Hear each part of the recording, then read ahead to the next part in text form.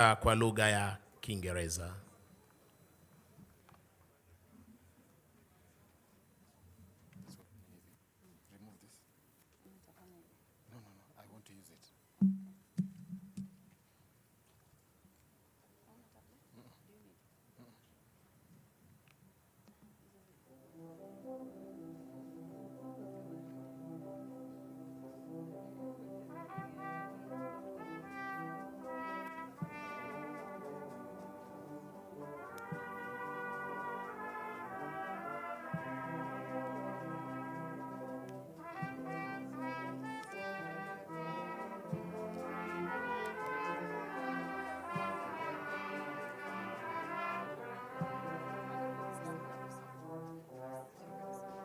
Kuna national anthem.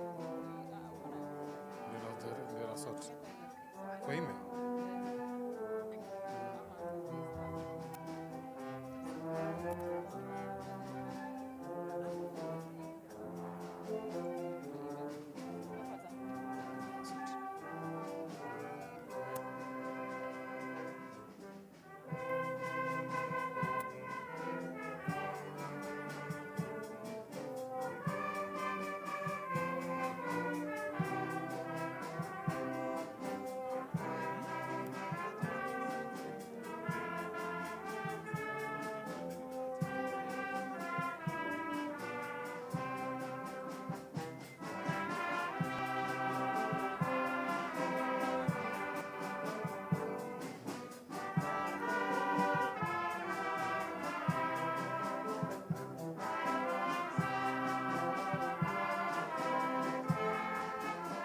Amenipigia by the way.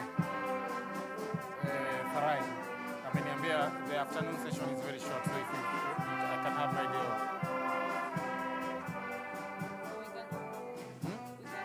Yeah.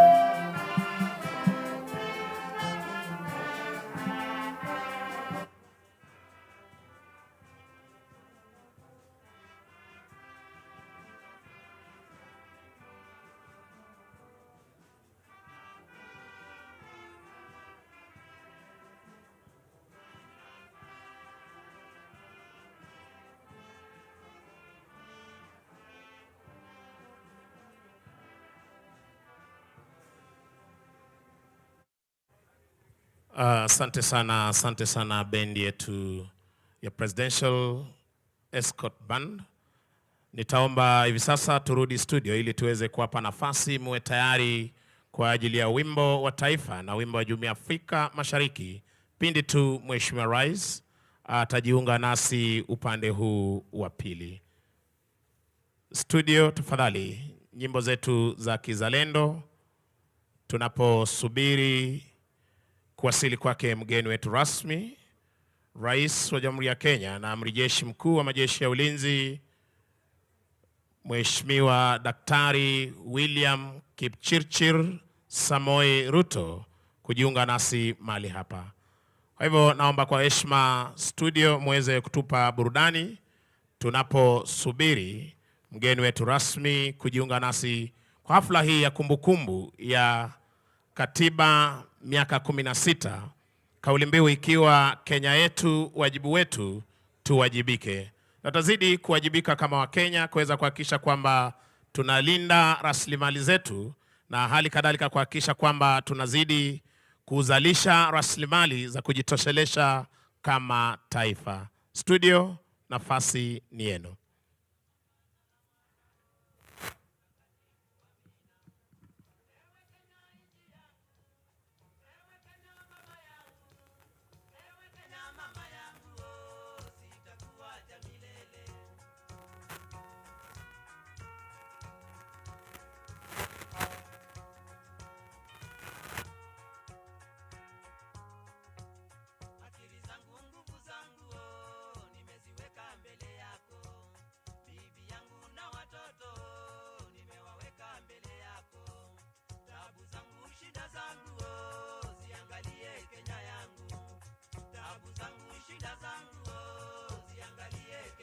Studio wanapoendelea kutuletea burudani, nakumbushwa na mwelekezi wangu wa masuala ya muziki kwamba pindi tu Mheshimiwa Rais atakapojiunga nasi mahali hapa, tutaweza kuwa na wimbo wa taifa utakaochezwa beti 3 mtawalia.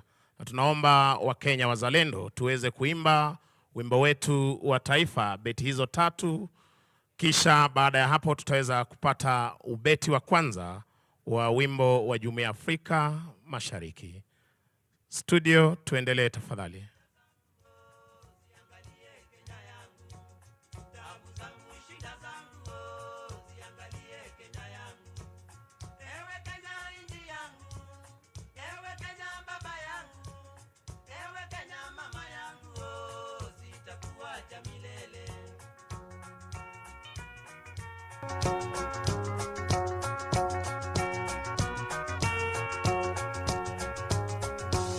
Matajiri masikini yo, sisi sote binadamu. Matajiri masikini yo, sisi sote binadamu. Tusahau majivuno na tuache kupayuka. Tusahau majivuno na tuache kupayuka. Utajiri majivuno sio tikiti ya mbinguni. Utajiri majivuno sio tikiti ya mbinguni. Bahati yako ni ya leo, ile ya kesho ndiyo yangu. Bahati yako ni ya leo.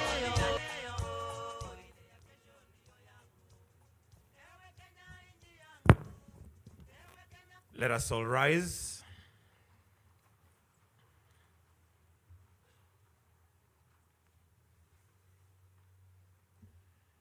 His Excellency the President.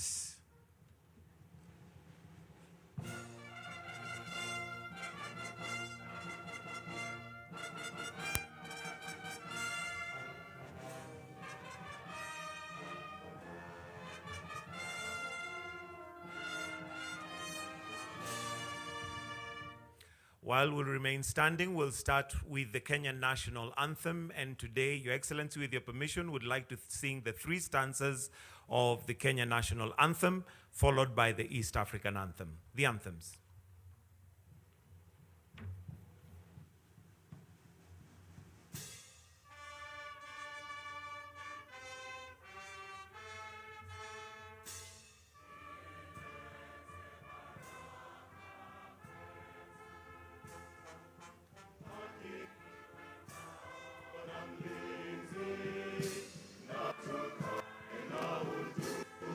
Amani na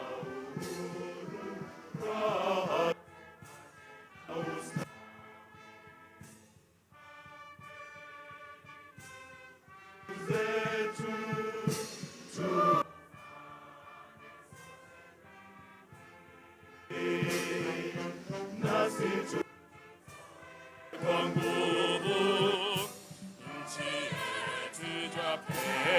tunayoipenda, tuwe tayari kuilinda na tujenge taifa letu. Ndio wajibu wetu. Kenya istahili heshima, tungane mikono pamoja kazini, kila siku tuwe na shukrani.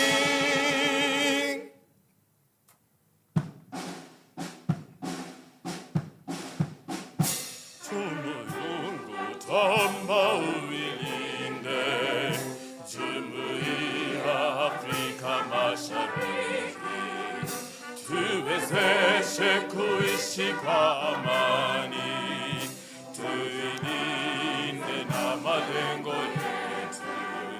Jumuiya yetu sote tuilinde, tuwajibike,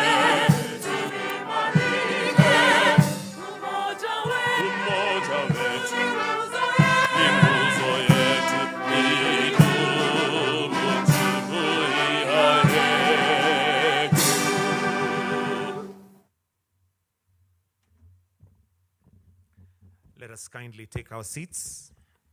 With your permission, Your Excellency, allow me to invite Colonel Father Moses Karanja from the KDF, who will give us some brief reflection, after which we'll be led into prayer, and we'll have a Muslim prayer, we'll have one from the Anglican Church, and a traditional prayer. For now, let me invite Colonel Father Moses Karanja for reflections. Welcome, sir.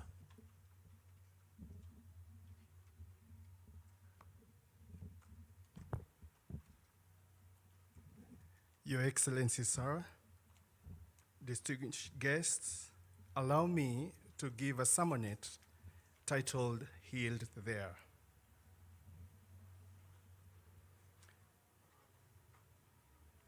This story is worth telling precisely because the archives cannot confirm every detail.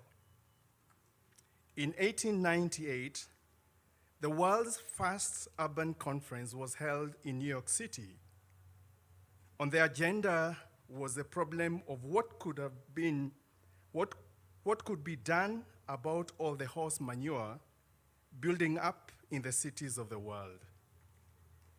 New York City had 300,000 horses, making 1 ton of manure and 40 liters of urine every single day. There were entire city blocks dedicated to nothing but piles of horse manure, hills rising up to 100 meters, right next door to apartments. When it rained, it turned to mud that flowed through the city. The New York Times estimated that 3 billion flies were being hatched every single day. The stench was so horrific that New York published a stench map that showed where the stench would flow with every prevailing winds. A London paper is remembered to have warned that within 50 years, the streets would lie 9 feet deep. And at the conference, the assembled geniuses of the world, of the industrial world, adjourned early. The problem was declared unsolvable. It was unsolvable. Philosophically, that is the lesson. Some problems are not solved. They are simply outgrown. The answer was not better manure policy. It was already rattling in Detroit workshop where 2 years earlier, a young mechanic named Henry Ford had knocked together the quadricycle. And within 15 years, the automobile did not fix the manure, it simply obsoleted it. So here, the first proposition of this Katiba Day. The future rarely arrives wearing the clothes of policy. It arrives dressed in overalls in a garage. We should never be ashamed to dream through the manure. But philosophy without movement is memory. The dream must be walked. And listen to how the Gospel of Matthew puts it.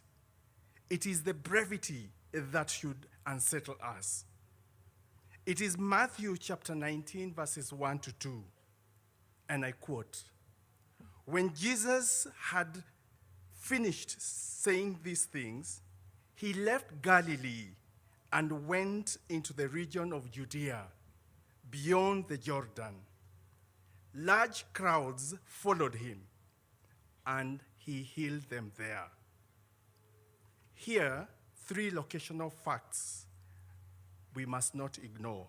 The first one, the Greek does not say Jesus left. It says metoron. He struck camp, pulled up his tent pegs, and left the shore of his applause. Second, he went beyond the Jordan, the borderland, on the far side. And third, he healed them there. Not in Galilee, not at home. Healing dwells where comfort ends. Our healing was never delivered in Galilee. It was the road. And the road and a summit that we climbed on the 27th of August 2010 at Uhuru Park. Promulgation was a summit. And every mountaineer knows a summit can be false. Implementation is the long ascent still before us. So the first questions are questions of location. Where are we standing? Which Galilee have we refused to strike camp from? And 3, are we a people who cross or well-wishers who waved from the far shore? Sir, permit me an indulgence, a brief loan from the scientists, because the brain has a doctrine we should borrow for the journey ahead. Neuroscientists have photographed what practice does. Uber drivers, after years of memorizing the city roads, show physically enlarged hippocampi. The brain's law. Cells that fire together, wire together. And its consequence is also ruthless. You use it or you lose it. The brain is not destiny. It's a habit of the flesh. But that neuroplasticity is morally blind. It wires what we repeat, including what we should not. So for the final point to ponder, what have we as a people been rehearsing? Which synapses has Kenya fired most since 2010? And what are we wiring this very hour into our children? I submit there is constitutional neuroplasticity. The nation brain rewires by repetition. The executive that acts, the legislature that checks, the judiciary that reviews, the constitutional bodies that report, the counties that deliver, and the citizenry that questions. Each act a synapse of implementation. 16 years of this amount to constitutionalism becoming a muscle memory. Because when the history of this great nation is written, let it not be said that we were the generation which organized the manure. It must be written that we were the generation which dreamed of the automobile and followed through. We are the people who left Galilee in pursuit of healing beyond Judea and across the Jordan. Your Excellency, sir, I request that we be upstanding for a word of prayer.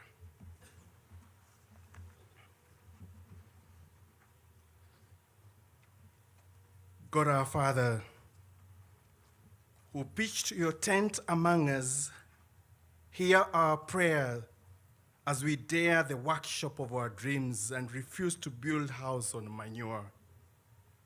Strike the camp of our easy consent and heal us as we walk the road.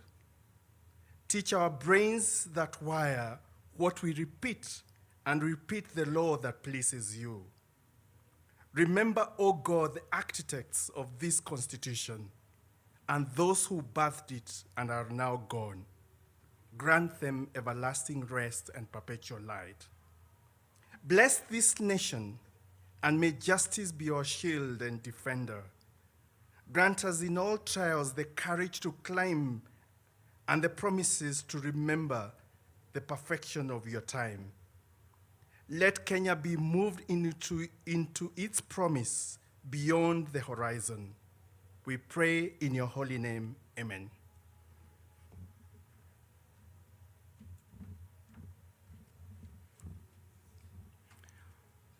Almighty God, we thank you for the gifts of our nation, Kenya. We thank you for the constitution that guides and guards our people. We ask that you may renew in us the vision of justice, unity, and peace. Bless our citizens with the hearts to obey the law and love for one another. In your name we pray. Amen.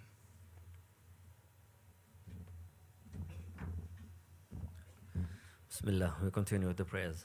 In the name of Allah, the most gracious, the most merciful, praise be to you, our Lord, as we gather today to offer our prayers on this Constitution Day. We thank you for blessing us with a nation, citizens, and laws that bring us together in harmony and order. Ya Allah, just as you revealed divine laws to guide humanity through your prophets, we ask you to bless our Constitution, that it may always serve justice, equity, and the welfare of all citizens. Let it be a source of unity, a shield for the weak, and a guide for the leaders. Ya Allah, may you answer our prayers. Amen.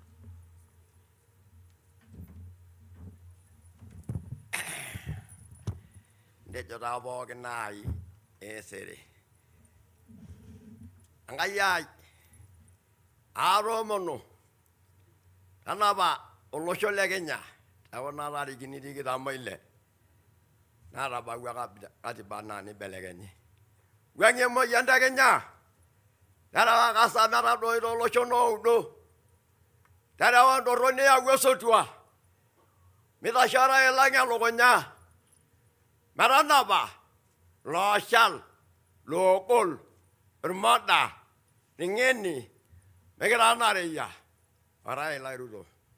Mira mayana. Angai. Mira dogu angai yengishon. Agwanjan. Na ombesai. Nara wasena orbare barani. Yaro loshon ololonga. Hobwa. Handa ba ngara ine. Handa ba loshon mosima. Handa ar ko lala wala ngai. Helagwa na ngolong. Emedo yo. Handa ba na do nyo. Na magilagla. Hando igilo idole maudo. Kawaria dama, ndo robilo no loriele morindar, ndo robilo no songa mao, hande liro no dugai, handa bana dara gwele Lebanon, ashera. Na sote tukasema, may we take our seats, please. Your Excellency, with your permission, allow me to now invite the Head of Public Service, the Chief of Staff and Head of Public Service, Honorable Felix Koskei, for the state invocation and establishment of the protocols. Welcome. Tumpigie makofi tafadhali.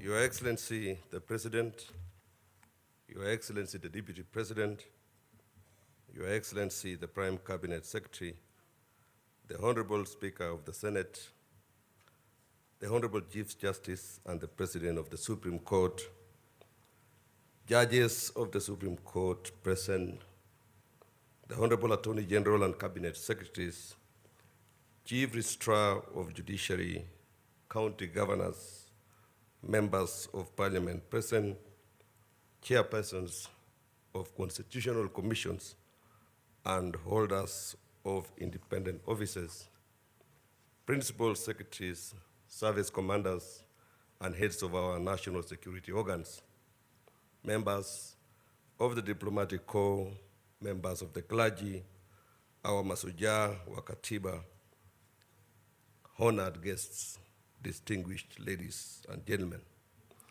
Last year, as the nation prepared to commemorate 15 years since the promulgation of the Constitution, His Excellency the President proclaimed the 27th day of August of every year as Katiba Day.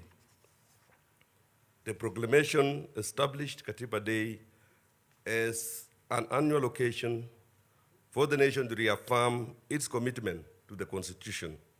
Although it remains a working day, institutions across the three arms of government and the two levels of government, together with schools and other learning institutions, are called upon to organize and participate in activities that promote constitutional awareness, civic responsibility, and fidelity to our national values. It is in fulfillment of the national call that we gather today for the second observance of Katiba Day, honoring our 16 years journey since the promulgation of the Constitution. This symposium brings together institutions entrusted with public duty and the people in whose name that authority is exercised.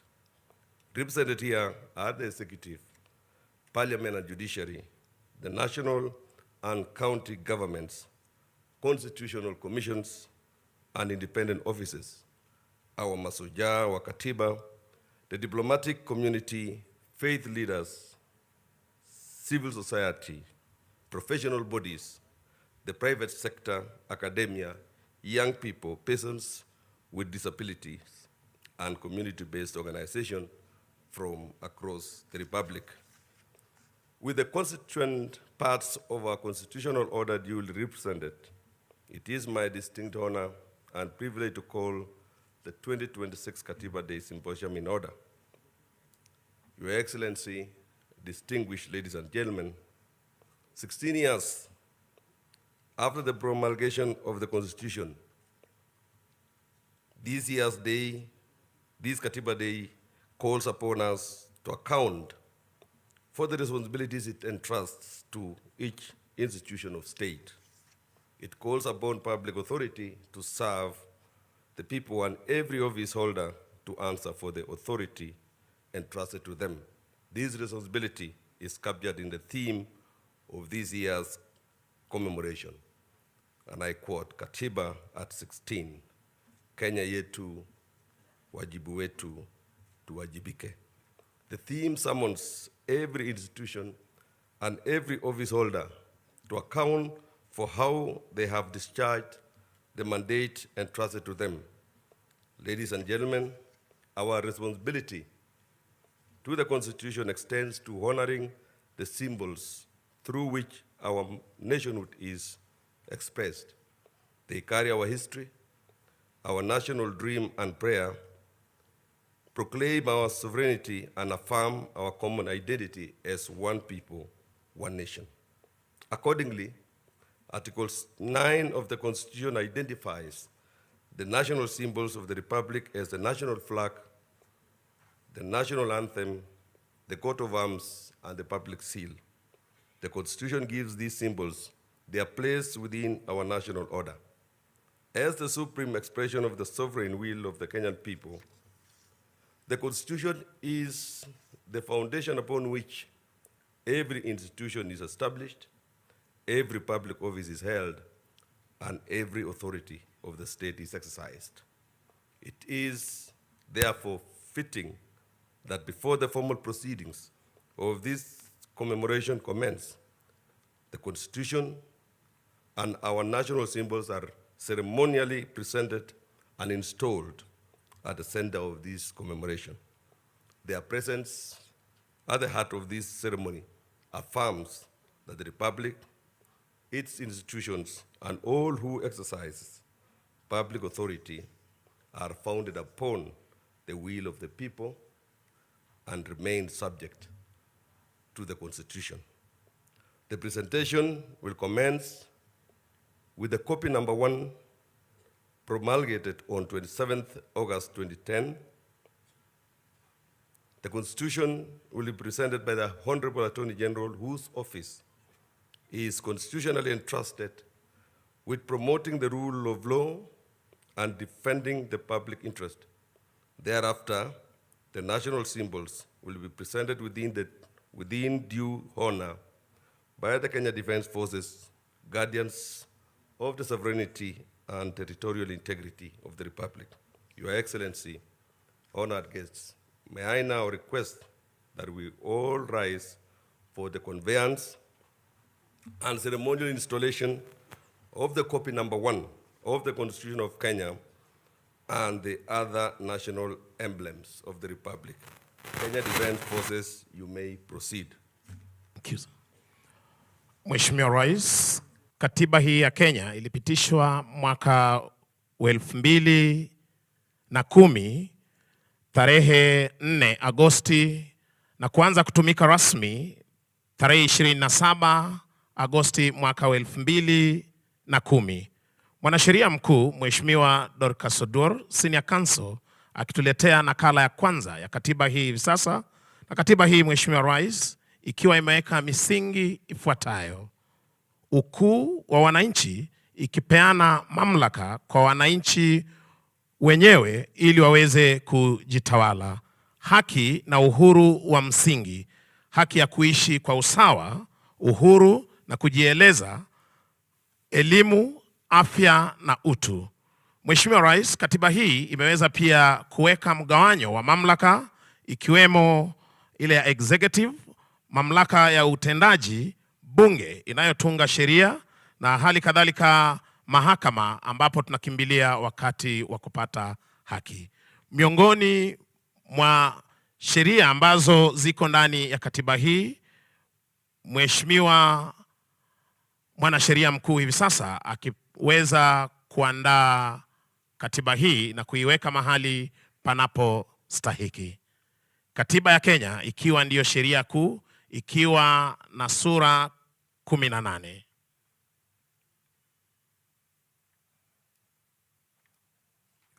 Mheshimiwa Rais, takayofuata hivi sasa ni bendera rasmi ya taifa la Kenya. Bendera ni ishara ya utaifa, umoja, uhuru na utambulisho wa Kenya. Bendera ya Kenya ina rangi 4 pamoja na alama ya ngao utakavyoshuhudia Mheshimiwa Rais, na mikuki katikati yake. Watakapoweza kuandaa bendera hii, nitaweza kukujuza rangi hizi zinaashiria nini. Wakija kwa ustadi Mheshimiwa Rais, bendera ikiwa ni fahari yetu kama Wakenya, wakija kwa umaridadi kama wanajeshi kuweza kuchukua nafasi yao kuandaa bendera hii.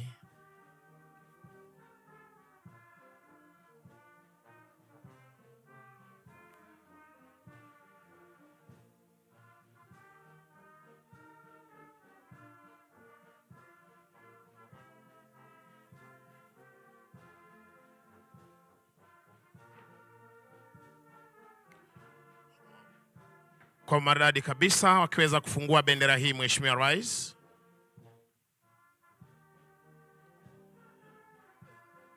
The jumbo flag.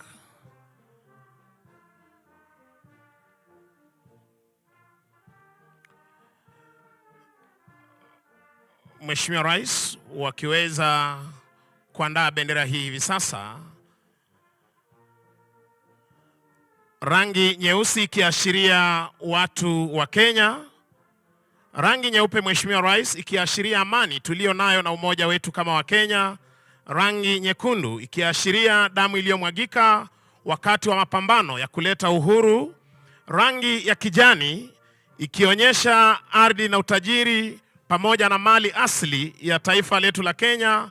Na Mheshimiwa Rais, ngao na mikuki hiyo ikiashiria utayari wetu wa kulinda taifa letu la Kenya. Bendera ya Kenya.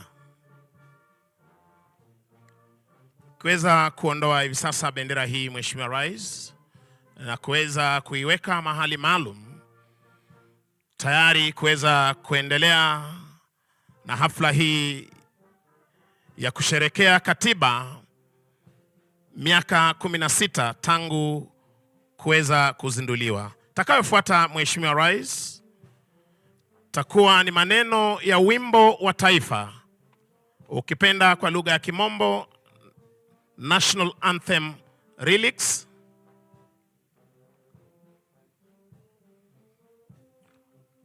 Mheshimiwa Rais, maneno ya wimbo wa taifa ya Jamhuri ya Kenya ina uzito ikiweza kutuweka mbele zake Mwenyezi Mungu na kuomba dua.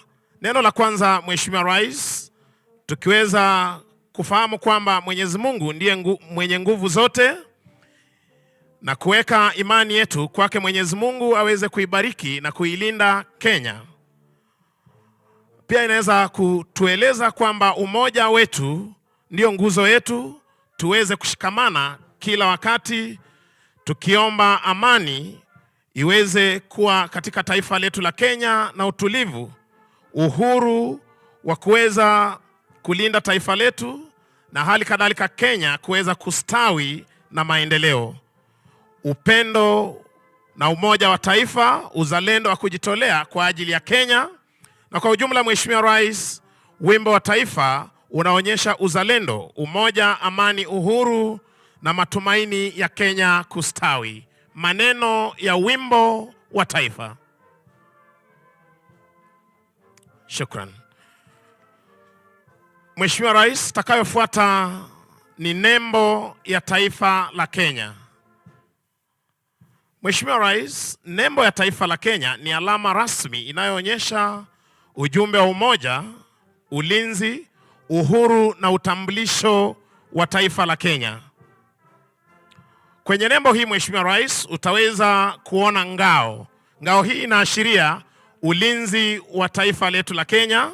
Simba wawili Mheshimiwa Rais, wakiashiria nguvu tulio nayo kulinda taifa letu, tukiwa na ujasiri na imara kama simba, ardhini, angani na hata kwenye fuo za bahari zetu. Mikuki miwili Mheshimiwa Rais unayoiona ni ya kulinda mipaka yetu na hali kadhalika taifa letu la Kenya. Jogoo inaashiria mamlaka na hali kadhalika mwanzo mpya, kama vile Mheshimiwa Rais kila asubuhi jogoo anapowika wasaa wa majogoo alfajiri, wa Kenya huamka kujituma na kuanza kujenga taifa lao. Mimea unayoona Mheshimiwa Rais inaashiria kilimo na utajiri wa mali asili tulio nayo kama taifa la Kenya. Unavyotazama Mheshimiwa Rais, tuna pareto, nanasi, mahindi miongoni mwa mimea tunayoipanda na mazao yanayopatikana katika taifa letu la Kenya. Neno harambee Mheshimiwa Rais linatukumbusha tushirikiane, tusaidiane kwa pamoja, tuwe na mshikamano mmoja kama wa Kenya. Nembo ya taifa la Kenya. Thank you. Mheshimiwa Rais, kuhitimisha tafrija hizi za kijeshi ni muhuri wa umma, the public seal, Republic of Kenya. Mgeni wetu rasmi, kwa sababu ya uzito wa muhuri huu, wanajeshi hawa wataenda kuuzindua upande ule wa pili na utaweza kutazama, na nitawaalika sote tuweze kuelekeza macho yetu kwenye runinga zetu na hali kadhalika walioko hapa mbele kuweza kutazama wanajeshi hawa wakizindua muhuri huu wa umma, katika lugha ya Kimombo the public seal, Republic of Kenya. Muhuri wa umma wa Kenya ni alama rasmi Mheshimiwa Rais inayotumika kuthibitisha nyaraka rasmi za serikali na hali kadhalika inaashiria mamlaka ya serikali kuleta uhalali na uhalisia wa kuthibitisha kwamba hati hizi ni rasmi.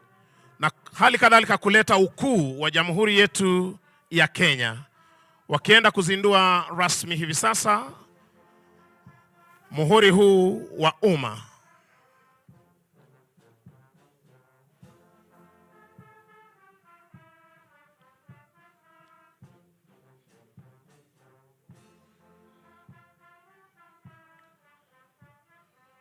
Mheshimiwa Rais, wakati wa kwanza mimi kujionea rasmi muhuri huu wa umma ni wakati ulipokuwa unapandisha mji wa Eldoret kuwa jiji, na tukaweza kuona rasmi muhuri huu wa umma. Tuwapigie makofi mazuri tafadhali wanapohitimisha tafrija hizi za kijeshi. Kwa heshima tarudisha kwake Hops aweze kuendelea. Mheshimiwa Felix Kosgei. Thank you. Your Excellency, distinguished ladies and gentlemen, you may kindly take your seats. Your Excellency, the Constitution now installed before us opens with a preamble. This preamble is the soul upon which our constitutional order rests. In its words, the people of Kenya honor the generations whose struggle brought freedom and justice to our land, affirm the values by which we seek to live, and declare the nation we resolve to build. It is therefore befitting that these words should be voiced today by a new generation of Kenyans, the inheritors of the constitutional promise and the custodians of its future. Sir, permit me now to invite the 16 pupils selected to lead us in the recital of the preamble to the Constitution.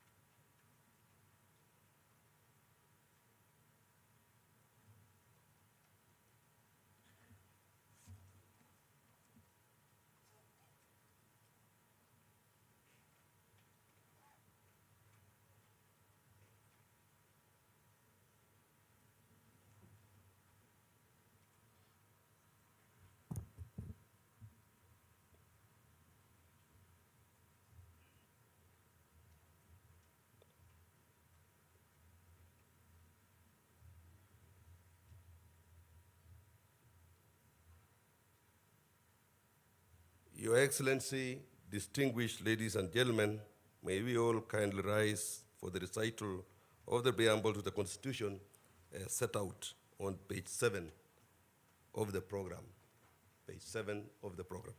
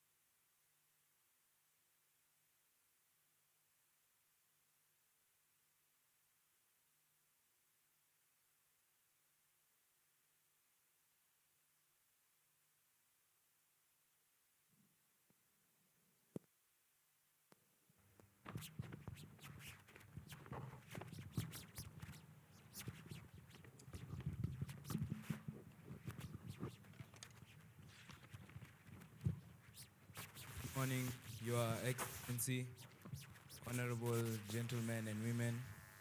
Before you is Jamhuri High School and Pangani High School, presenting to you the recital of the preamble of the 2010 Constitution of Kenya.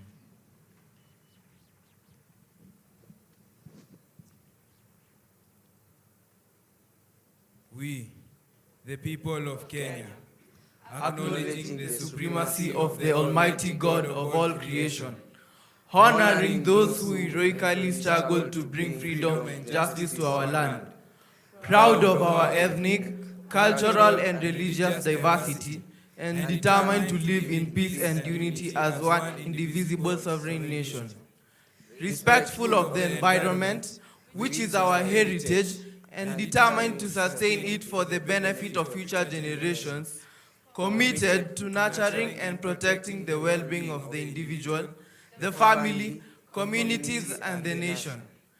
Recognizing the aspirations of all Kenyans for a government based on the essential values of human rights, equality, freedom, democracy, social justice, and the rule of law.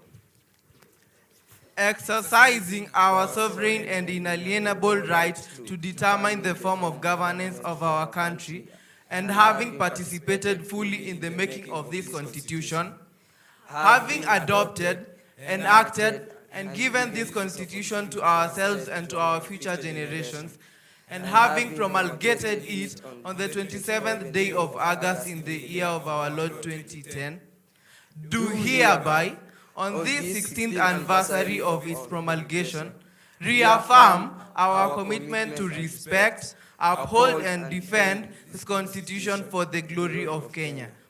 God bless Kenya.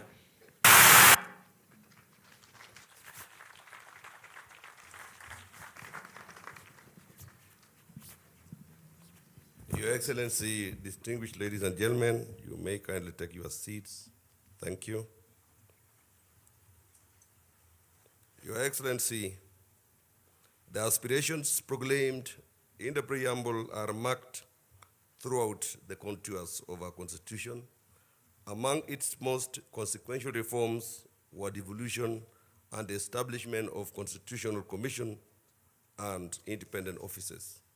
Devolution brought government resources and decision-making closer to the people. Constitutional commissions and independent offices were established to protect the sovereignty of the people, secure observance by all state organs of democratic values and principles, and promote constitutionalism. Through these institutions, the Constitution was intended to take root across the Republic and find expressions in the daily lives of Kenyans. 16 years on, this Katiba Day provides an occasion to account for how faithfully these institutions have discharged their mandates and how meaningfully their work has advanced the constitutional promise. Are our institutions protecting rights and serving citizens? Are they strengthening accountability? Are their constitutional mandates producing measurable improvements in the lives of the people? These questions lie at the heart of today's symposium. They guide this national examination of the progress made, the obligations that remain, and the work required to give full effect to the Constitution. That work calls for sustained coordination amongst the institutions established under our constitutional order. Within the organization of the national government, the office of the Deputy President is responsible for coordinating relations between the two levels of government and facilitating engagement with constitutional commissions and independent offices. It is pursuant to that mandate that His Excellency, the Deputy President, has provided leadership in convening the 2026 Katiba Day Symposium and shaping its constitutional accountability agenda. To set the context for the proceedings and frame the constitutional responsibilities that will guide our deliberations, it is now my singular honor and privilege to invite the Deputy President to address this symposium and thereafter invite His Excellency the President to make his remarks. Sir, distinguished ladies and gentlemen, His Excellency the Deputy President.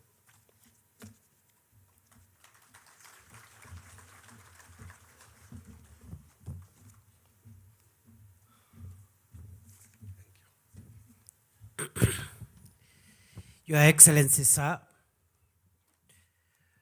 I ride on all the protocols that have been established already and would like to say the following before I invite you, Your Excellency.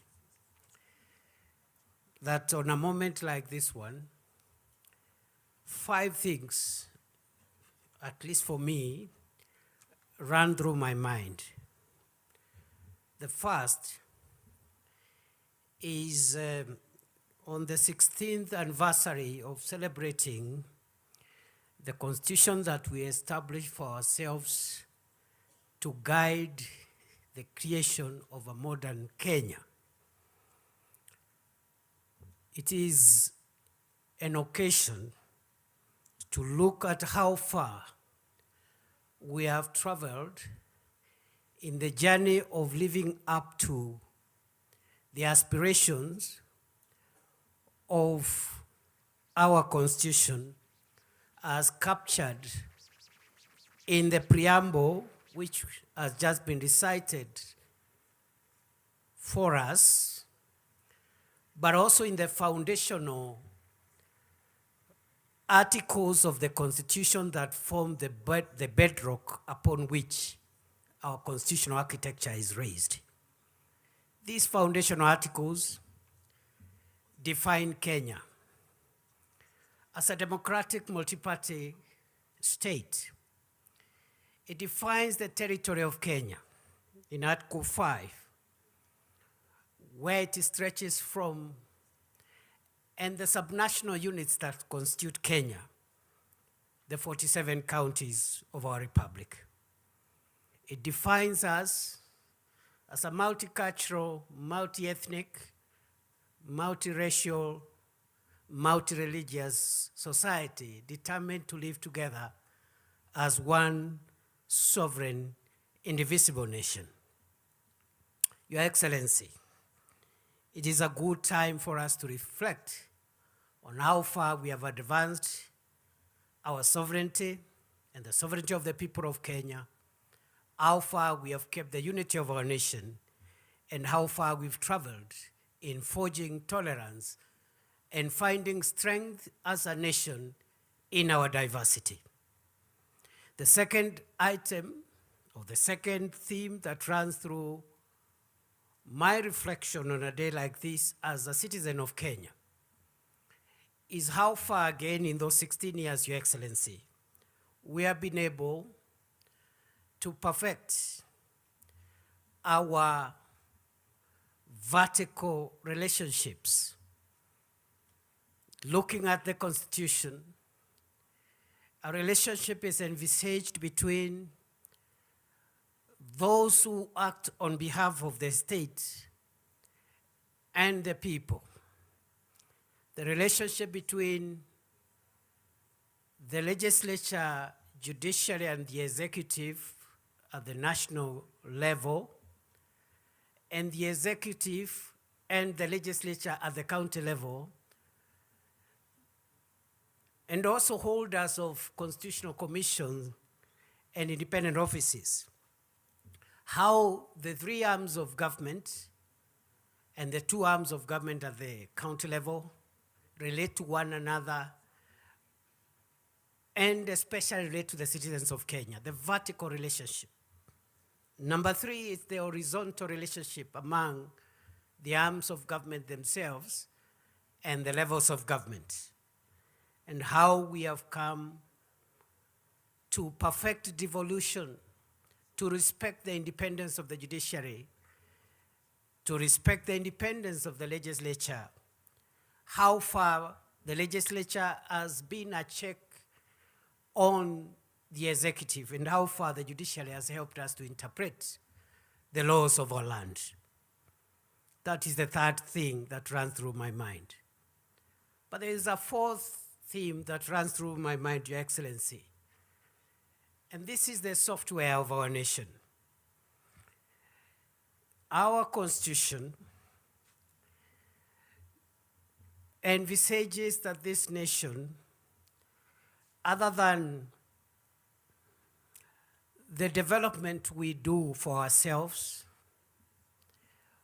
will be run on the basis of certain values, national values, and principles of our governance. Article 10, read together with Article 232 of the Constitution, provides the software of our nation. And the question is, to what extent have we been patriotic? To what extent have we advanced the rule of law, human rights, democracy, environmental sustainability, accountability, the values of the public service in Article 232, etc., etc. And I think on a day like this one, we will be listening to one another to find out what journey we have covered and where the gaps are, so that we can perfect our nation's software as we also strengthen its hardware. Finally, Your Excellency, on a day like this one, I and perhaps a few others in this room are curious to reflect on the 16 years that we have taken to advance the requirements of the two legs on which our country and our democracy is founded. These two legs are found in the Bill of Rights, but they are also scattered everywhere else, including the preamble. The first limb is the limb of democracy and the need to advance a nation founded on human dignity and human rights and democratic ideals. But there is a second limb, Your Excellency. And this is the limb that you invited us to begin a conversation on as we look towards a Kenya beyond 2030. And this is the limb of prosperity. I dare say, Your Excellency, before I invite you, that as you reminded us when you were launching this conversation, that the aspiration of our constitutional order is very much about democracy, but is also very much about creating wealth for the citizens of Kenya, empowering the citizens, and realizing the aspects of the Bill of Rights that give dignity and empowerment to the citizen, creating a wealthy, healthy Kenya. Rights that have been ignored for some time now around decent housing, their right to health, the right to access the things that make life convenient and comfortable. And I dare say, Africa, Kenya, the developing world must not shy away from pursuing wealth and talking about wealth creation as much as we advance democracy. And therefore, mine, Your Excellency, is to listen to you and to the many other people that I see gathered here. I see the fathers of our Constitution present here. I see the children of our Constitution right here. And because we have a long morning ahead of us, and because also I see many people who are much more qualified on the matters of today's discussion than I am, I want to stop there and request that we be upstanding and invite His Excellency the President to set the tone for this meeting. Thank you very much, Mr. President. Speak to the nation.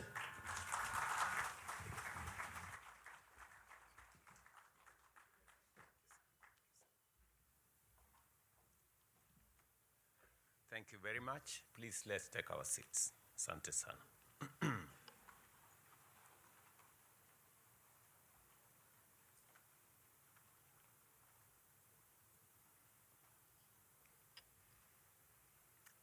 Distinguished guests, fellow citizens, ladies and gentlemen, on this day, 16 years ago, Kenya did not merely promulgate a new supreme law.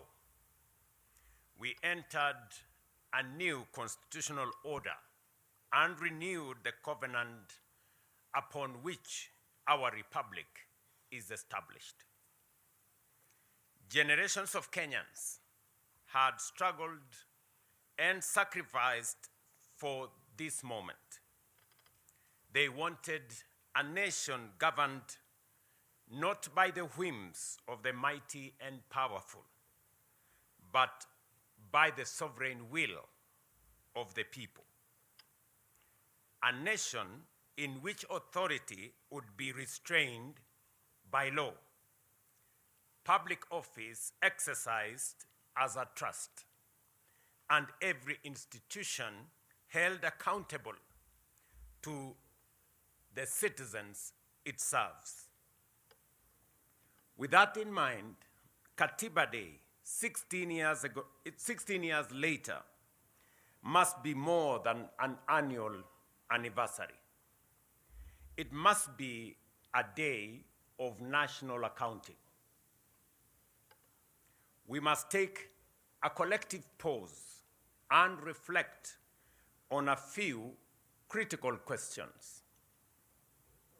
Have we faithfully implemented the Constitution? Have we exercised the authority it confers upon us responsibly?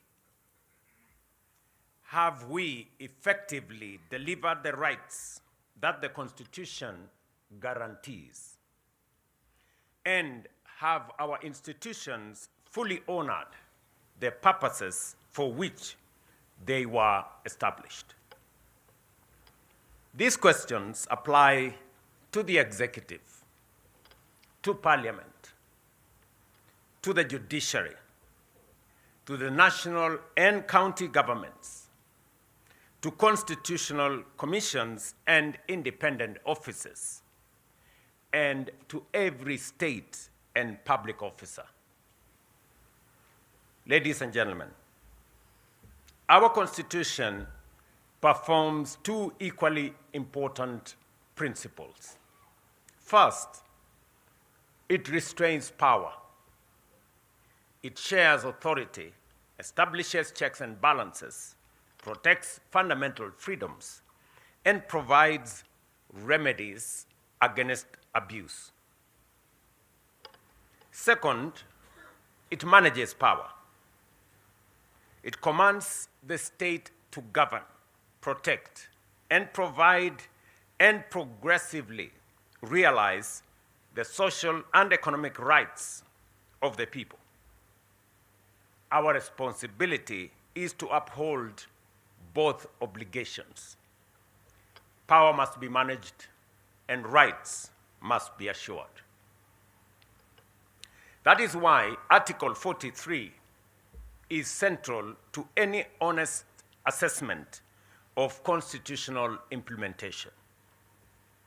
It guarantees every person the right to the highest attainable standards of health, accessible and adequate housing, and reasonable standards of sanitation, freedom from hunger, and adequate food of acceptable quality, clean and safe water in adequate quantities, social security, and education. It further declares that no person shall be denied emergency medical treatment and requires the state to provide appropriate social security to persons unable to support themselves and their dependents. These are not ornamental provisions placed in our Constitution. They are fundamental rights. Article 21 requires the state to take legislative, policy, and other measures, including the setting of standards to achieve the progressive realization of what I have stated. But progressive realization does not mean indefinite postponement. It recognizes that resources are finite, but requires every government to take reasonable, deliberate, concrete, and measurable steps towards fulfilling these rights. Progress must therefore be visible in whether a mother can obtain health care, whenever and whether an emergency patient is treated before being asked for pay, whether a family has clean water, whether a child can attend school, and whether a citizen can afford a decent home, and whether a vulnerable person can live in dignity. To my mind, therefore, the ultimate test of the constitutional implementation is not how often we quote the Constitution or invoke constitutionalism. It is how closely the daily experience of the citizens reflect the promise of the Constitution. Ladies and gentlemen, when this administration sought the mandate of the people in 2022, it was not merely on the basis of campaign rhetoric or political sloganeering. We placed a concrete proposal on the delivery of Article 43 at the center of our national transformation agenda.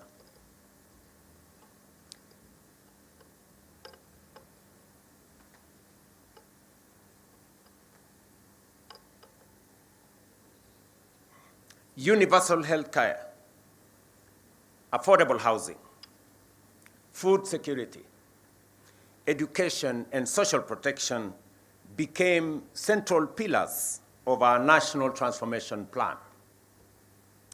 The bottom-up economic transformation agenda was, from the outset, designed as an instrument for the implementation of the Constitution. That is why, over the last 4 years, we have been translating constitutional obligations into practical benefits across healthcare, housing, education, agriculture, and devolution. More than 32 million Kenyan citizens are now registered, with 8 million being treated by Social Health Authority. Over 100,000 community health promoters are servicing households, and the 922 Lifeline is strengthening access to emergency care. More than 274,000 affordable homes are under construction, creating 1.1 million jobs. We have also recruited more than 100,000 teachers and constructed 23,000 classrooms to boost education outcomes and rolled out a new funding model for our university education. At the same time, agricultural reforms are increasing food production, reducing agricultural inputs, putting more income into farmers' pockets, and strengthening service delivery through county governments. By no means is this work complete. Significant steps remain. Nevertheless, these interventions demonstrate that the promise of our new Constitution is steadily becoming the lived experience of more Kenyans today than was the case before. This same constitutional obligation must now guide the national conversation on Kenya beyond 2030. As we consider the country we want to build beyond the present development horizon, we must not begin, and we will not be beginning, from a barren place.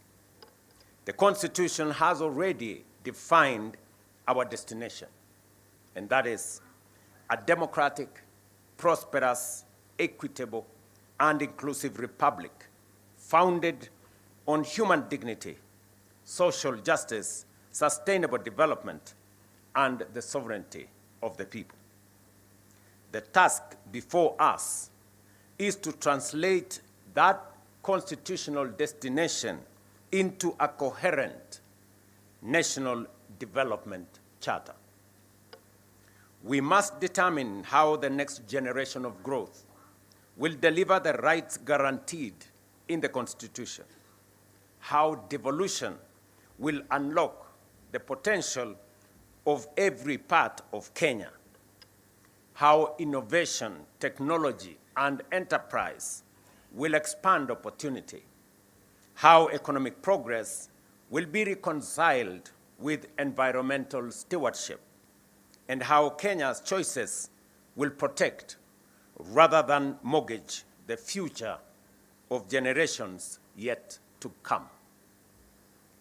Kenya beyond 2030 must therefore be more than a new economic blueprint or a catalogue of projects.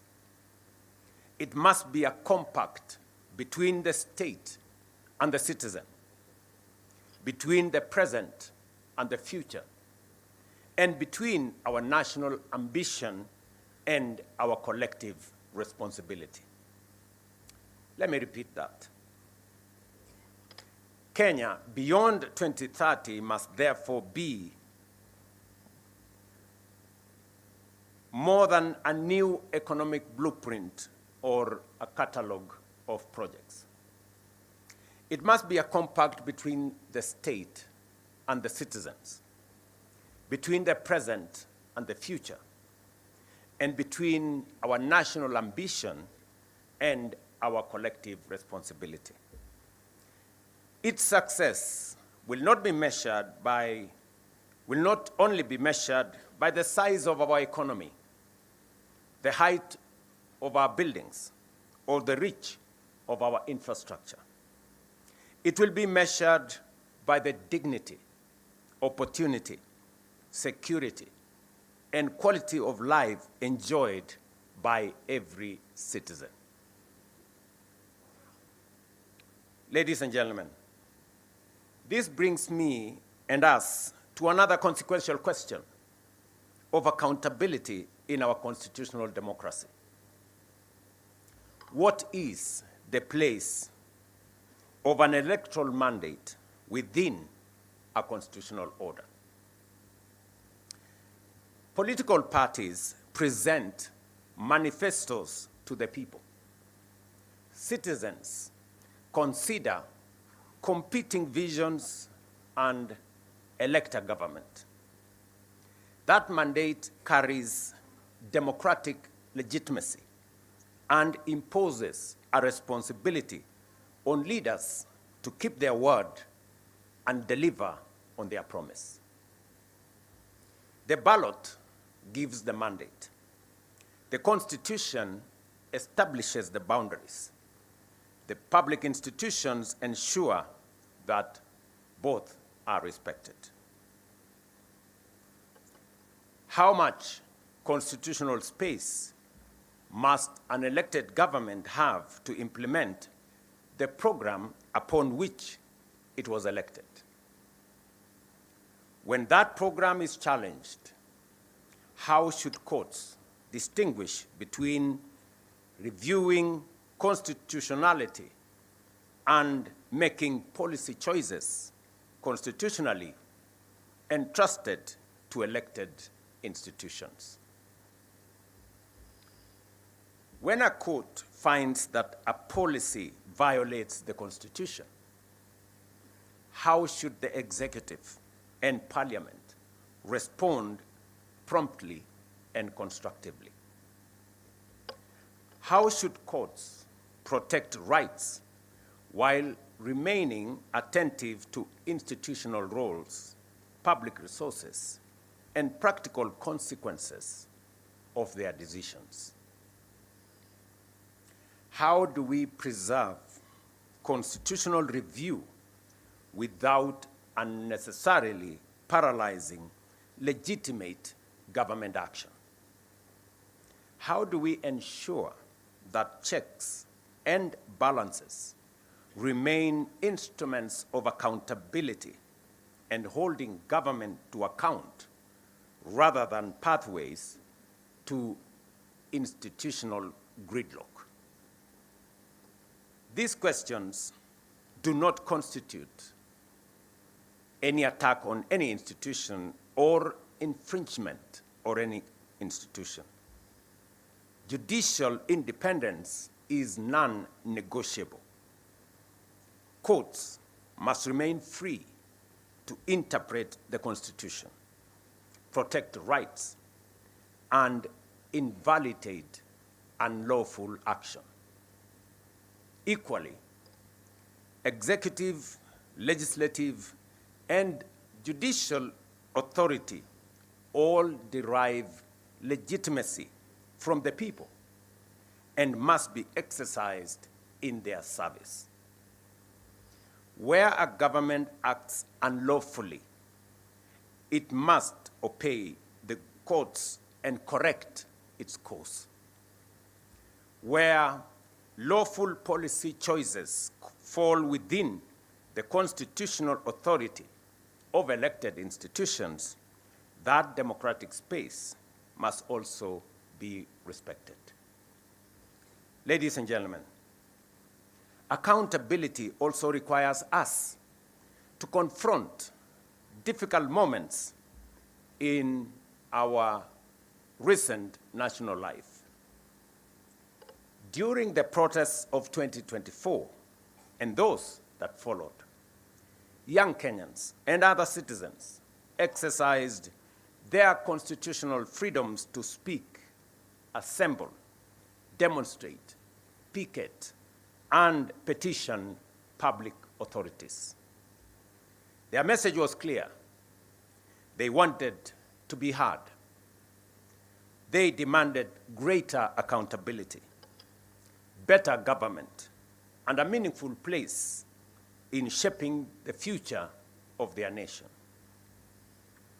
Those demands were not an assault on democracy. Peaceful protest, criticism, and dissent are essential to democracy. Yet, those protests also presented our republic with a profound constitutional question. How do we protect the citizens' right to protest while at the same time fulfilling the state's obligation to preserve constitutional order? The Constitution itself provides the starting point. Article 37 protects the right of every person peaceably and unarmed to assemble, demonstrate, picket, and present petitions to public authorities. That protection must be real. No Kenyan should lose their life, liberty, or dignity merely for criticizing government, expressing an unpopular opinion, or participating in peaceful demonstration. I recognize the pain that remains from the events of that period. Some families lost loved ones. Serious allegations were made concerning unlawful arrests, enforced disappearances, and the excessive use of lethal force. We cannot honor the Constitution by looking away from such allegations. Every credible allegation of a human rights violation must be investigated independently, thoroughly, and transparently. Where wrongdoing is established, those responsible must be held accountable in accordance with the law. At the same time, defending the rights of peaceful protesters does not require us to excuse crime committed under the cover of protest. The Constitution protects peaceful and unarmed assembly. It does not protect arson, looting, lawlessness, violence, intimidation, attacks on citizens, or the destruction of public and private property.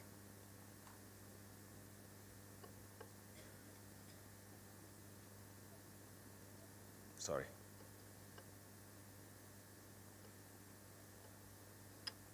We must therefore distinguish carefully between a citizen exercising a constitutional right and an individual committing criminal offenses. We must neither criminalize protest because of the actions of a few, nor legitimize criminal conduct merely because it occurs in the course of a protest. Rights and responsibilities are not enemies. Responsibility protects the conditions in which everyone's right can be enjoyed. The right to protest carries a responsibility to remain peaceful and unarmed. The duty to maintain order carries an obligation to respect life, dignity, and the law. The authority to govern carries a responsibility to listen. The authority and the freedom to disagree carries a responsibility to preserve the democratic institutions through which disagreement can be expressed and resolved. Government belongs to the people. Parliament belongs to the people. The courts belong to the people. The institutions of the republic belongs to the people. They may be criticized, challenged, and required to account, but they must not be destroyed because they are the instruments through which the people govern themselves. Our national task, therefore, is not to choose between liberty and order. It is to build an order founded on liberty and to exercise liberty in a manner that preserves the constitutional order. Let me repeat that. Our national task, therefore, is not to choose between liberty and order. It is to build an order founded on liberty and to exercise liberty in a manner that preserves the constitutional order. Ladies and gentlemen, the Constitution belongs to all of us. Its authority binds all of us. Its rights protects all of us. Its responsibilities call on all of us to account. Accountability cannot end with defending institutional territory, observing procedures, or publishing reports. Ultimately, we must account for outcomes, whether we have protected the sovereignty of the people, upheld human dignity, preserved constitutional order, used public resources responsibly, and brought the rights guaranteed by our Constitution within the reach of more citizens. 16 years ago, we gave ourselves a transformative constitution. Our responsibility today is to fulfill its promise and build a democratic, prosperous, and transformed republic. That is the meaning of Katiba at 16. What we now say, Kenya yetu, wajibu wetu. I know there will be a robust conversation after this. I just thought of provoking us to have a conversation in this context as we celebrate our Constitution. And it is a moment for us to reflect collectively as a nation, not pointing fingers, not avoiding responsibility, not trying to excuse what is not right, but to honestly talk not at, but with each other. Thank you very much, and God bless you.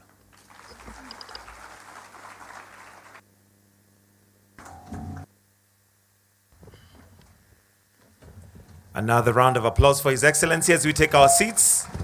Thank you, Your Excellency. As mentioned by His Excellency, we are going to have a number of discussions. Our first panel discussion is going to be on the state of accountability. And I'll request that the choir, you take your position as we now set up the stage for that discussion. It is going to be discussion basically on the state of accountability by constitutional commissions and independent offices. But while we set up the stage for that particular discussion, we'll have the All Saints Cathedral Choir together with the Presidential Escort Band that will sing a song. And this particular song is I Vow to Thee, My Country, featuring a specially newly commissioned second and third verse honoring Kenya's Katiba. And if you look up, you'll see we have 16 flags that are flying up there and behind on the backstage, which is just a reminder of the 16 years of our Katiba 2010. So the choir, together with the Presidential Escort Band, are going to give us a wonderful song, I Vow to Thee, My Country, featuring a special newly commissioned second and third verse honoring Kenya's Katiba. Choir, over to you.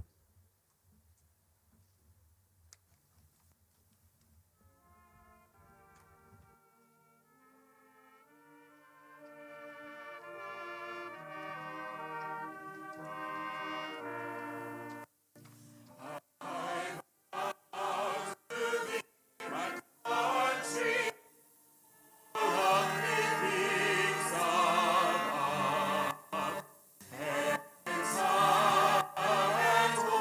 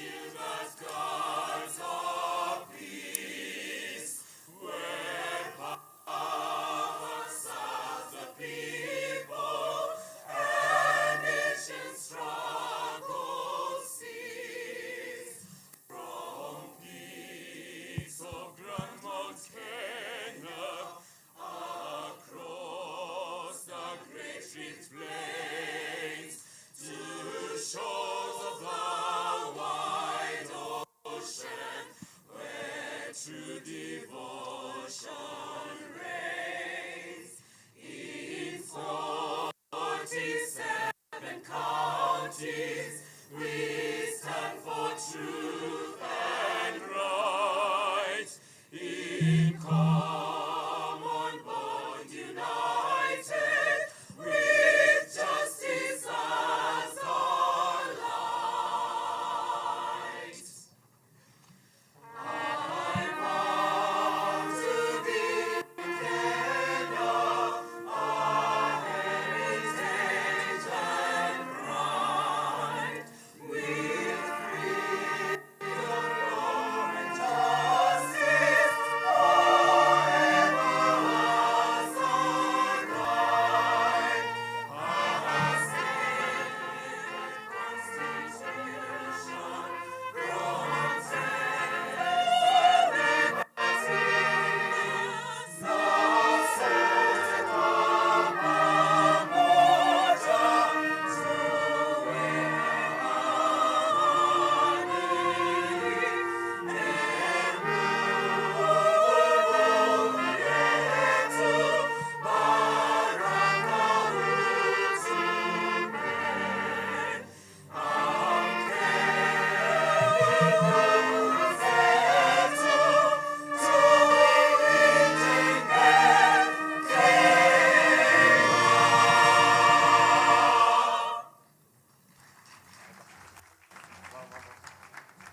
Thank you very much for that wonderful presentation. And before we get to the panel discussion, allow me, Your Excellency, to invite Honorable Dorcas Agek Oduor, the Attorney General in the state law, to make some submissions before we then have the panel discussion, which will be looking at the state of accountability. Welcome.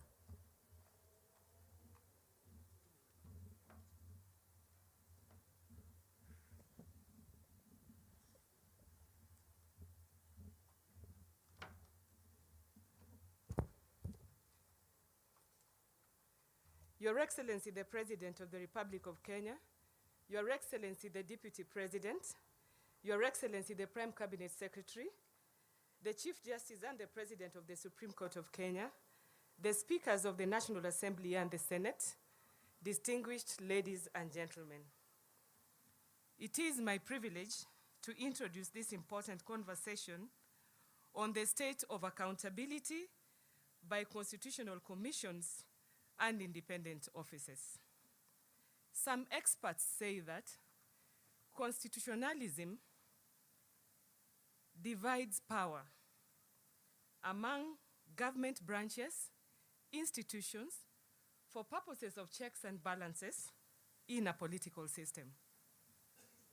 As evidence of that division, Your Excellency, on behalf of the women in leadership, I wish to express our gratitude because out of the 12, chapter 15, institutions that are the subject of today's symposium, 6 of them are led by women. And that is an example of constitutionalism. The Honorable the Chief Justice and the President of the Supreme Court is the chair of the Judicial Service Commission.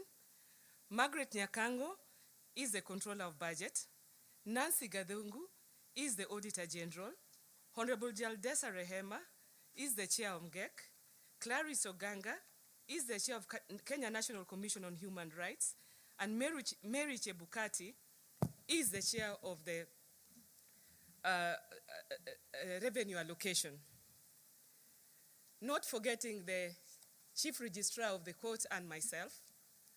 We found favor before God and before you, and we are grateful for having been given that opportunity to assist you in nurturing constitutionalism in this country.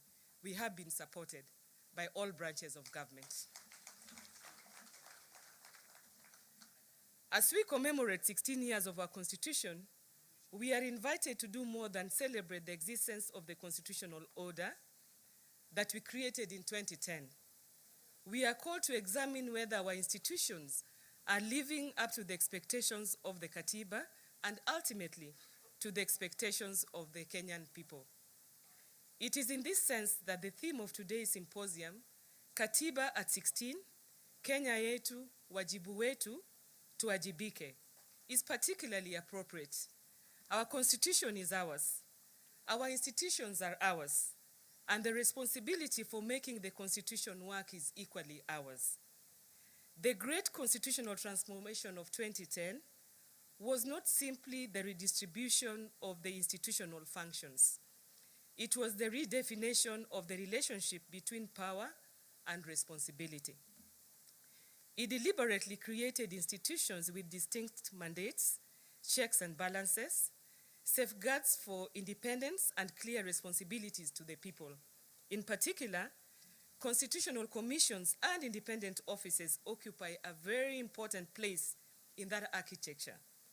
They exist to protect the sovereignty of the people, secure observance by state organs of democratic values and principles, and to promote constitutionalism. Their independence is therefore not incidental. It is fundamental. But there is an important distinction we must continue to appreciate. Our institutions are independent, but they are not isolated. Indeed, one of the enduring lessons of 16 years of constitutional implementation is that independence and interdependence must coexist. The Constitution does not contemplate institutions operating as a separate island or separate islands. It gives institutions distinct mandates, but places all of them within one constitutional operative framework, serving one sovereign, the people of Kenya. A commission may be independent in the exercise of its mandate, but the fulfillment of that mandate will often require engagement with Parliament, the executive, the judiciary, other commissions and independent officers, county governments, and citizens. The Auditor General may identify questions concerning the use of public resources. The Ethics and Anti-Corruption Commission may confront questions of integrity and corruption. The Commission Administrative of Justice may address maladministration. The Kenya National Commission on Human Rights may raise questions touching on the protection of rights and freedoms. The Salaries and Remuneration Commission has its own constitutional responsibilities within the management of public resources. In fact, sometimes Kenyans wonder that if all these things are well spelled in the Constitution, how come some institutions are still going to the judiciary to interpret their mandate? How come some independent officers and constitutional commissions still think that their powers are not properly being exercised when the Constitution has given them the power and the legislations that create them give them the operative atmosphere? These mandates are distinct, but the constitutional objectives they serve are interconnected. The challenge, therefore, is not to weaken institutional independence in the name of cooperation. Neither should we use independence as a reason for institutional isolation. We must always endeavor to build a culture in which institutions are sufficiently independent to dispense and discharge their mandates fearlessly, while being sufficiently interconnected to make the constitutional system work effectively. That requires mutual respect. It requires consultation. It requires information sharing where the law permits. It requires coordination action where mandates intersect. And importantly, it requires each institution to recognize that constitutional effectiveness is ultimately measured not by institutional visibility, but by outcomes for citizens. Your Excellency, sir, distinguished ladies and gentlemen, this brings us to another important question for Katiba 16. Are our institutions as strong as the Constitution requires them to be? Institution building is not an event. It is a continuous constitutional responsibility. 16 years after promulgation, we must continue to strengthen the institutions entrusted with safeguarding our democracy. That includes strengthening their legal frameworks. It means ensuring they have the institutional capacity, professional competence, and resources necessary to discharge their mandates. It means safeguarding their independence. It also means strengthening their internal systems of governance, accountability, transparency, and performance. Strong institutions are not simply institutions that possess power. Strong institutions are institutions that exercise their power lawfully, consistently, fairly, and effectively. They must be capable of resisting improper pressure, but they must equally be capable of accepting legitimate scrutiny. They must demand accountability from others while demonstrating accountability themselves. Because independence without accountability can undermine public confidence, just as surely as interference can undermine institutional independence. As we reflect on 16 years of implementation, the deeper question is accountability for constitutional purpose. We should therefore be willing to ask ourselves difficult questions, and I want to add on to the questions that His Excellency the President added. Are our constitutional commissions and independent offices fulfilling the purposes for which they were created? Are they accessible to ordinary citizens? Are they sufficiently responsive? Are their recommendations and decisions translated into meaningful action? Do our institutions collaborate effectively when mandates intersect?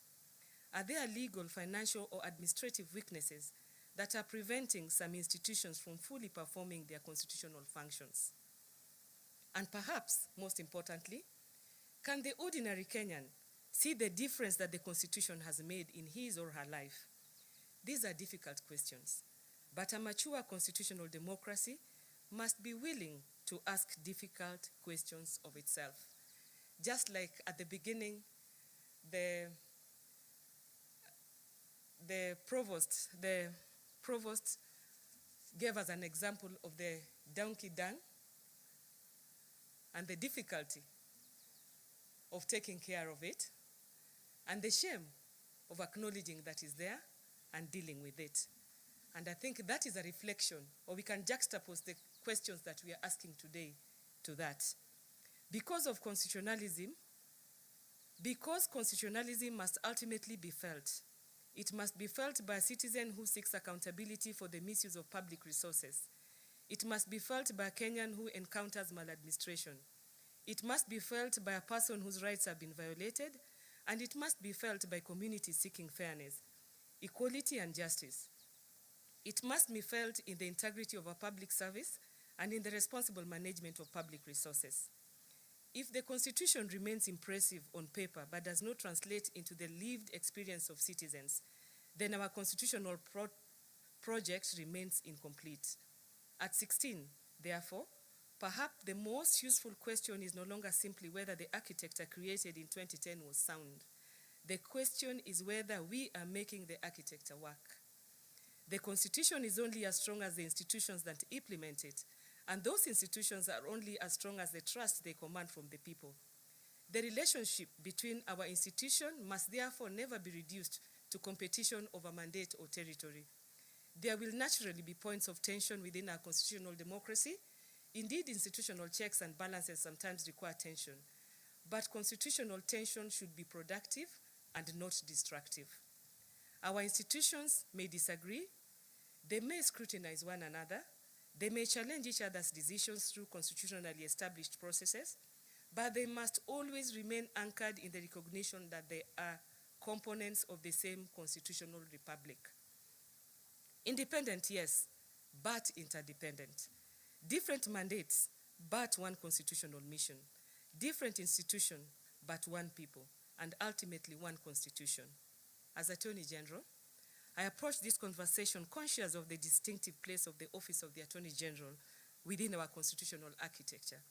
My role includes advising the government, defending the public interest, supporting the rule of law, and contributing to the continual strengthening of Kenya's legal and institutional framework. That responsibility demands that we protect the space necessary for constitutional institutions to perform their mandates, while also encouraging cooperation, accountability, and fidelity to the Constitution across government. It requires us to recognize a principle that is fundamental to the 2010 Constitution. No institution is above the Constitution, but no constitutional institution should be subjected to the improper control of another. This is the principle of constitutional comity.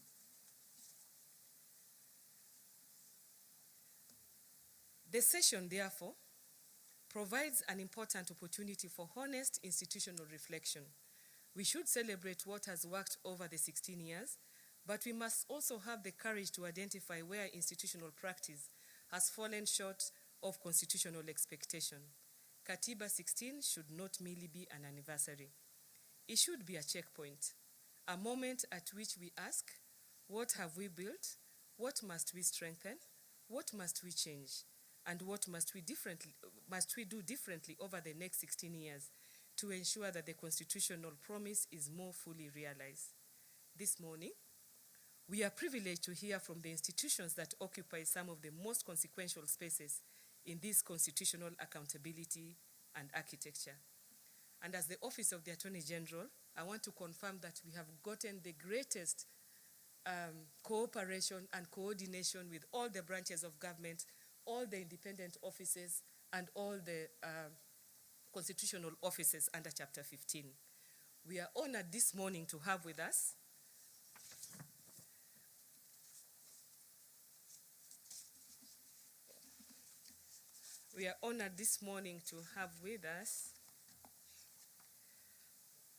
the Auditor General, Nancy Gadungu,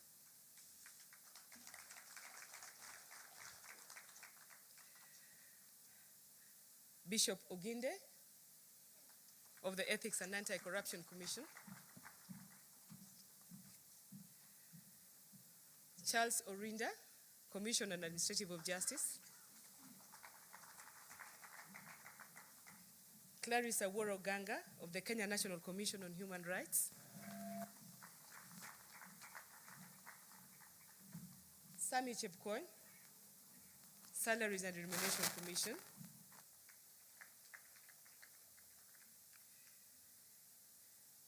these gentlemen and ladies represent different mandates, but beneath those mandates lies one common constitutional responsibility: to protect the public interest and to ensure that public power remains faithful to the people. I therefore invite them to speak candidly, tell us what is working, tell us where the gaps remain, tell us what threatens institutional effectiveness, tell us where greater interagency cooperation is required, tell us how we can strengthen our institutions without compromising their independence, and tell us what must be done to ensure that 16 years after promulgation, Kenya continues moving closer to the constitutional republic envisioned by its people in 2010. I would therefore invite the panelists to reflect candidly on the progress made over the last 16 years, the lessons learned that have emerged, the challenges that remain, and the opportunities for strengthening accountability and institutional effectiveness going forward. Because ultimately, the test of our Constitution will not simply be the beauty of its text. It will be the strength of the institutions it created, the integrity of those entrusted with public power, the accountability of those institutions to the people, and the extent to which every Kenyan can say that promise of the Constitution is becoming a lived reality. With those few remarks, it is now my pleasure to invite our moderator, Eric Latif, to lead us into this discussion.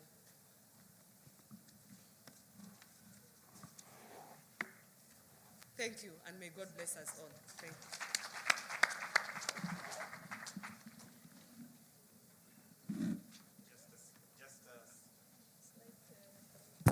A slight change on the moderator. We'll have Ibrahim Karanja, who's a senior reporter from Nation Media Group, who's going to moderate this session. So Ibrahim, karibu. Please, let's go straight to the Q&A.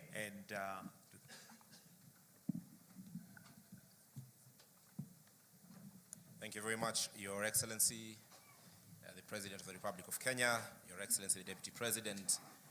Allow me to ride on the protocol that has already been established. And in this particular session, ladies and gentlemen, we're going to honestly have a conversation about your role, the role of constitutional commissions and independent officers, not only limited to the 5 that are represented here, but all the commissions and independent officers in the country.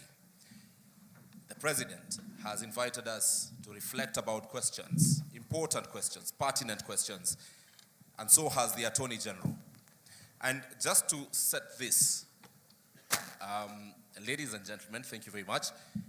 When you hear about where we are as a country, when, as the Auditor General, year on year, you keep pointing out to the same audit issues from institutions, when, as the EACC, the concern about your own report states that 72% of complaints that have been raised by Kenyans from the year 2025 is not addressed. When we hear from the softly talk about issues, but honestly reflect about where we are as a country. Let me start with what you all say in your annual reports. There's one thing that will always come out: we have budgetary constraints. Most of the times, we do not have timely disbursement of monies. And the question to all of you, and I will start with you, Auditor General, is when the person in charge of money flow to your institution is a person you are required to hold to account, then does that affect independence? Thank you very much, Your Excellency, distinguished ladies and gentlemen. A very good morning to you. To answer that question, or series of questions, Moderator, it is important first to put into context the role and responsibilities of the Constitutional Commissions, which have been articulated very well by His Excellency the President and the Honorable the Attorney General. And that is to protect the sovereignty of the people, to secure the observance of democratic values and principles by all state organs, and to promote constitutionalism. It would be remiss of us to go straight into the challenges. It is important first to give a report card to the citizens on what have we achieved, how have we worked well with government, what remains to be done, and how do we agree on the way forward collectively. And there are various achievements that have been made across the board. We have looked at our assessment against 7 key pillars under Article 10 of the Constitution on the national values and principles of governance. Very, very key in constitutionalism. One is anchoring constitutionalism and the rule of law, strengthening public finance and fiscal discipline, advancing democratic electoral and security sector governance, combating corruption and enforcing integrity, promoting equity, cohesion and land justice, and equitable access to essential public services. And these have been addressed by His Excellency the President. They've also been addressed as the roles and responsibilities of constitutional commissions and independent offices. And there are achievements that have been made in this country. And we must, of course, recognize that achievements have been made. 16 years down the line, we are not at the same place that we were 16 years in 2010 when Kenyans made the decision that we needed another roadmap in terms of constitutionalism. Now, to the questions you've asked, what affects us in terms of delivery? Despite the progress that we've made, despite the outcomes on citizens, because under those pillars, there are real felt outcomes on citizens. And citizens measure performance and productivity, because now we've moved from performance to productivity. They measure it on their own living, felt experiences, not on what they hear has happened in other areas or for other people or in other towns. They ask themselves, yes, we have had these statistics, we have had these issues being raised at national level. How has it translated into an outcome, into a result in my life? So we've seen issues when we raise audit reports in terms of improvements. We've seen changes in policies. We've seen amendments to laws. We've seen directives even from the National Treasury on accountability.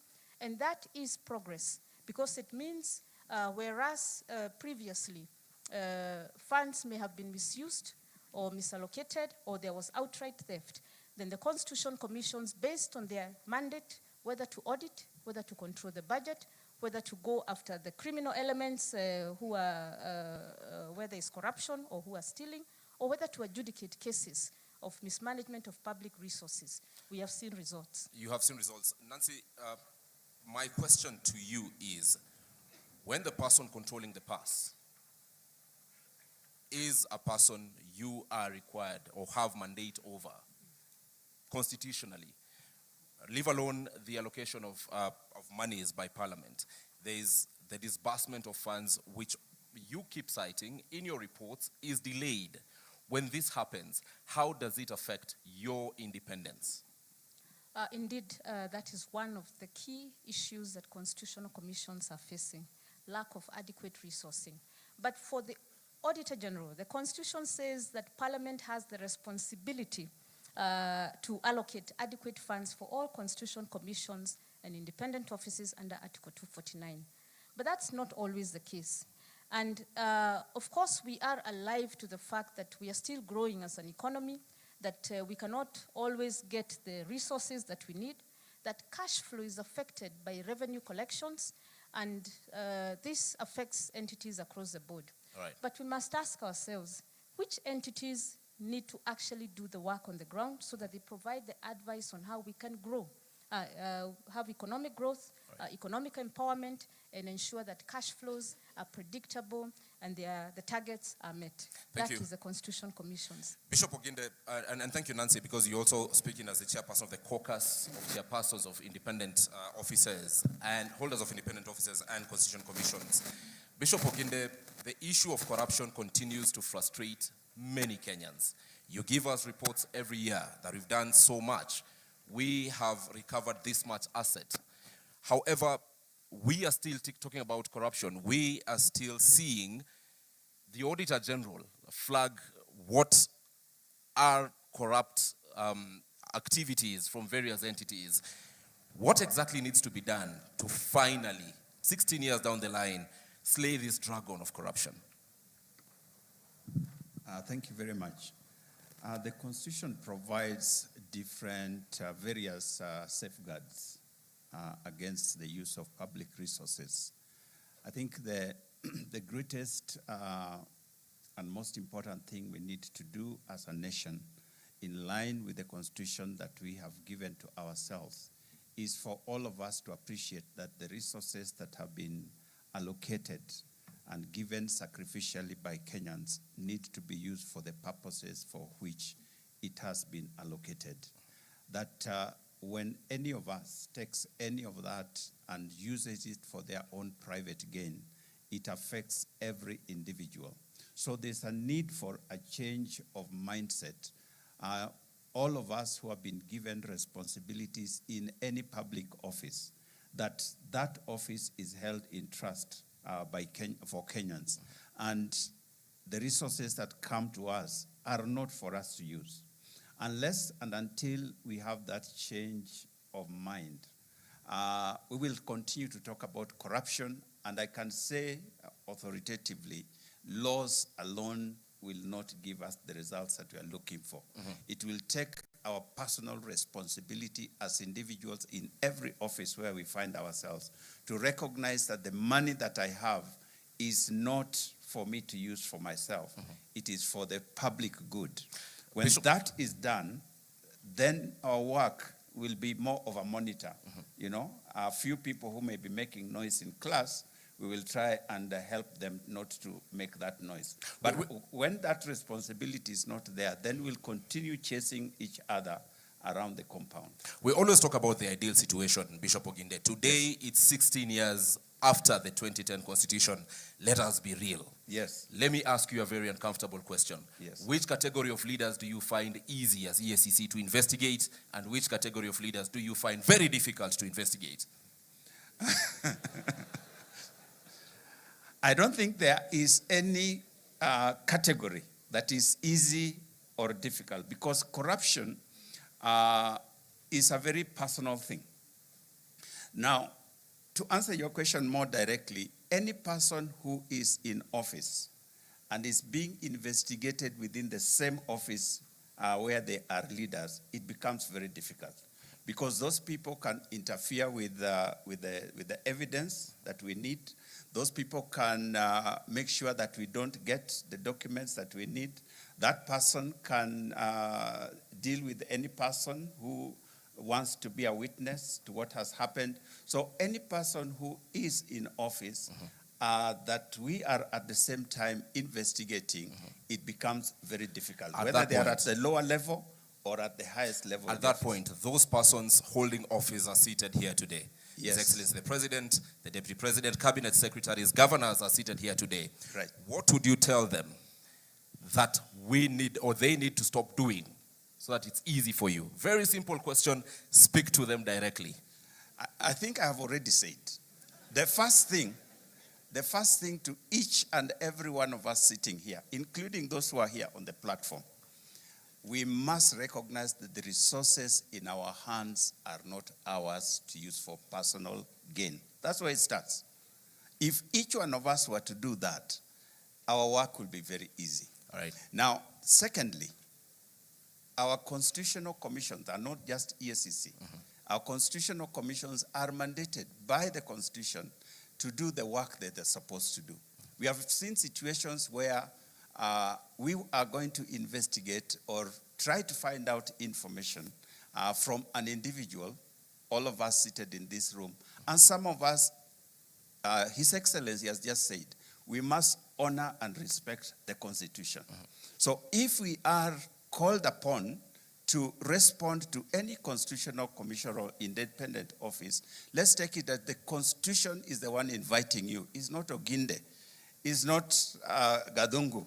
It's not, it is the Constitution in calling you. We have seen situations where we are defying the constitutional mandates that have been given to us, and that undermines our work. That undermines your work. We'll be coming back to you because you will all agree with me that we have seen what I would call public relations from the Ethics and Anti-Corruption Commission. Very grand arrests, media presence. Then after that, many people would ask, then what next? And those are the questions we'll be coming to you to answer. But let me get to the Commission on Administrative Justice. A report you released just 2 days ago says 72% of complaints against institutions from the year 2025 have not been addressed. If I get to the specific numbers, 630 complaints from 2025, then we talk about, rather 813 complaints, 228 only have been solved, and 579 are pending. What does this mean?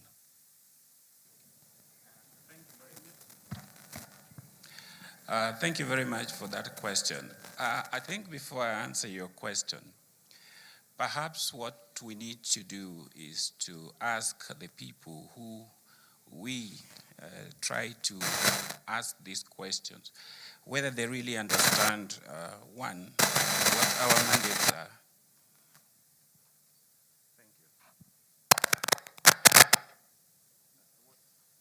We will change the mic for you.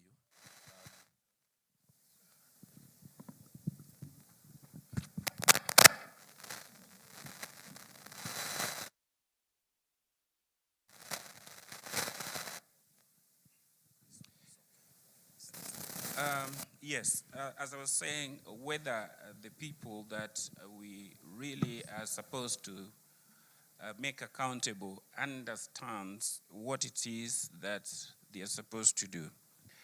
A simple question like that is that, do the people sitting in front of us here understand Article 73 of the Constitution, which talks about public trust? Where I sit, I deal mainly with government officials, and there are certain things that are there in these constitutions called public values of public service, and this is captured in Article 232. Accountability, responsiveness, prompt and effective service provision to the people of Kenya. When we write to ask for this information, they will tell you that we are paper pushers. They don't respond in time, and that explains why those complaints remain unresolved. So what have we done? I've been able to engage with various MDAs. This week, I've been meeting the principal secretaries and MDAs that we had identified has many complaints not being resolved. And we realized that part of the reason is that they don't have a way of understanding when we write a letter to them, what does that mean? So we have been meeting at the Safari Park from the chief, the principal secretaries, the head of parastatals, the DGs, the chairperson, so that we explain to them Why it is important when we ask the things that we ask, it means that there's a Kenyan somewhere needing the answers. Another thing is that there's the issue of government operating in silos. We all need to be able to respond to that question quickly, but you find that if you address, say, the pensions department, they will tell you, we have not gotten the information from TAC because maybe that's a delayed pension, or we have not gotten the information from Department X. Now, they don't have a referral mechanism where if you make an inquiry and somebody sitting there should be able to refer to the relevant department to be able to act on it. And so this is why we are starting by training them, and we want to start at the top level. Very soon we are going to ask the permanent secretaries, the heads of various parastatals to come down so that we take them through what it means to resolve a complaint within the time that we require. Secondly, we also want to have a coordinating mechanism where if the question is cross-cutting, for example, most of the time you'll get the issue of resources. Treasury should be at the center of all these discussions, because if pension has not been paid, these people will say we have not received exchequer.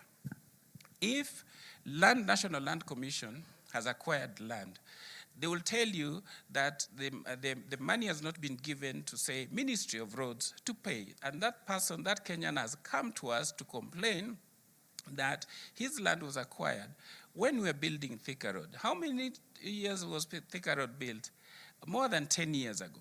But you find that there is that problem that the ministry and the treasury and the authority are not speaking together. Let's speak to what the issue actually is. Again, lots of ideal situation, but the reality today. 579 complaints brought to your office for the year 2025 have not been addressed. Your mandate surely cannot just end at communicating to the respective entities.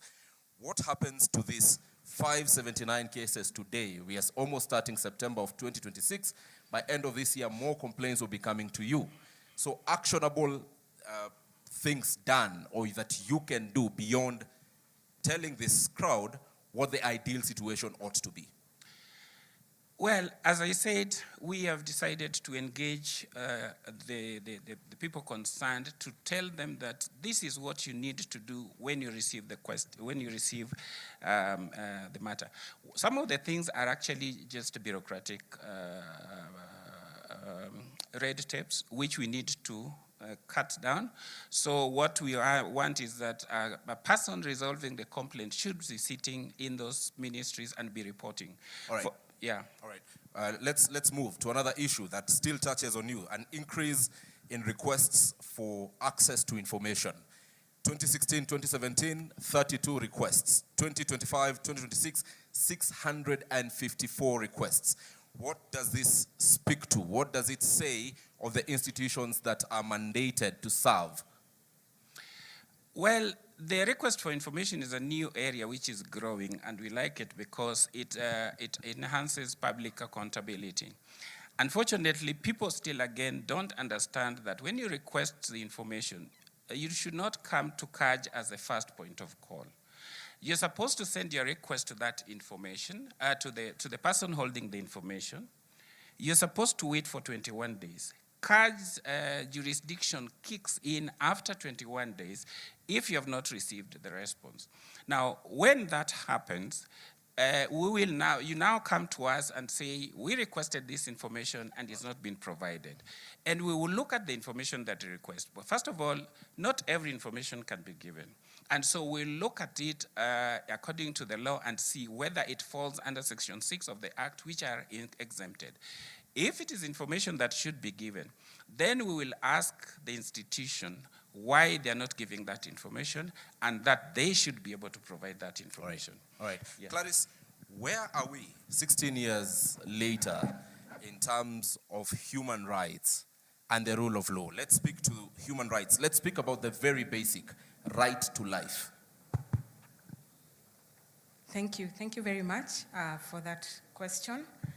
Allow me to, first of all, just speak to one of the biggest achievements of the 2010 Constitution, and to say that the issue of human rights has been the biggest beneficiary of the 2010 Constitution. Why do I say that? I say that because the language, you'll find that the language that has now been adopted, if you look at issues governance, issues development, human rights has become part and parcel of the language that we are using in Kenya. You'll also find that issues human rights are no longer just an issue for human rights lawyers and for human rights activists. It's an issue that cuts across. And I'll just take you as an example. If you listened carefully to the speech by His Excellency, I think 90% of it spoke to issues human rights. And that has been the transformation of the new constitution. If there's any language that Kenyans now understand fully, is the issue of human rights. Everything is viewed from the lens of human rights. So we must give it to the 2010 Constitution that it has transformed even the relationship between citizens and the state, where now the state is required to look at everything that they do from a human rights perspective. Now, on to your question about the issues around right to life. You'll find that that's one of the rights that has been protected by the 2010 Constitution and provides that everyone has the right to life. And the right to life is not just about health issues, but it's also about who has the right to take away a life. And that's one of the issues that I think we've been grappling with here in Kenya. And I think it was acknowledged in the previous speeches that has been given, that sometimes life has been taken extrajudicially when it was not, legally taken away. So it's one of the biggest challenges that the Kenya National Commission continues to record. And unfortunately, the complaints that the Commission receives on this particular right has to do with complaints against the government, taking away life, illegally. And that's one of the rights that is really protected by the Constitution, and that as a country, we must ensure that we deal with that particular right, because the right to life is really fundamental, that once a life, as was stated by the President, once it's taken away, it's taken. You cannot bring it back. And yet, as a country, as a government, we are working towards improving the lives of citizens. It is true that the right to life is the most important, I must say. However, the question, and you have pointed out, that most of the times when KNCHR receives complaints about violation of this particular right, the blame falls squarely on the government. And we have seen actions by the government, for instance, on those people who were injured and those who died from previous protests. Compensation is currently ongoing. However, there is a question about not just compensation, but justice. If it touches on police officers, there is an officer who pulled the trigger. When families, when civil societies are following up on these issues, the investigative agencies, such as IPOA, would say, there are no people here who have recorded statements and such responses as you've had. Then the question by many Kenyans becomes, beyond compensation, what is the KNCHR doing to ensure that we walk towards justice? Because the many killings that we've seen, a very negligible number is currently being prosecuted in court.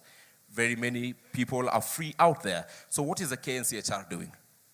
Thank you very much. I think back to your question about accountability and issues around redress for human rights violations.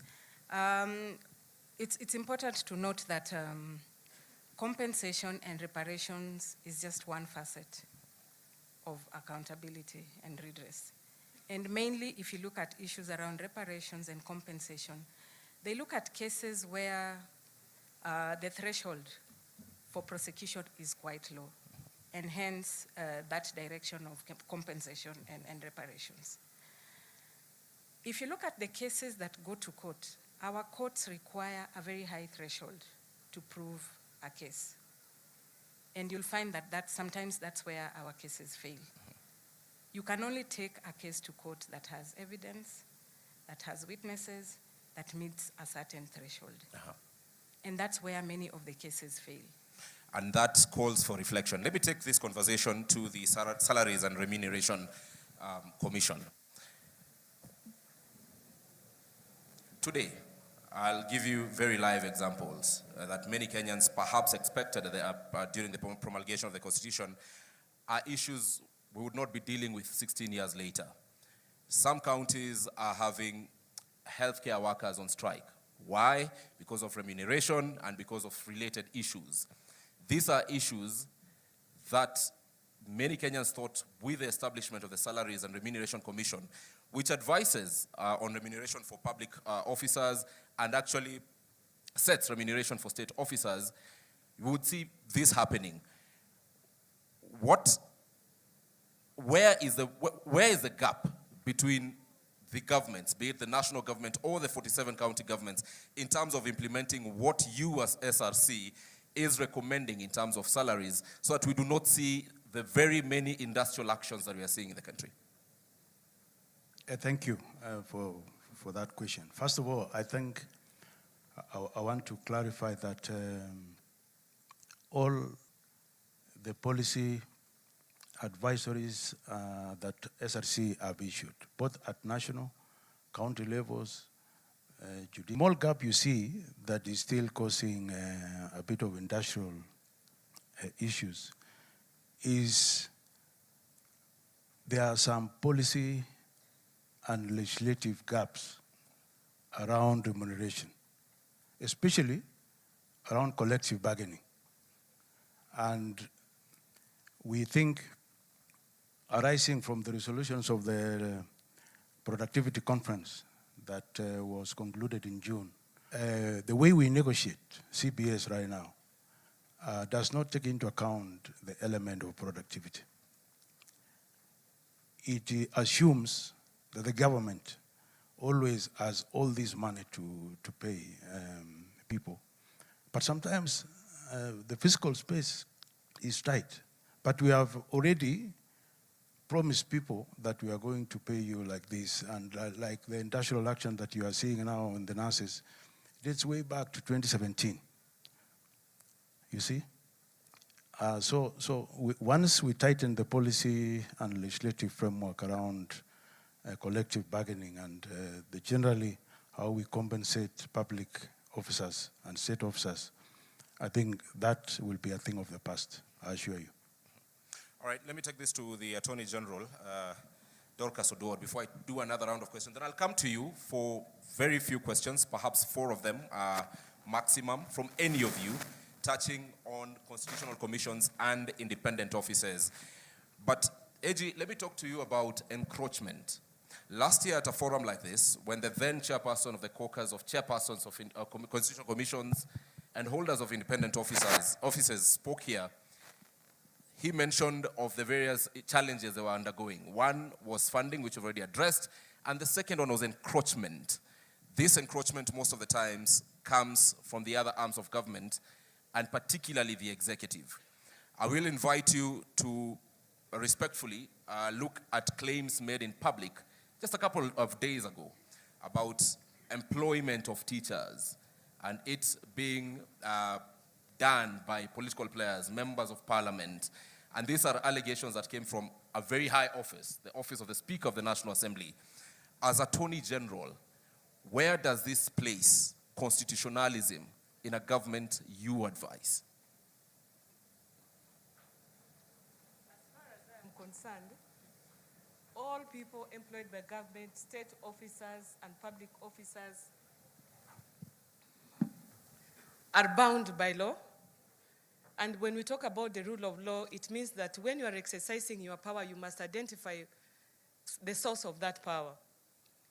Have we ever asked ourselves that how come sometimes there is no problem at all, but when there is change of leadership of an institution or an agency, all of a sudden there is a problem? Is it the problem of the people who are leading those institutions?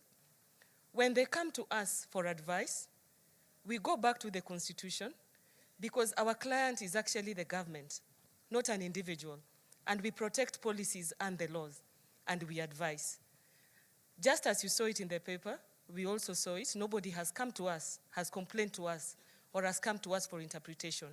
Kenya is a country that is over-legislated. The problem is, how are we implementing the laws? Where does policy and law meet the ground? And when it meets the ground, it meets individuals with perspectives and attitudes. And it is how they exercise that power that causes confusion. Otherwise, at the top level, we are very clear. Our mandates are very clear. And we are always being asked, how does your core mandate meet the ordinary life? And everybody has been given an opportunity and a space to exercise their core mandate. So when individuals have their perspective and they want to be a bottleneck, that is a different story. So we wait for them when they come officially, and then we advise. All right, Nancy, as chair of this... And let me tell you, you will wonder that at the Office of the Attorney General, we are registering almost 60 churches a month. 60. Tell us about it. You will also wonder that out of those churches, every time they have elections, they disagree.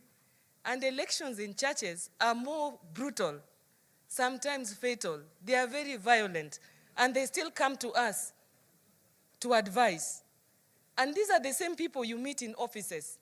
Until now, we were asking ourselves if the Office of the Attorney General is now litigating between churches when it comes to elections. What about civic election where all these churches come together? Even among the Muslims now, they are fighting about offices and money. Some churches, not all of them. So this is to show the character of the people that we are leading. It is not only in civic elections. Thanks. All right, Nancy, how bad is this issue of encroachment by whatever power to the roles that are under your caucus?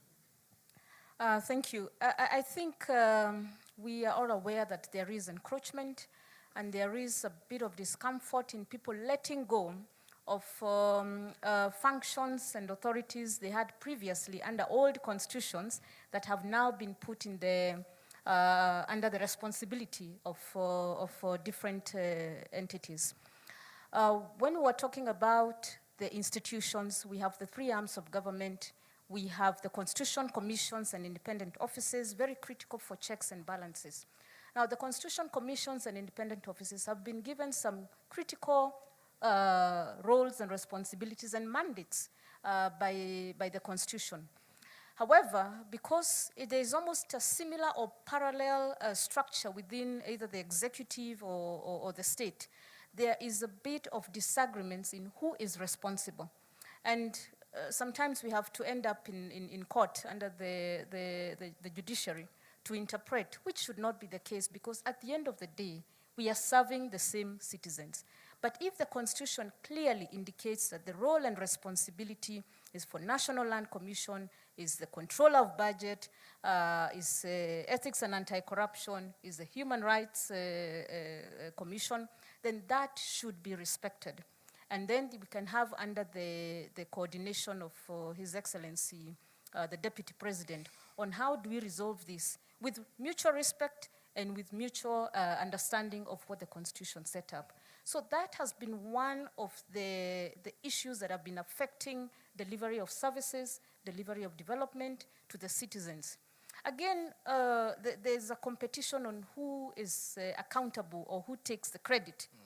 That now derails the focus that it's about a service that should be delivered to the citizen, and people are fighting over who is responsible and who takes the credit for delivering.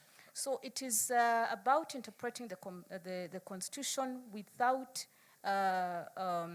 personal initiatives or responsibilities or trying to, we call it one-man upship. Yes.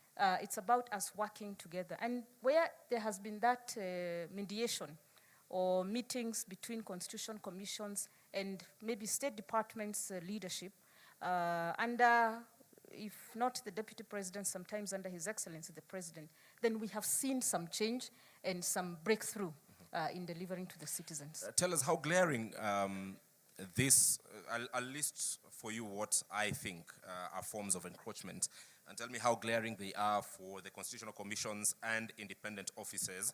There is the point where the executive would expressly tell a commission what decision to make, all right?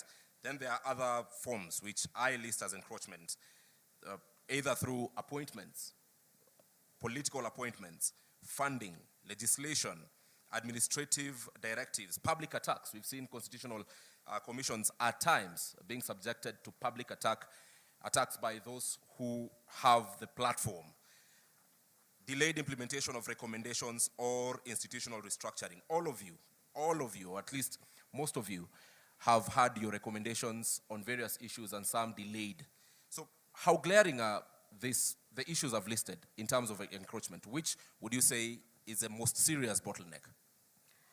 Thank you. I think as we progress 16 years down the line, it is not as bad as it used to be in 2011, 2012. There was still a bit of storming and numbing. Again, we also have to understand that there's an electoral cycle. So when there's new leadership, they have to take stock of what are they responsible for, what can they do within the Constitution, and what are the Constitution commissions and independent offices responsible for. All right. Legislation, you did give me a Yes. list. And I think for this would depend on Constitution Commission and independent offices, lived experiences and interactions with the state in terms of the arms of government.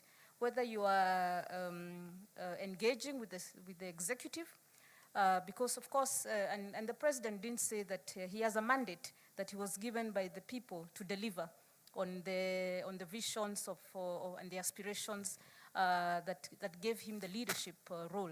However, within that mandate, there's a constitution that guides and the laws of Kenya that guides on how that mandate should be delivered.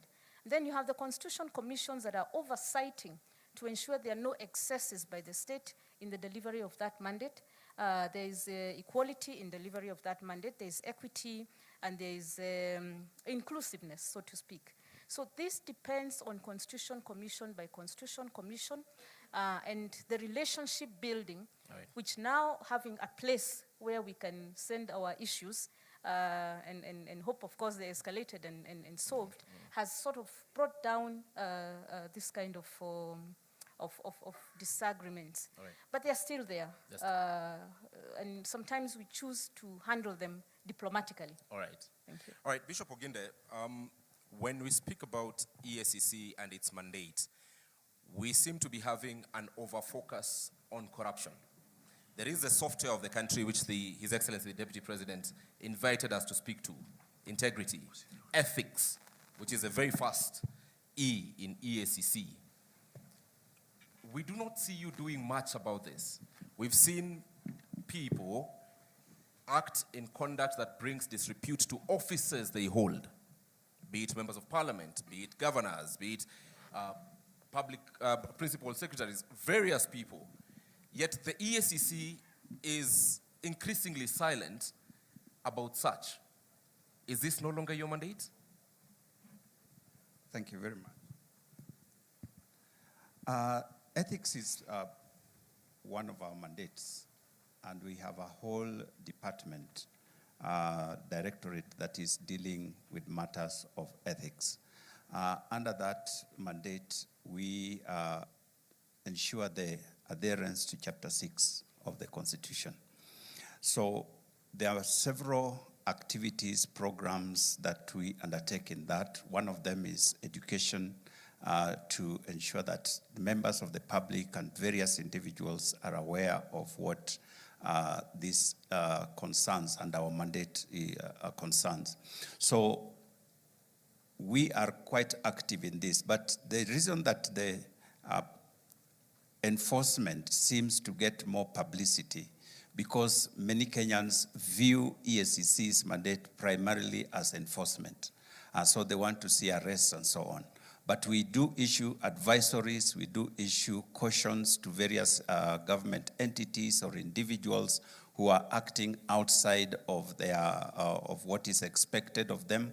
And many times this sometimes does not get into the news. And so it may appear like this is an area that we are not quite engaged in. The other thing that we do in that particular area, we help various institutions in terms of helping them to adhere to the ethical practices within the institution themselves. We carry out systems reviews of different entities to find out if there are areas that are potentially liable to breaches of ethics or even corruption. This again would come out in our reports, but as you know, the media picks more on the other side of enforcement. So if you look at the work that we do, especially in the area of prevention, in the area of ethics, we are acting in helping particularly the younger people.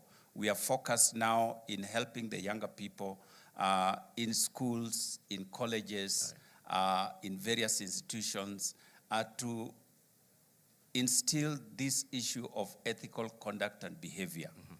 Now, when it comes to leaders, there's, you talked about, I wouldn't call it encroachment, but sometimes there are overlapping mandates. Say, for example, a leader conducts themselves or says something that we consider that is unethical.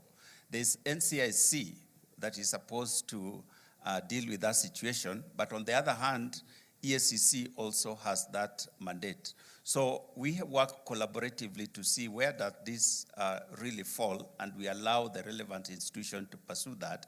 But we have several times invited individuals who we feel have breached the ethical codes, especially on Chapter 6, so that they could answer to the practices or the things that they have done.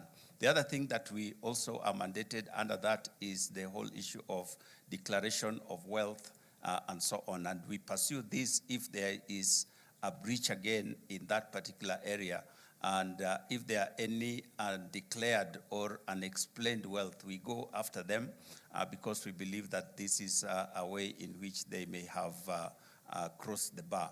And so these are things that do happen, but many times they don't come to the front, as I said, because of the people expecting us more to arrest people than to enforce ethical conduct. But it surely must go beyond what media picks. It must be what really happens. Forget about what media picks. Yes. Because your mandate is not for the media. It is for the Republic of Kenya. But let me move to the SRC. And when I come back to all of you, because for closing comments, in the interest of time, you'll tell me about when your recommendations are not implemented. The EACC has previously written to the IEBC and given a list of shame of some sorts, but of people who the EACC thought ought not to be on the ballot. Yes. That was never followed. However, let me go to the SRC. You have spoken about the fiscal realities of the country and the always ever-rising demand by the various workers, especially employees of government, be it public officers, mostly public officers, to be fairly remunerated, at times not aligning with the fiscal realities the country is in. Then at that particular point, how do we make Kenyans appreciate that, look, this is the situation we are in, these are the fiscal realities that we are in currently, and not to dismiss the demands that you're having or the requests that you're having, but we have to strike a balance? First of all, I wanted to clarify one thing. I don't know whether the mic is working. Wanted to clarify that, you know, that first question you asked me, Kenyans might think SRC just of the Constitution, but gives us the mandate to do what we do. Perhaps it is useful, even before I tackle that question, just to tell the country that in the last, since SRC was established, we've been able to manage the balance between that tight fiscal space with what is released to do other things for the country like development. We found that from 55%, where the payroll was taking 55% of all the revenue that is collected at national and county levels, we've managed to reduce it now to 40%. So we've released 15% of revenue to other development priorities for the country. But the PFM Act of 2012 still requires us to bring it to below 35%. And therefore, that question you've asked, I think, is very, very relevant to say, as we bring this figure from 40 to 35%, how do we engage the country to appreciate that we are still below the threshold where salary should be kept within? And it is because of that realization that we saw and said, we've reached 40% wage bill to revenue ratio, mainly by controlling the growth of the wage bill. But if you see, SRC now has been there for actually 15 years, because it took some time to establish it. If you look at that, you can do an average and see these guys have been reducing this thing by 1% every year. Right. And somebody can say you are not doing very well. So what we have done is to relook at the strategy of reaching there. And we found that just controlling the wage bill is not sufficient. It will take us longer. That is why we requested His Excellency the President and the government to enable us to do a national productivity conference. Okay. The gist of this is to unlock the potential of the public servants and state officers, to ask them and say, this salary we are paying you, what is the return on it? What is the return on it in terms of service delivery to the people of Kenya? And we had a good conversation, and I think we have a solution. All right. That we are going to engage at all levels of, actually we are calling it a whole of the nation rollout, okay, which not only includes government officers, but also the public, because as employees of government are doing their work, doing service delivery, improving revenue collection, making sure the citizen experience good service from productivity of public servants. We are also saying the people of Kenya will need to reciprocate by paying their taxes, right, by paying more taxes. And therefore, when we have that conversation around productivity, not just controlling the wage bill, I think we will not only nail that threshold by the year 2028, I think we are anticipating that it will be achieved by June 2028, but the spin-off will be improved service delivery to the people of Kenya that might lead to more citizen satisfaction and trust of the people of Kenya and their government. Thank you. Thank you. We really need to wind up and keep our thoughts short. I'll come to you, Clarice. And one thing that His Excellency the President has mentioned here, and has been mentioned by you and other officials previously, is the issue to do with the right to picket, assemble, demonstrate. Let me use one word: protests. However, we have seen in this country, whereas this particular provision has been put to use by Kenyans, there is also that gray area of criminality happening. And there is a conversation about regulating this particular right. When many Kenyans hear regulating, Your Excellency, they would say perhaps the state wants to curtail this particular right. we need a better understanding of what do you mean, so that we are sure we are simply separating criminals from Kenyans exercising their right. Speak of June 2024. Genuine Kenyans were in the streets. We saw Parliament being torched. That was not genuine Kenyans. Anyone who touched Parliament, as anyone would say, was a criminal. So how do you separate this? How do we not read malice from that motive of regularizing the right to picket? Thank you very much for that question. The issue about, and that's Article 37 of the Constitution, that speaks to issues around demonstrations, picketing, and even presenting petitions to various institutions when there's a grievance. Historically, if you look at the issue of demonstrations, Kenyans have used demonstrations to achieve results, especially in terms of realization of human rights.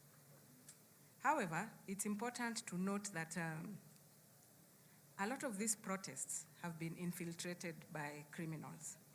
How do we cure this? Regulations. Article 37 provides a very broad, definition and the rights espoused under that particular article. But having seen how demonstrations are done in Kenya, it's very important that we go ahead and regulate and provide, legislation to provide the parameters within which people can demonstrate.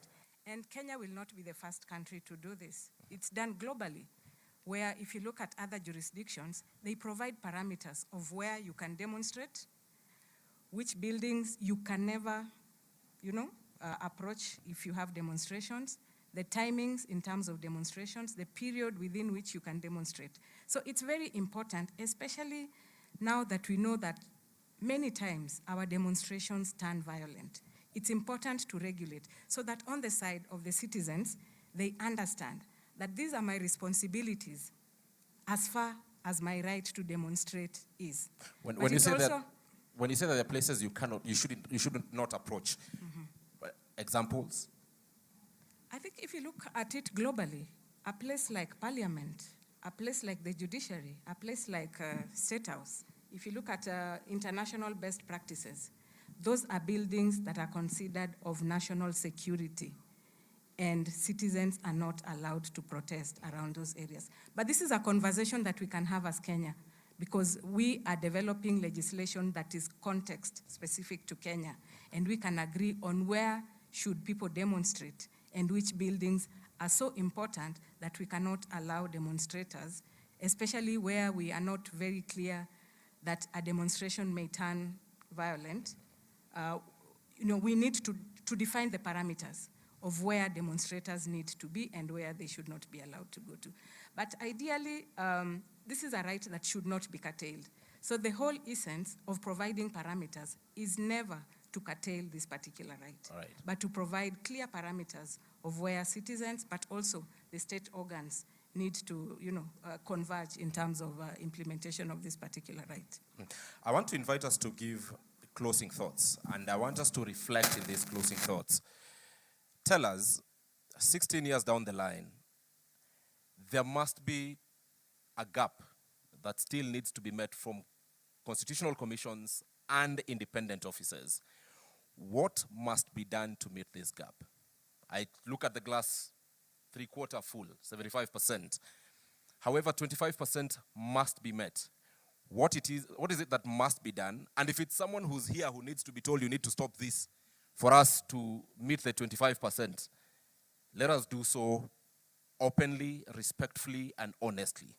Let me start with the Commission on Administrative Justice. Thank you very much. First of all, in terms of clawing back, I think we need to understand that nature hates a vacuum. So as a constitutional commissioner, you must occupy that space so that you don't allow anybody to come and take that space. That's the first starting point.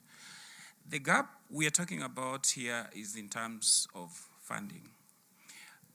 There can never be independence if we don't have enough money to do this. And if we are able to give a certain percentage of the revenue to the counties, I think it is important that we also give a certain percentage of that revenue to constitutional commissions. And we have CRA here who will now distribute that percentage to various constitutional commissions based on their mandate. As I wind up, and this is what I undertake to the public, CAJ under our watch is simple. We say what we mean, and we mean what we say. And that is what we will give to the people of Kenya. If there's anything that we need to investigate, we will investigate it. If there's something that we need to do to improve the lived experience for the people of Kenya, we will be able to do it firmly, fairly, and without fear. Again, we will also give you your right of Article 47, which means we will hear you before we take any action. We will make sure that we use the diplomatic means that are provided for in our act, like mediation, arbitration. But where you are obstinate and you're not doing what you need to do, then if it calls for summoning and fining, we will not be afraid to do so. Thank you. All right, let's go to the SRC. Any gap that needs to be filled, what needs to be done for that gap to be filled, and if there is any party, be it here or watching us from home, that needs to act on something for these gaps to be filled, please name them, respectfully so. I think we are all agreed, I think in my view, that there are actually two gaps. One is we need to exercise this issue of independence very responsibly. Because you cannot be independent there as CCIOs and the people you serve are on this side. I think we need to manage that better so that we provide better service to the country. That's my honest opinion. Without the country feeling that now your independence has been compromised. The second... Do you want to cite any CCIO that you are describing this particular situation? We are being honest with each other. In the interest of time, let me go to the second one. Which is for CCIOs to function effectively, I think we need to find a way of resourcing them better than we are doing at the moment. All right. Thank you. All right, Bishop Oginde. Thank you very much.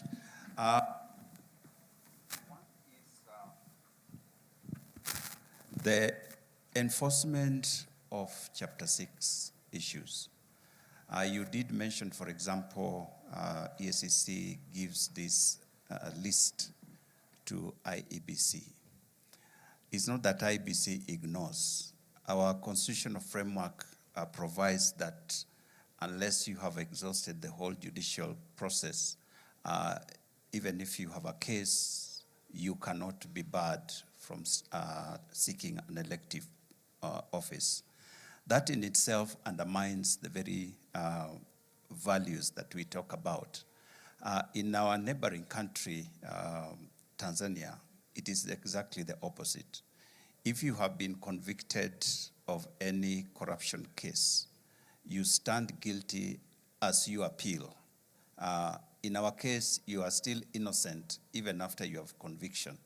So we need to look at, if we are serious about enforcing the values that are given to us under Chapter 6, how do we legislate that so that those people who violate this ethical conduct that is provided for us are actually kept out? In the same line, we find, for example, we are investigating an individual. Like I said, the most difficult people to investigate are people who are in office. And we recommend that this person should step aside as the investigations are going on. In many cases, they are reinstalled in the office and it becomes very difficult to do any investigations, to get documents, to get people to witness, rather to testify according to what is required. The other area is the pace of prosecution. The process from investigation all the way to conviction, if there is, can take a very long period of time. That is because of the many stages that this has to go through. It is important that we look at that whole process. Are there areas that we could reduce the amount of time that is required, or the number of steps that one needs to go through before a prosecution takes place? All right, at that particular point, allow me to interject, because it reminds me, and very briefly, of this incessant complaint that has been coming from the EACC about prosecution. In fact, you are on record asking members of parliament here to grant the EACC, and I think it also goes by extension to also the police, prosecutorial powers. You have done that, because we have seen blame being shifted from EACC to DPP and eventually to the judiciary. Now that today we are here with the political goodwill of the country, is this something that the EACC is still actively pursuing? And what are the possibilities of this happening? Thank you very much. The Constitution provides that Parliament can provide legislation that gives prosecutorial powers to other entity other than the Office of the Director of Public Prosecution. And so it is not something that we are asking outside of the law. But this would shorten that process, because, for example, the civic cases that we investigate, we take them directly to court. And we find that, like, for example, asset recovery, EACC right now is recognized globally as very successful in matters of asset recovery. In Africa, there are many nations that are coming to benchmark with us because of that. So it is a matter of efficiency that would help us to get these cases out of the way faster. But I hasten to add that in recent past, in fact, just a few weeks ago, we have had a very robust conversation with the Office of the Director of Public Prosecution, and we have come up with a framework through which we hope we can work together towards ensuring that things move faster. But ultimately, I believe that would be a very helpful move. Asante sana. Clarice, less than 30 seconds, closing remarks, gap, and what needs to be done. Okay, thank you. Oh, thank you. I think for me, three things. Number one, if you look at the current context in Kenya, we've over-focused on rights without looking at corresponding responsibilities. So for me, that's one message that I would want to pass. That Article 3.1 of the Constitution emphasizes that we have rights, but we also have responsibilities. And I think when we start recognizing that rights come with responsibilities, I think we may be able to achieve, get to at least 80% of implementation of the Constitution. All right. I think the second thing for me, and was alluded to by the Ombudsman, is about funding to constitutional commissions. Probably it's about time we thought about ring fencing funding to constitutional commissions, similar to what we have with other arms of government.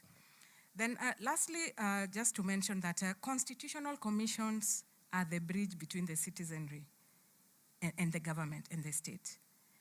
And we should not be seen as enemies of either of the two. We must be seen as that bridge that brings the two together towards finding sustainable solutions to the issues that affect us as a country. Thank you very much. Last but not least, Nancy, the reason I've given you the last opportunity is because, one, you're the chair of the caucus for chairpersons of constitutional commissions and independent officers, but I also want you to turn the mirror inwards and tell us, what have these commissions done or failed to do that have led us to where we are today? It surely cannot be all external pressure. Internally, what needs to be done? Thank you. And I'll respond to that in the context of the gaps. the thread of your questioning has been on what needs to be done, what is remaining, and this speaks directly to the citizens. It is important that we really do self-reflection because the Constitution established an accountability architecture that is designed as an ecosystem, that whether you are this arm of government, whether it's the executive, whether it's the judiciary, whether it's parliament, whether it's the two arms of government at county level, the county assemblies and the county executives, and the constitution commissions and independent offices, we all have a role to play in the accountability architecture. And we must look at 16 years down the line, because we are saying Katiba at 16, what remains to be done? Because there were expectations. What promises are pending? Real promises that speak to human lives and livelihoods in this country. What has been eroded and what has been outrightly denied of the citizens in terms of development or in terms of service delivery. And every player in that architecture has a role to play, because Kenya stands to lose if we don't close the gap or significantly ensure that the promises in the Constitution are met. And speaking to each one of them, the executive must implement accountability recommendations. I have had conversations that these constitution commissions only report. But the Constitution established the constitutional commissions as the key advisors and consultants to the other arms of government. So the reports that they do are the advisories that the other arms of government and other players in the ecosystem need to take note of and need to implement, so that the promises in the Constitution are delivered to the people and the gaps are closed systematically. It is a journey, but it's a journey that must be taken. All right. The executive must implement accountability recommendations, strengthen financial controls, accelerate digitization, and that is one thing we are all very, very proud of. Your Excellency, you took the bull by the horns. You said we digitize. Of course, we have to digitize by ensuring that there is also security of the systems and security of the data, and that the services are enhanced through the digitization. Thank you. And Parliament, every player has a role to play. Parliament must ensure that accountability findings attract consequences and sanctions. And here I am a proponent for personal responsibility. Some time back we had a conversation with the head of public service. And the question I asked is, the CS Treasury is the one who appoints the accounting officers. Accounting officers are PSs or CEOs of state corporations. But before they are appointed as accounting officer, they have been appointed by the presidency to play a role in delivering for the people of Kenya. So the ultimate responsibility, first and foremost, is on the authority that appointed them. Right. And hence we move to the zero fault audit. Everyone has a role. Judiciary must guarantee timely and predictable justice.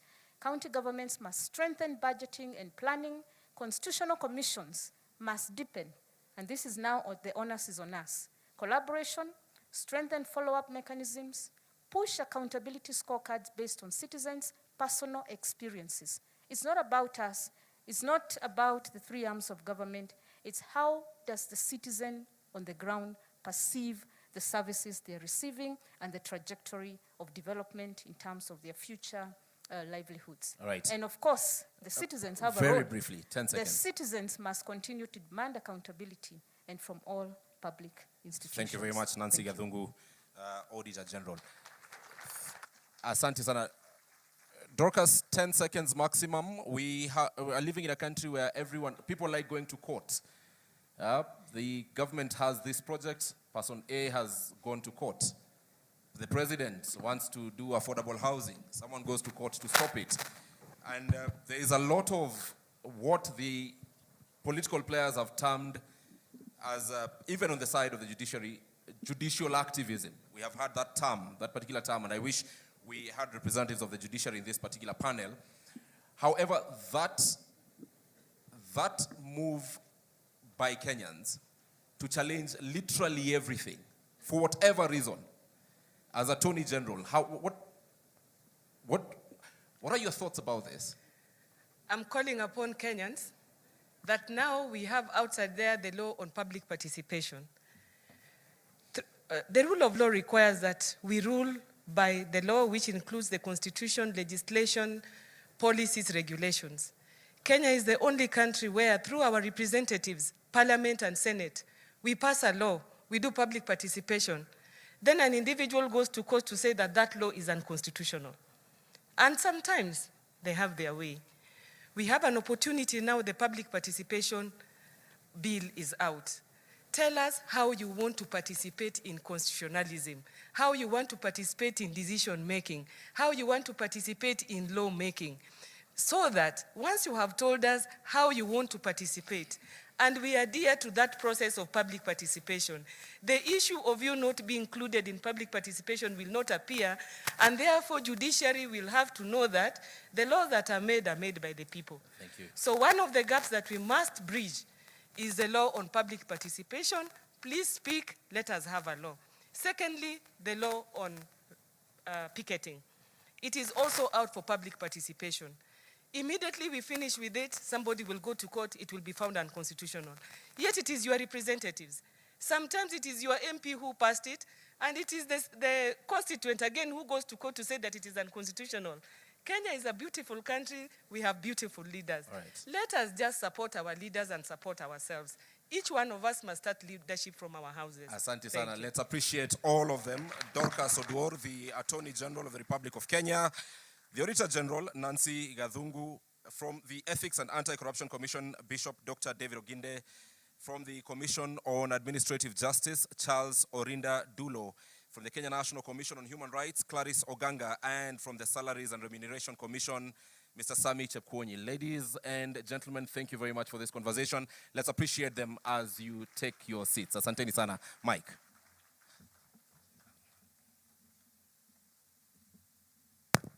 Another round of applause for the panel. Thank you very much for your submissions. We'd now like to progress to another panel, but before that, we'll have the Principal Secretary, State Department for Justice and Human Rights and Constitutional Affairs, Honorable Judith Pareno, to come and give some reflections. The session we're going for now is reflections on the people.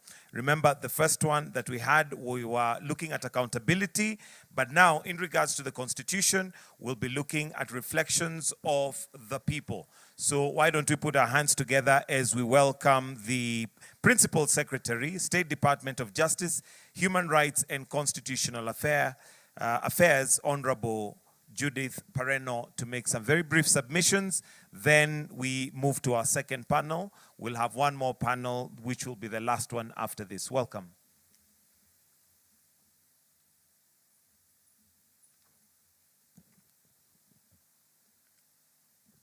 Your Excellency, the President of the Republic of Kenya, Your Excellency, the Deputy President, all protocols observed. This session is about reflection of the people of Kenya. Our people, the Kenyan people, in our ethnic, religious, and cultural diversity. I am greatly honored to join you this morning to commemorate the 16 years since the promulgation of the Constitution of 2010. The occasion is not merely a celebration of our constitutional journey. It is a moment to reflect on the milestone we have achieved, acknowledge the unfinished business of implementation, and renew our collective commitment to the Constitution and the people of Kenya. The theme, Kenya yetu wajibu wetu tuwajibike, is both timely and compelling. It reminds us that the Kenya belongs to all of us, that the responsibility of implementing and protecting the Constitution is shared, and that every person entrusted with public authority must be accountable. Your Excellency, ladies and gentlemen, 16 years ago, Kenyans overwhelmingly endorsed a transformative constitutional vision founded on human dignity, democracy, the rule of law, human rights, equality, inclusion, equity, accountability, and good governance. Since its promulgation, Kenya has made significant strides in giving effect to this vision. Among the most notable milestones in the establishment of devolved is the establishment of devolved governments, strengthening of the Bill of Rights, strengthening independence of the judiciary, strengthening electoral and political governance framework, establish public participation, advanced gender equality, inclusion and affirmative action, improved access to legal aid, alternative dispute resolution, human rights, protection, and people-centered justice. These milestones demonstrate that the Constitution has not remained merely a legal document. It has progressively shaped our institution, governance systems, and relationship with the people. Distinguished guests, as you celebrate this milestone, allow me to express our sincere appreciation to the Excellency the President for finding it fit to restore and strengthen the office of the Attorney General by introducing a new State Department, the State Department for Justice, Human Rights, and Constitutional Affairs. This is an important step to provide a stronger platform through which government can coordinate constitutional implementation, promote human rights, strengthen access to justice, advance government reforms, and uphold the rule of law.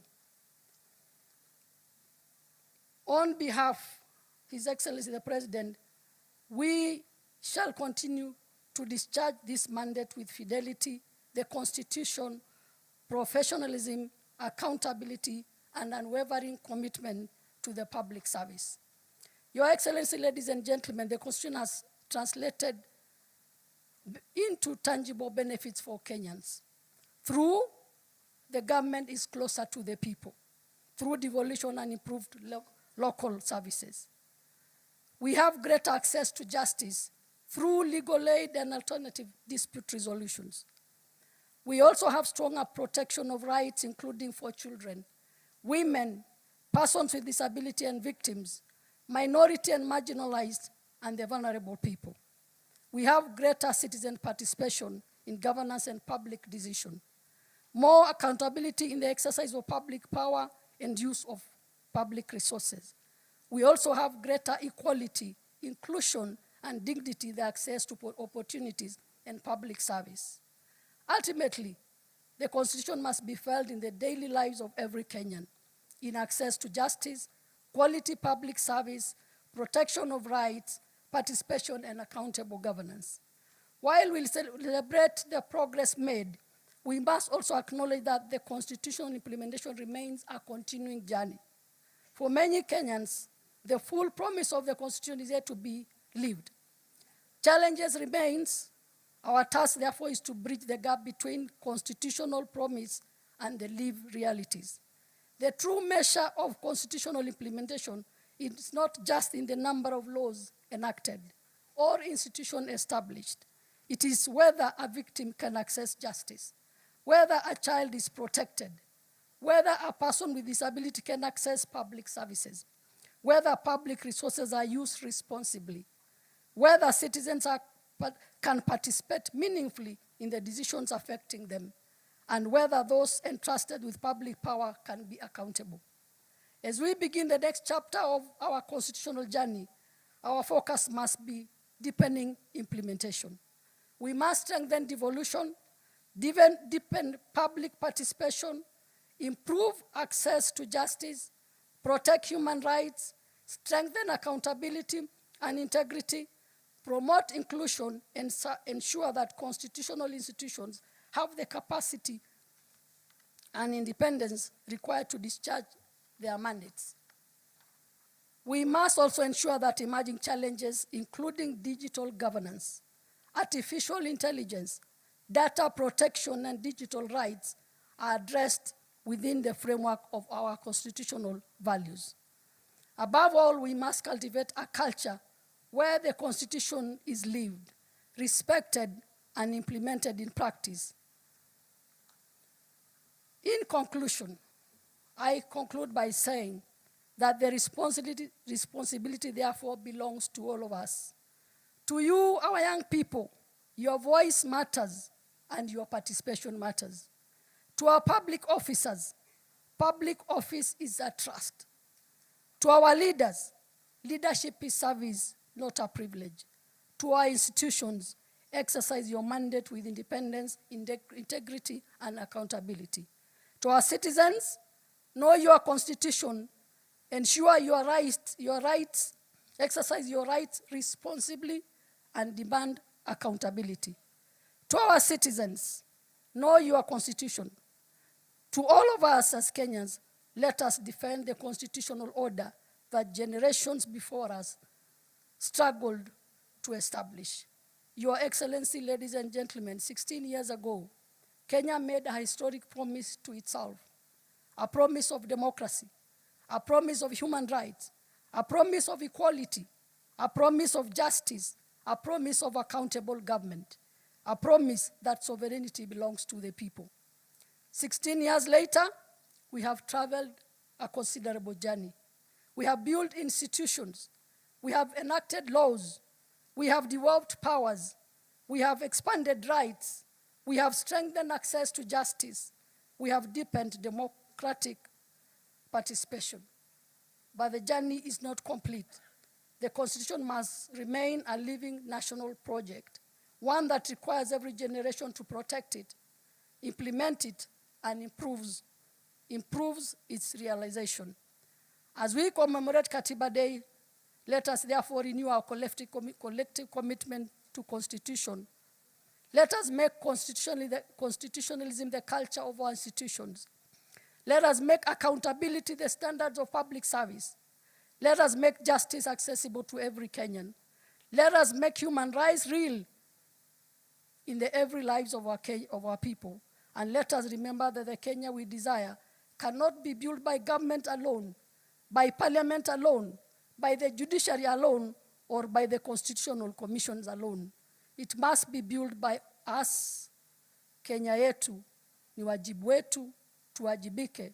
May God bless our constitution, may God bless the people of Kenya, and may God bless our great Republic of Kenya. Happy 16th Katiba Day. Thank you.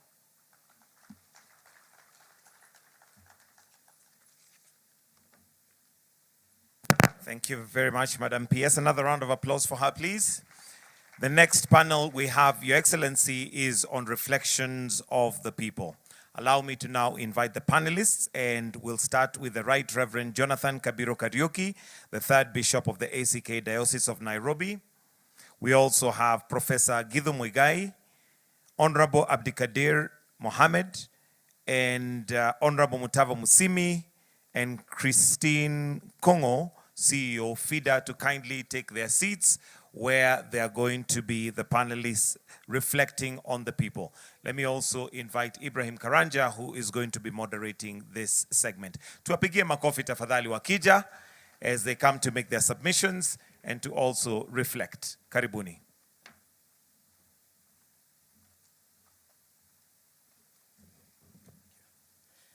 Thank you very much. This is going to be a very short session. Short but very deep.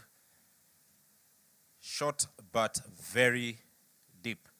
Ladies and gentlemen, through your hands, the 2010 Constitution was bequeathed upon us as a country. Today I want us to reflect, and this one question will go to all of us. Have we met what we intended to with the 2010 Constitution? I'm asking this because literally you're part of the midwives of the 2010 Constitution. What are the successes and how much have we met the target? I will start with Mutava Musimi. Thank you very much, Bwana Moderator, Your Excellency, and all of us. Have we met our goals? Is that what you're asking? Yes, sure. And you're asking me.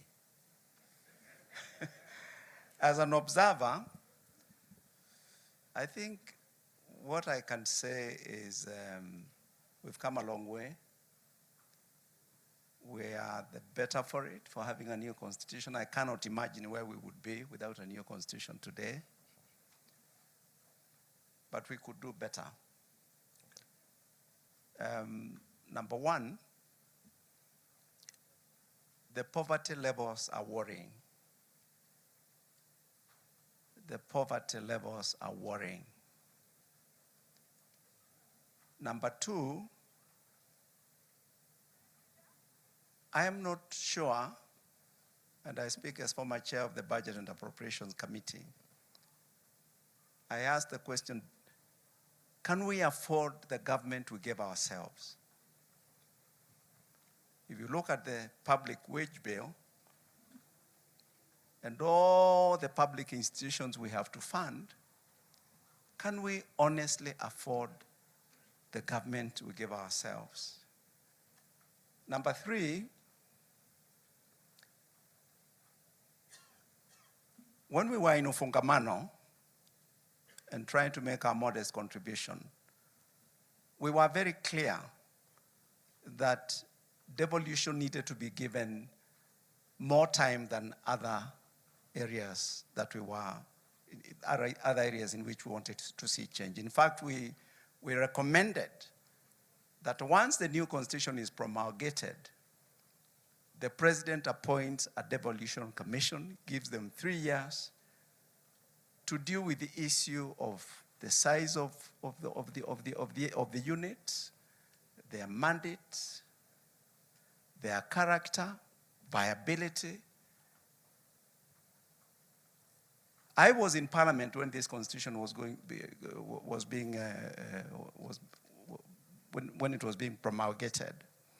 And I remember Abdikadir, who is here with us, who was our chair, took us to Kabete School of Government to deal with the issue of the number of units we needed. I think we had a day or two at the very best, and we knew it was just musical chairs. It was not really a serious meeting because the decisions had been made. Today, I asked the question, listening to Professor Anyang' Nyong and his team and Professor Hino, a lot of the issues that are coming up are actually issues that should be addressed by the county government. And that is why we recommended from Ufungamano, and we said every 25 years, we should look again at the sizes of these units, to do a review and see whether perhaps we need to adjust these boundaries. I'm being a bit provocative. As I finish, the issue of law enforcement, to try and create a culture of good, of decency, I think we are asking too much of law enforcement. I remember when President Kibaki asked me to chair a committee on the anti-corruption sort of education committee. I can't remember what it was called. But I tried to listen to him very carefully, and I noticed that he had faith in the need for law enforcement, but he was very keen that there is education. Of course, he was a teacher in his own right. And he understood if Kenyans can be helped to see that corruption is costly, then we might begin to move the dial on that issue. All right. And as I close, all of us here are mature people. There are things that families do that law enforcement does not do. There are things that religion does that law enforcement does not do. There are things that managers of education do that law enforcement does not do. There are things that media does that law enforcement does not do. The instruments of socialization, right, the place of culture, tradition, there are things they do. And I wish that we need to do a reset and begin to go back and ask, perhaps we are not giving enough emphasis to these other institutions. I thank you. All right, Prof. I don't know. Oh, yes, I can be heard. Your Excellency, all protocols observed. I am one of those people who are very proud of this Constitution. First, because we almost never had it. Although we had been working it for a very long time, at the end, we almost never had it. We had it because we went through the Kofi Annan peace process. And that helped us, many of us in this room, to reflect on what we had taken for granted in this country, which is that there would always be peace and there would always be stability. I look back at what we've gained. Let me start with the judiciary, where I spend part of my life, I think there we have made concrete and serious progress. When I interact with jurists from across our continent, they look up to Kenya for the seriousness of the jurisprudence that is emerging here. We have small problems. We have some rotten apples, and I think if we do not act fast, that problem can grow bigger, but it is not an unsustainable problem. I look at Parliament, and one of the most enjoyable parts of my career were the 2 years I spent in Parliament. There are still ideas there. There are still people debating seriously, honestly. There are laws being reviewed by people who have a genuine interest in what is going on. I look at the executive, I look at the minds that are serving in the various, and I think we shouldn't be too harsh on ourselves. We've made critical progress. I like to single out, for example, the team that runs our treasury. As a layman, I look at it from outside, and I see the vagaries of weather that they have to deal with. We come very close to defaulting on our foreign debt, and the team is able to pull us out in good time. So we have a capacity issue that this constitution has helped to bring that we should be proud of. I want to remind you, as a historian of that old one and the new one, by this time, by the 17th anniversary of the old one, we had amended it 17 times. So this is a more stable constitution in many ways. And I do hope, every so often I hear people open up a healthy discussion. Should we extend the presidential term limit to, or should we remove the term limit? Should we reduce the counties? Should we decrease the number of seats in parliament? And the debate goes on, and it is a healthy debate.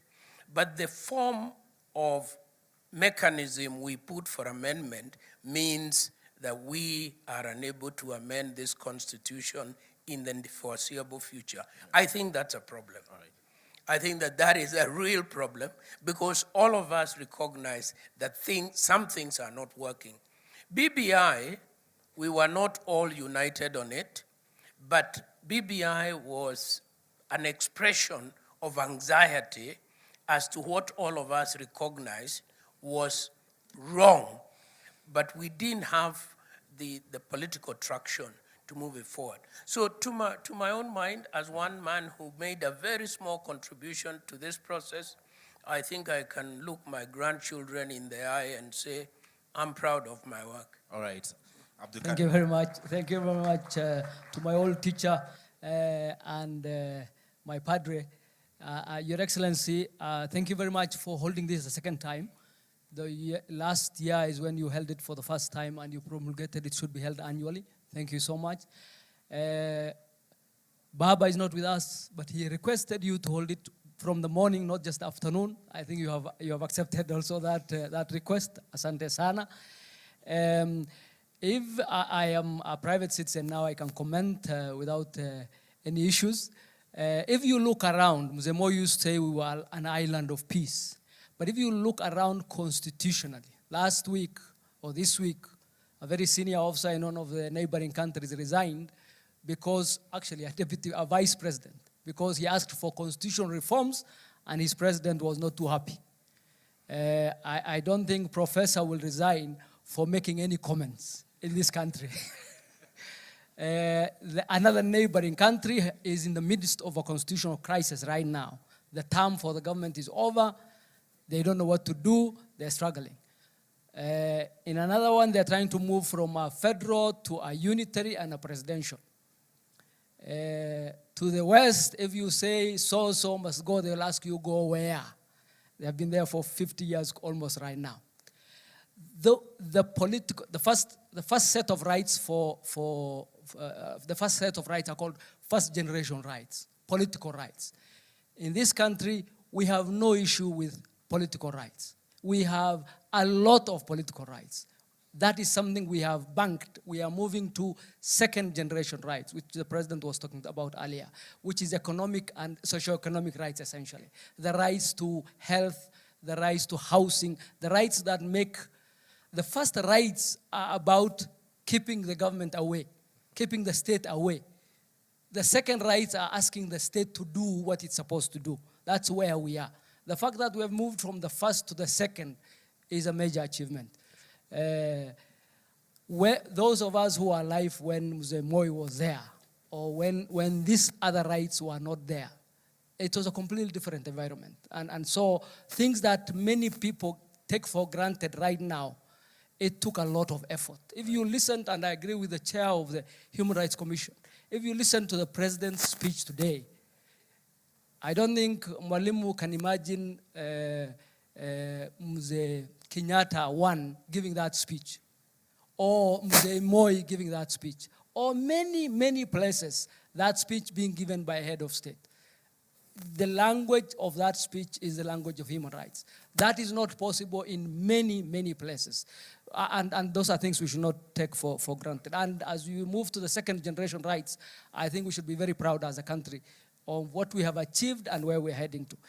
In terms of the challenges, we have very many challenges. The Constitution has accountability devices that were put there to hold high state officials accountable. Impeachment was one of them. We did the impeachment of a deputy president, and we had a lot of problems with the judiciary because the judiciary failed to understand that that's not their role. That's a political accountability function where the judiciary has no role, in my opinion. And they injected themselves into that process and messed things, if you ask me.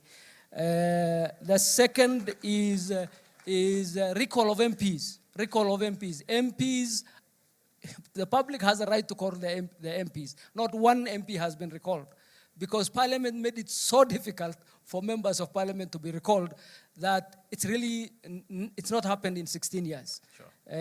It's highly unlikely to happen with the setup that act has given. In terms of the JSC, I don't think the JSC has worked because our judiciary is supposed to be accountable. The executive can't hold it accountable. Parliament can't hold it accountable. There's a mechanism that was set to allow the JSC to hold it accountable. The JSC has abdicated that role.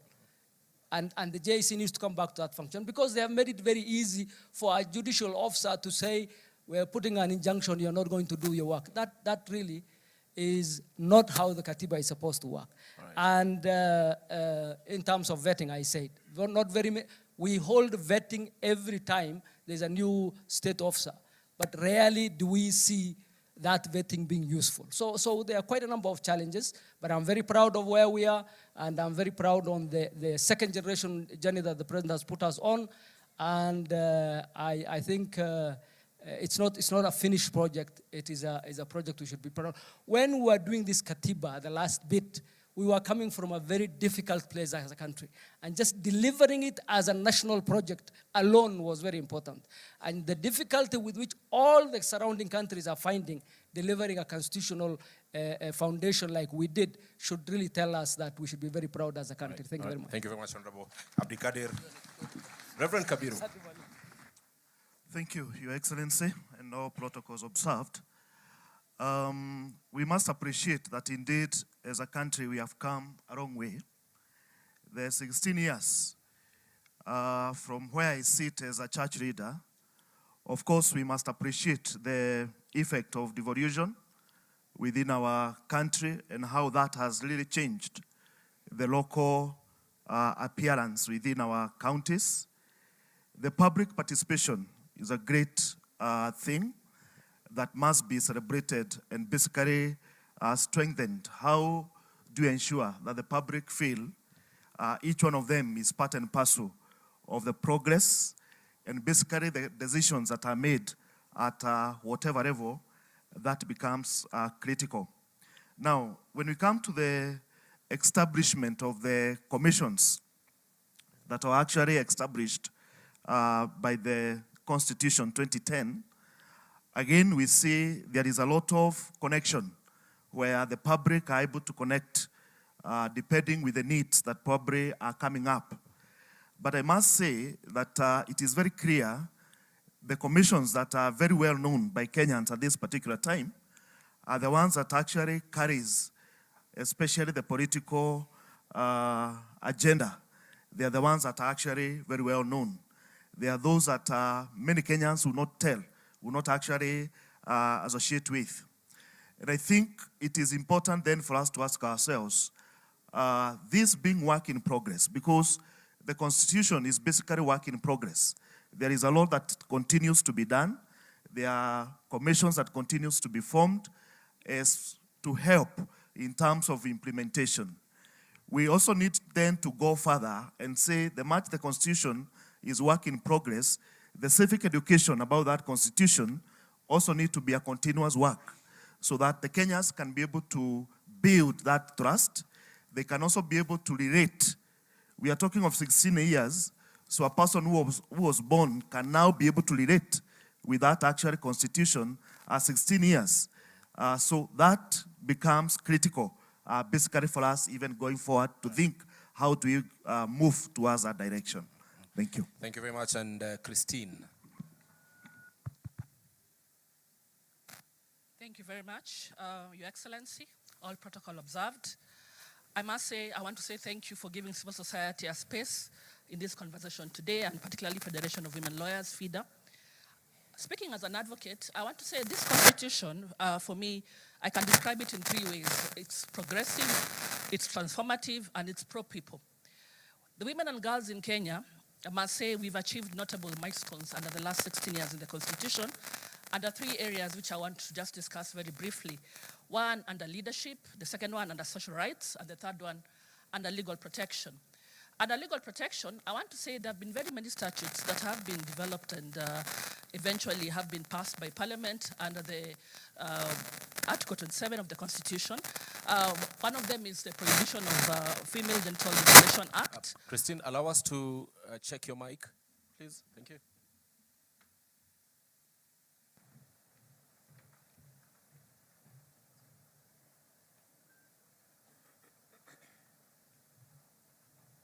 Still not functioning.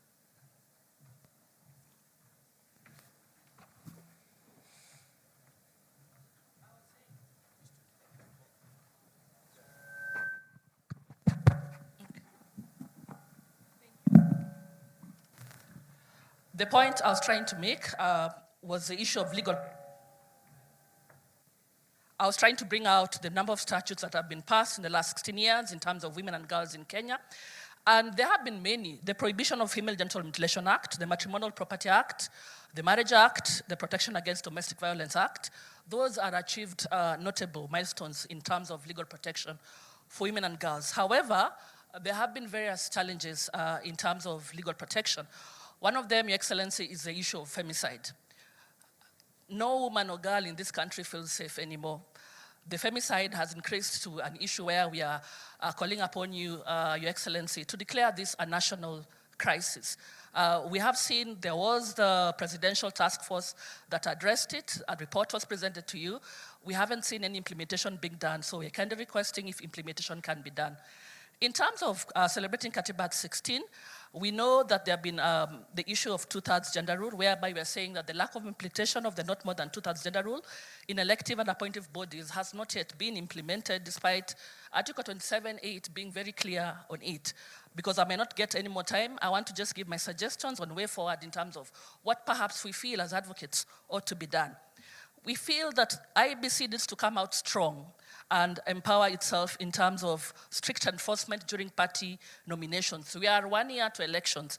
IEBC is empowered and directed by the courts to reject any political party that has not complied with the 2/3 gender rule.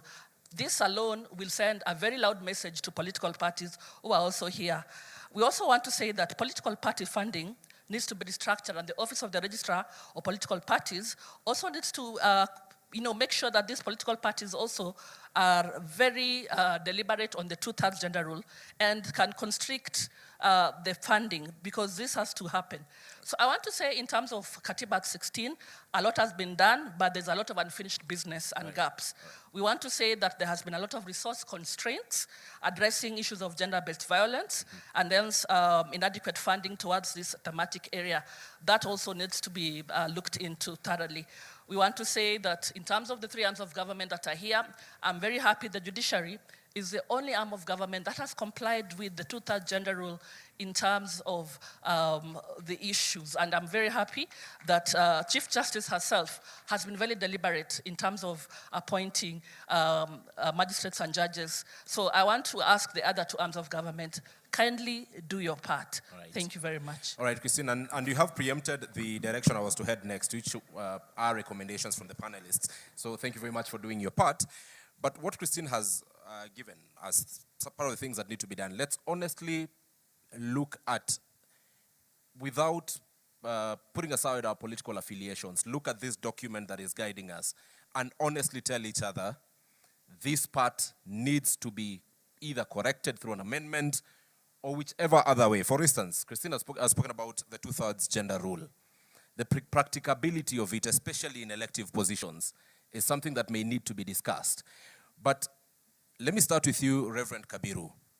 What part of this constitution, if you were given a chance to relook at, would you relook at? Well, I think looking at the constitution as it were, as I mentioned, it is a work in progress. And I think we must see it as such, that there is what must be done to further the work that was done. But further to that, what we have at the moment, when we look at the implementation, when we talk about the respect for the Constitution, then that carries the whole weight. The respect of it as it is, whether good or how good it is, whatever percentage, the taking it and implementing it as it were, that becomes critical for the entire country, and each one of us with the responsibility, whichever that actually we take. When we look at the issue to do with the Bill of Rights, that actually His Excellency the President talked about, the effort toward that, I think these are the areas that we must look at. How do we ensure that there is the basic, that at this level, this must actually be taken at a very high level at the end of the day. Right. The issue to do with the ethics, the leadership and all that, I think this needs even further strengthening and ensuring that at the end of the day, what the Constitution has actually provided, it is actually followed all the way through to the very end. Remember, this is where we have the national values. And the Constitution must be embraced by the entire country, so that it is not about looking at the leadership, looking at the parliament, looking at the executive as the implementers. All right. It is our value, all of us across the country. Thank you. So in that, we need to employ and ensure that we follow towards that direction. Abdikadir, what part of this constitution, 16 years later, do you genuinely feel needs to be relooked at so that we better achieve the objective we had at the start? Thank you. So other than be relooked at, it's one of the, I think the least successful chapter of the Constitution is chapter 6. That is on graft, on ethics. And I'm really worried whether it's possible to legislate good behavior, as Reverend Mutava said. I think that really requires cultural shift. I don't think, let me not say I don't think, but I'm not too sure I'm as confident as I used to be that writing a very good legislative prescription for that would help. I think we really need to have a cultural shift. So for example, we are going to elections in less than a year. If you are a Kenyan and you elect a thief, and you expect that thief not to steal your resources, you are not a very serious Kenyan. And I'm just giving that example. But genuinely speaking, if you elect an MCA, if you elect an MP, if you elect people into office who are incompetent, who are lazy, who are guilty of a lot of stuff.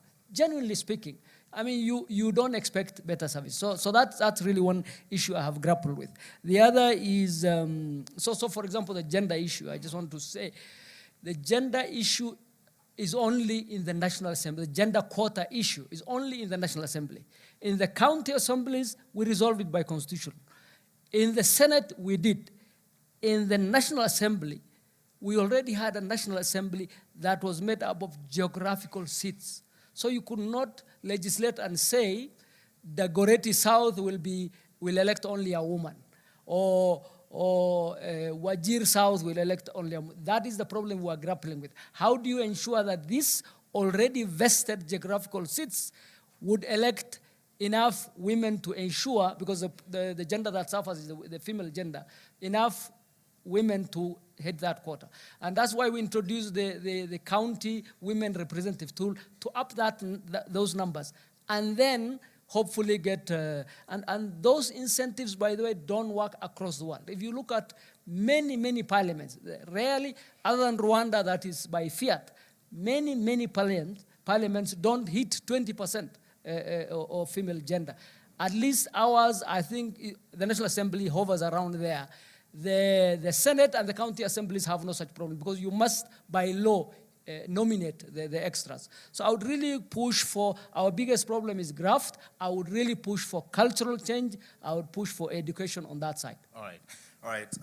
Just to, on a lighter note, it is the female gender that is currently suffering, but from how things are going, perhaps men will also suffer. So that needs to be implemented very soon because more women are getting elected.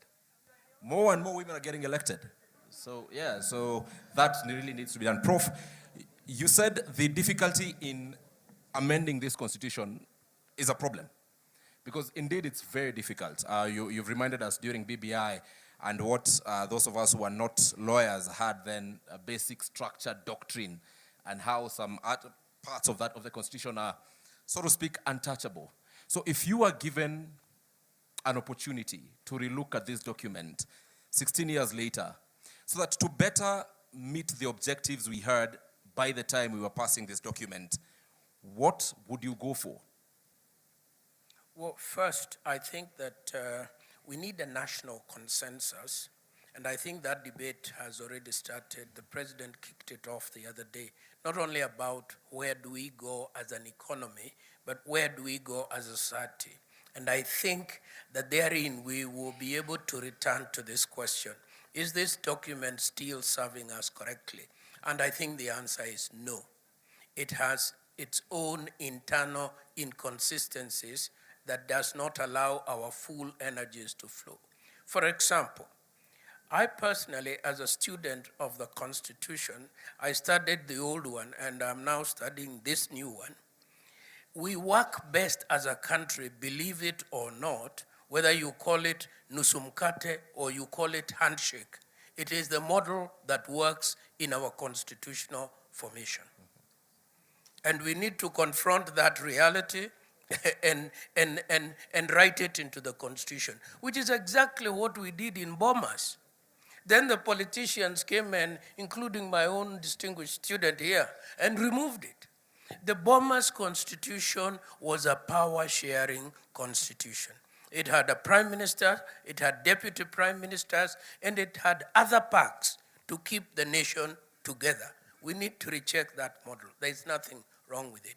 Number two, we need to look at the House. The House is too large. The House is too large. I don't know how my friend John Bundy is ever able to pay those wages. The House is too large. We need to look at it.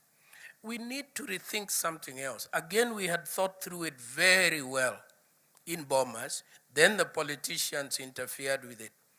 The Senate is the upper chamber, providing elderly supervision over the National Assembly. That's how we wanted it.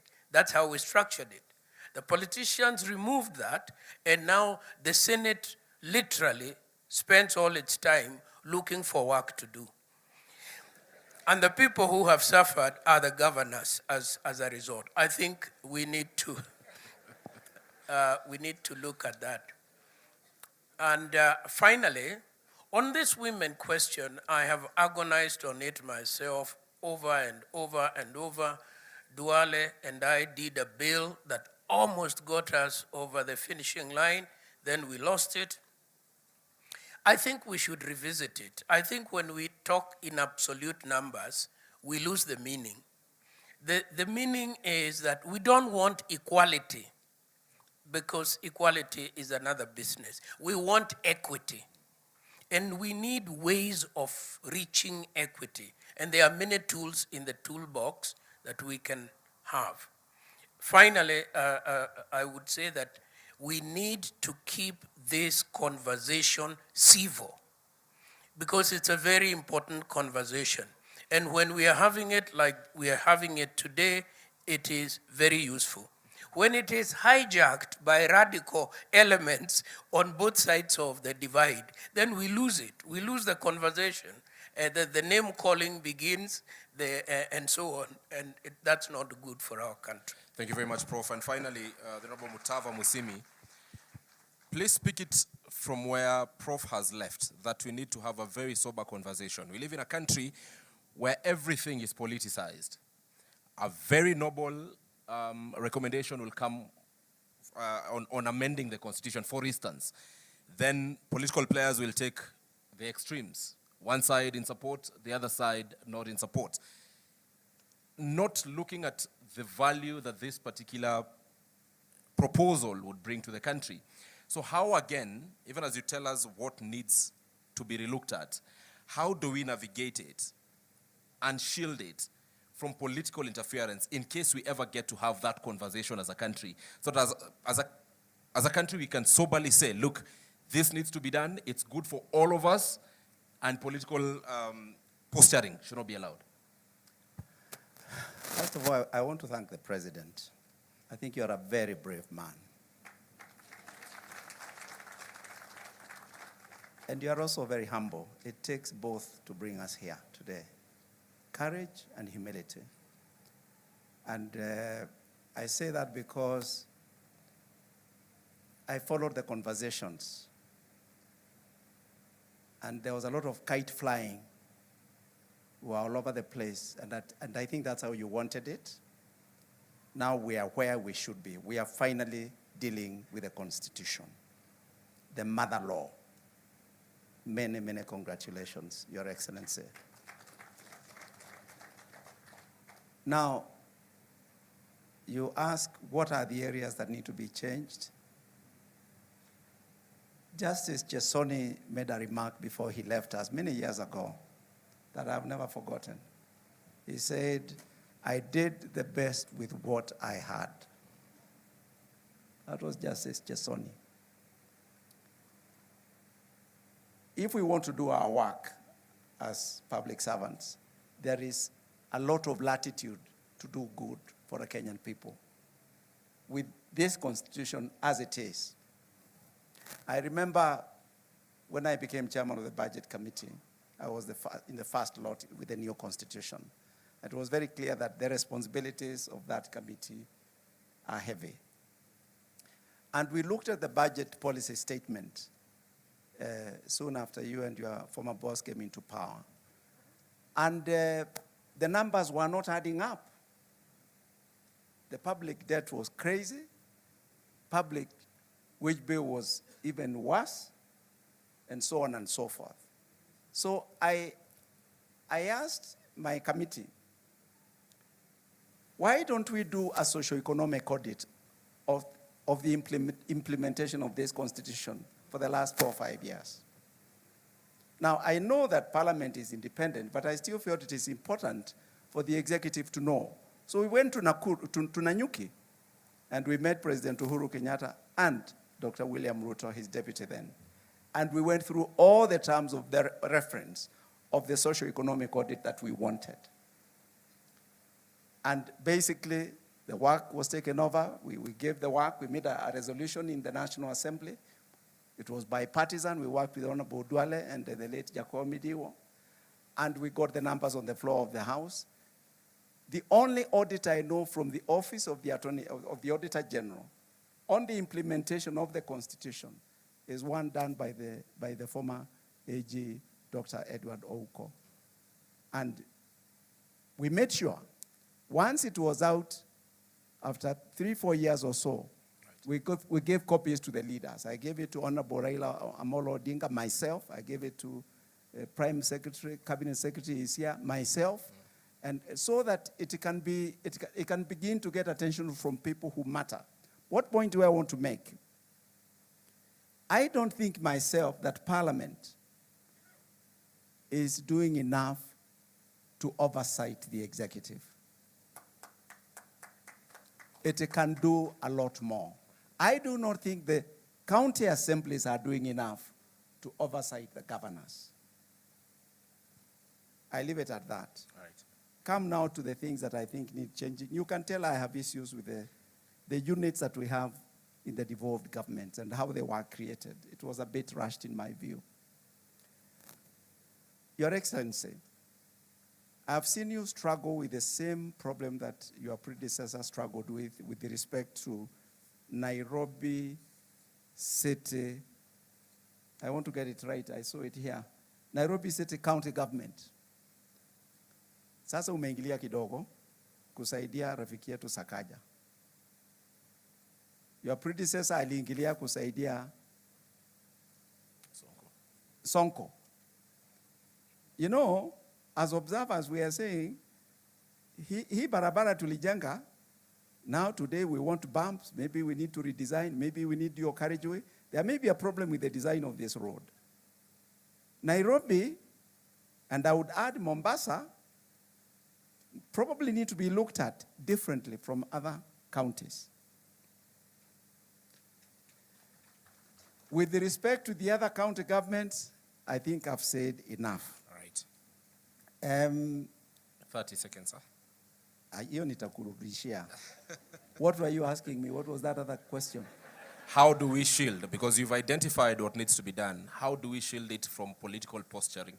Shield what? Shield, in case we decide to have a conversation about relooking at the Constitution, we are likely to see political players take both extremes for political reasons, not looking at the bigger picture of whatever recommendations would come or would need to be done. So how do we shield this process? You know, I'm so glad I went into politics for 10 years. I'm glad to be out. But there are things I came to know about the Kenyan I didn't know. You don't know these things from the pulpit and from the church. Kenya is an amazing country. We go out there in the hustings, as the English call them. We do our politics. It's noisy, it's crazy. Then we are called here and we kind of reset. And it is a genuine reset here. Now, by the time we leave here, we are not quite who we are before we came. Right. That ability for us to talk things out there and to still meet with our leaders here is what makes this Kenya unique. May God bless our country. Asante sana. Thank you very much. Let us appreciate our panelists this afternoon. The Right Reverend Jonathan Kabiru Kariuki, Professor Yedhu Muigai, the Honorable Abdikadir Mohammed, the Honorable Mutava Musimi, and last but not least, Christine Kungu. Thank you very much for joining us and making this conversation a success. Asanteni sana. At this point, Your Excellency, I will return it to Mike Gitonga. It has been an honor to help you in going through this program. Asante sana.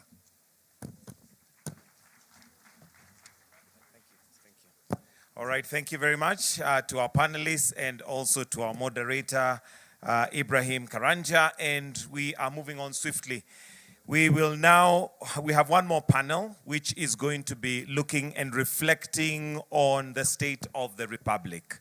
But as we change also just a few things on the setup here, I'd want us to watch a montage that gives us an overview of where we have come from. And it is titled, My Land is Kenya. Let's have the montage, please.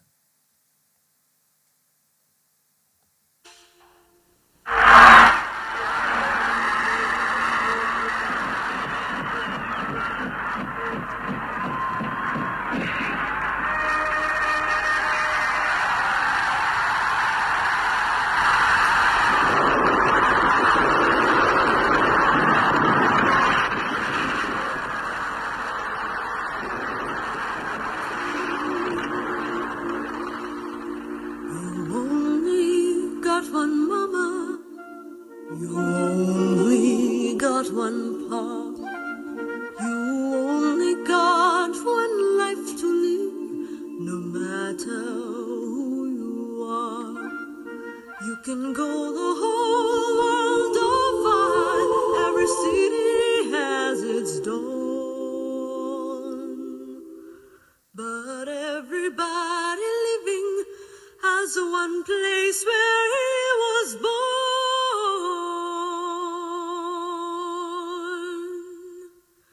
And mine is Kenya, so warm and wild and free.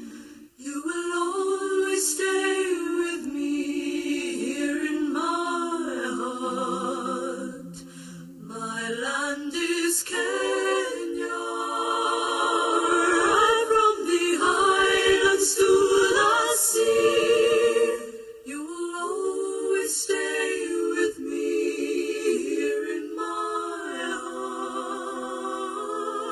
Here in my heart. You only got one childhood and the memories that spring when you see your house, the tree you climbed, and all those precious things. The faces of the friends I have, the images that formed. When I close my eyes in the land I love, the land where I was born.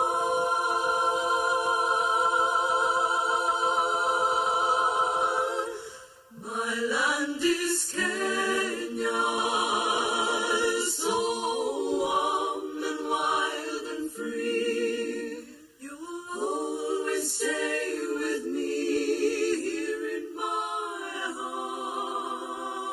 My land is Kenya, right from the highlands to the sea.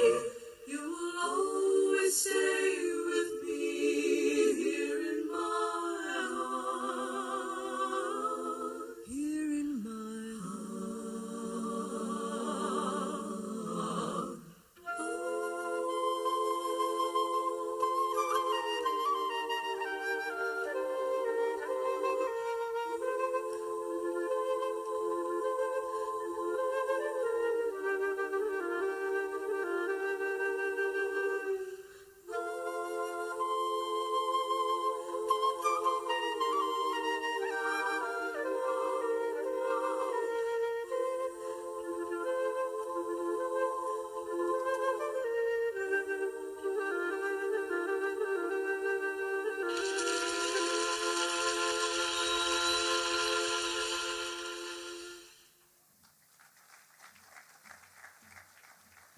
Doesn't that just provoke some emotion within you to be a Kenyan?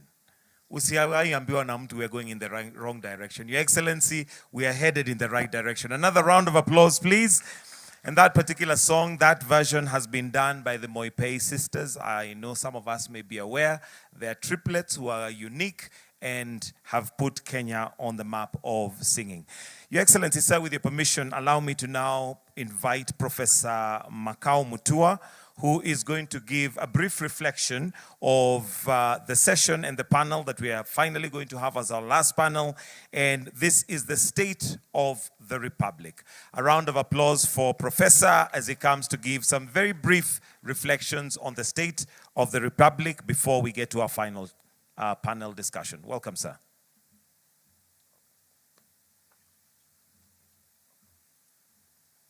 Thank you so much. Your Excellency, the President of the Republic of Kenya, Your Excellency, the Deputy President, all protocols observed. I just want to say, first of all, that this has been a very illuminating conversation. It's a reflection and also a celebration of our Constitution. But the discussion has also been very somber and very solemn. And it is on the second limb of that statement that I want to say that last year, Your Excellency, you fulcrumed this event with your partner, the late Honorable Raila Odinga. And of course, Mr. Odinga is not here today because he left us. But I want to say that before Mr. Odinga left us, Your Excellency, you and he worked extremely hard to restore sanity to our republic at a time when it was wobbling from both centripetal and centrifugal forces. But I just want to say, Your Excellency, today we can hold our heads high and celebrate that we have crossed that very difficult chapter, that river of turbulence. Mr. President, I just want to say that we cannot microwave the idea of a constitutional culture. It is not possible. Building a lasting and a rotund constitution is a very difficult process. We are here now in 16 years, because before then, Kenya was not a democracy. Kenya was not a democracy. Our democratic journey, in reality, started in 2010. And so today, we gather here on this historic day to perform one of the most important rituals of an open society. And that ritual is the reconsecration of the temple of democracy. But it is not simply a ritual, Your Excellency. It's a remembrance that is replete with not only a virtuous symbolism about what it means to be free men and free women. It's a call to the fidelity of the norms, the processes, and the institutions that require the Kenyan state to give the most happiness to the largest majority of its people. But we meet here today not to express naive optimism about human nature. We do so knowing that freedom and liberty are not possible where large demographics of the people who are necessitous and live in a penurious existence are not free. No. The basic command of the Republican state, the condition sine qua non of democracy, is to protect people and their property and to lay the foundation for economic prosperity and social and cultural renaissance. Your Excellency, next year, we are going to perform another ritual of democracy, where every single eligible citizen will cast a ballot of conscience to elect those who will lead this great country. And let me remind Kenyans, especially the naysayers, that political competition among elites to determine who will govern Kenyans must never be a life and death or an existential contest. It must never. And I want to warn those who beat the drums of war because of an election that, and I think this may be true, Perhaps there were these students in their history classes.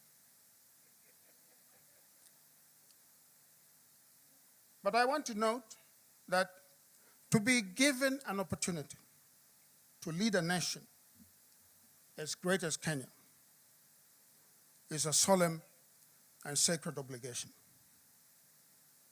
And citizens, for it is they who hold the highest office in the land, must be allowed, as our Constitution demands, to cast their ballots next August, next year, without calumny, without intimidation, and without mayhem. 16 years into our democratic experiment, we must return a verdict of maturity as a society next year. I have said before that democracy is an experiment in living together through thick and thin. It is like most marriages. And you know most marriages are imperfect.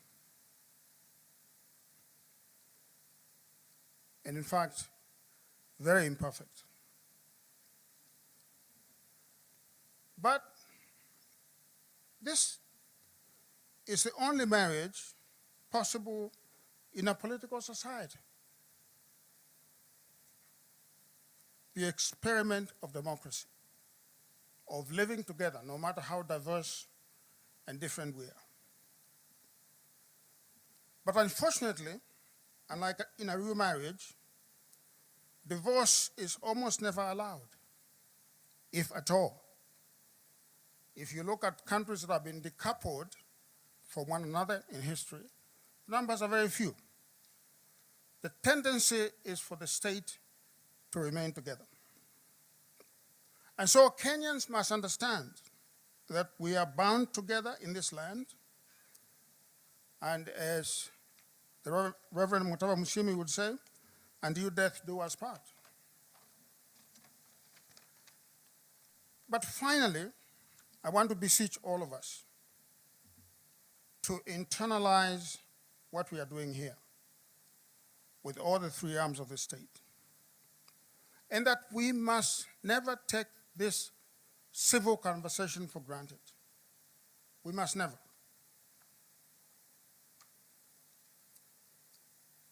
And we must lower the political temperatures. Let me finish by lauding the presidency, the President, His Excellency the President, because, Mr. President, you took an economy that, as we all know, was in free fall, an economy that was expected to default, and a society that was at each other's throats. And you not only stabilized the economy, you sewed together the fibers of our republic. Today, if you travel as much as I do, both in Africa and outside Africa, you know that the star of Kenya is shining brightly again internationally.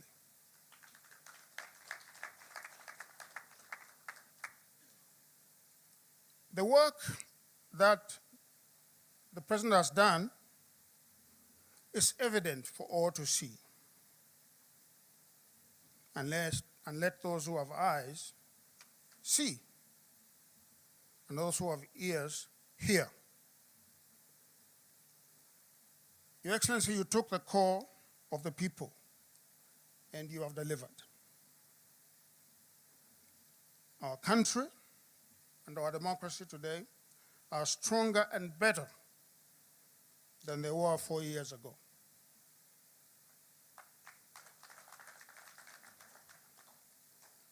I want to say, Your Excellency, that this ritual of Katiba Day, and may it continue in perpetuity, perhaps in different iterations. It's a ritual that must always be there. It is a ritual that reminds us that democracy is a project. It is not a destination. It's a ritual that tells us that ahead we have work to do, a lot of work to do. You heard in a previous panel, which had some of the founding Kenyans of the 2010 Constitution there. You heard them talk about some of the deficits that we must face and that we must resolve. But let me say that the work of building democracy is not easy. It is not easy. And it is not to excuse our deficits in this area.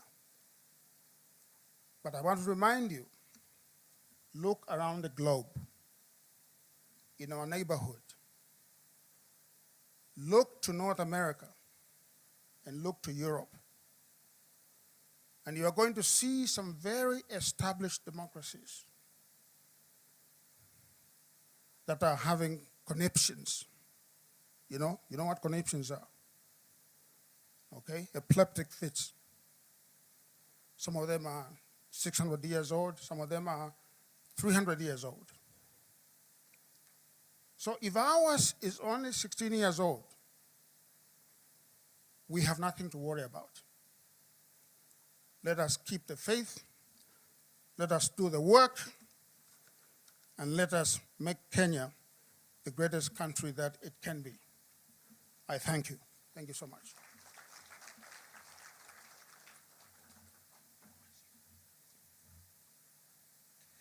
Thank you very much, Professor. Your Excellency, with your permission, allow me to now invite the Honorable Dr. Musalia Mudavadi, Prime Cabinet Secretary, and also Cabinet Secretary for Foreign and Diaspora Affairs, to make his submissions. Tumpatie makofi tafadhali akija. Welcome, sir.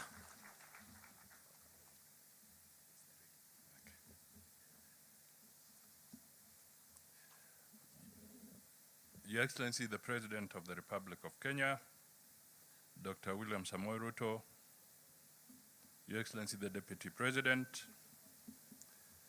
fellow Kenyans, members of the Diplomatic Corps.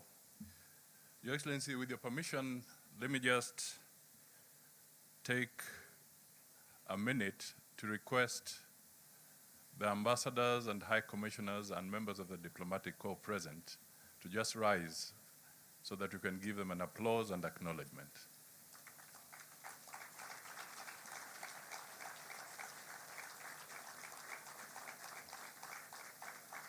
Thank you so much for joining us on this very, very important occasion. And as Professor Makau was speaking, he did mention that this was an item, a program that you sat with the late Raila Amolo Odinga so that you can actualize it. Let me, in that spirit, then acknowledge Mama Ida Odinga.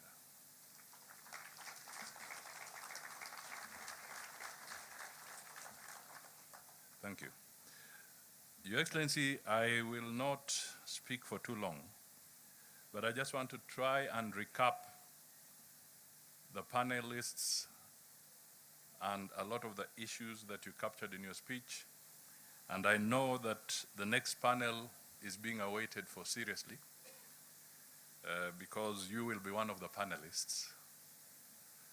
So I will seek the assistance of the technicians just to rush us through something which would summarize my remarks. Your Excellency, when I got the note from your office that there's this day, I just tried to work with our team so that we can quickly also capture the issues here. So on slide number 1, because I want to move away from too many speeches, and also enlist the support of visuals. We want to take stock of 16 years of the new constitution. Our panelists have talked about the rights, devolution, accountability, participation, checks and balances, and therefore, when the panelists come, Kenyans may need to know what has worked, what did not, what needs to change. Shall we move to the second slide? That deals with the hardware, which the Deputy President referred to.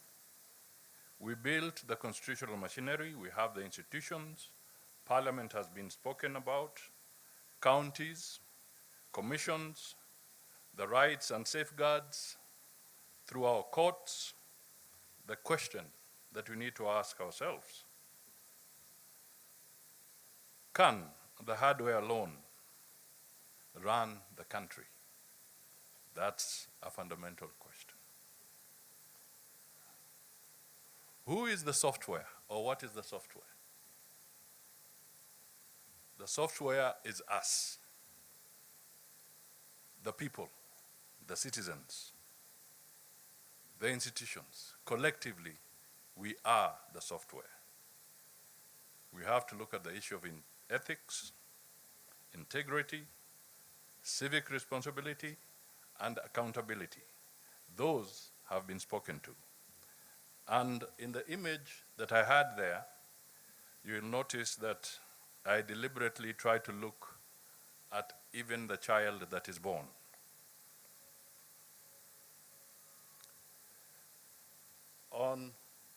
Now we can move to the next one. Values. Rules matter,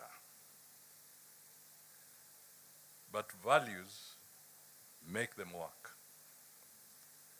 What does the law require? What is the law trying to protect?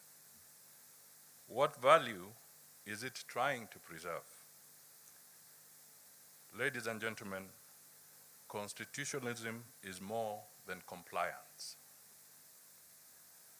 Let me move to the fifth slide. At the corner, you will notice something about litigation. These are the constitutional safeguards. We want to protect citizens. We want to restrain power. We want to strengthen accountability. But process must serve purpose. We need to ask ourselves, the processes that we have inbuilt, do they serve purpose? Let's move to the next one, participation. This is a fundamental principle. We must keep the principle. However, we must improve the mechanism of achieving this principle. When we engage, do we engage meaningfully? Is it representative enough? Is it proportionate? Is it technology enabled? I ask these questions because the AG mentioned the public participation bill, which has gone through Parliament. I think it's now with the Senate. It may be of interest to note that we did cost what is outstanding for the government of Kenya during this 5-year period in terms of either legislation or policy. And if we go through public participation in the way that it is currently formatted, we came to a figure of 20 billion Kenya shillings to go through the process of participation. Is that proportionate when compared to the need to strengthen SHA, to the need to do affordable housing, to the need to improve our education? Is that proportionate? However, there's a rider there. Participation must not become a box-ticking exercise. It must be meaningful. Ownership, we have all talked about ownership. Our good friend, the late Kajwang, Honorable Kajwang, would always start his public rally by saying, "We the people." Can we stand here and say that this constitution belongs to us? Can citizens read it, understand it, debate it, apply it? A constitution should not belong only to the lawyers. Have we to have this constitution in our vernacular languages to make it easier for our people to read and understand? Those are questions that we need to ask ourselves. What are the gains? Some have been highlighted. Devolution. Power is closer to the people, to the citizens. Rights and dignity. Institutional checks. Active citizenship. These gains must be defended. What are the misses? What have we built or what have we not built? Below that question, I underline corruption. Have we dealt with it? Impunity. Has it diminished or has it scaled? Weak institutional culture. Procedure over public interest. Is it enough to say, is it legal? And is legal the issue that should be the only benchmark? Or should we ask ourselves, is it right for Kenya? Whatever we do, is it right for Kenya? Slide number 10. We are now talking 16 years later. Kenya has changed. 2010 to 2026. There's a new creature, AI. It is now with us. Technology, the economy, demographics, work, information, all now in this new environment of AI. Ladies and gentlemen, the Constitution must keep speaking to a changing Kenya. Let's just for a moment conceptualize the word sovereignty. How do we define sovereignty in this context? It's not just about the traditional borders. We have to look at sovereignty afresh. Reform. We should not be afraid to improve it, and I think the panelists came out very strongly on this. Let us refine what needs to be refined. Let us strengthen what needs to be strengthened, and let us simplify what needs to be simplified. Not for personalities, not for parties, but for Kenya. The law must serve people. We make laws to create safer communities, fairer institutions, better government, more prosperous citizens. Process must serve purpose. Let's move to the 13th slide. Is this constitution perfect? It may not be perfect, it is not. Is it defective? Some aspects of it may be. Is it capable of improvement? Yes. You all are familiar with the phrase, even a good tool becomes blunt with use. You do not, however, throw away a good tool. You sharpen it. So we have an opportunity in this debate to sharpen our tool. The 14th slide.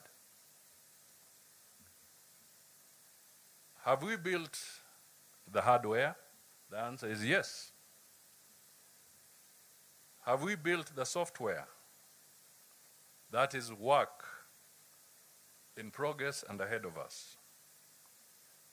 Ladies and gentlemen, institutions matter, laws matter, courts matter, but above all, it is character that makes the system work. So, what is our national character? What defines us? Professor Hino, on the launch of the President's Day of Beyond Vision 2030, said that a study had revealed that Kenyan young are very robust, very optimistic. But scientifically, they have established there is one major challenge, the challenge of self-regulation. That comes with character. Ladies and gentlemen, my remarks end there because the people who are coming for this panel, I believe I should now invite them. It's not easy to invite a president on a panel. Mr. President, you are the first panelist.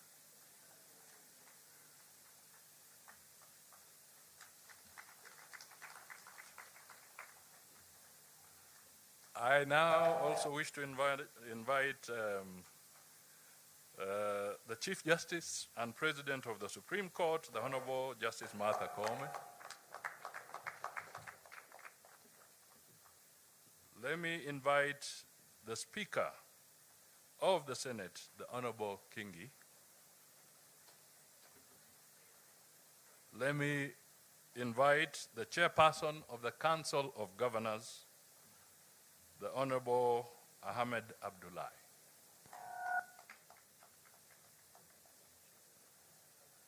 And to represent the National Assembly, the Honorable Gladys Cholet Boss.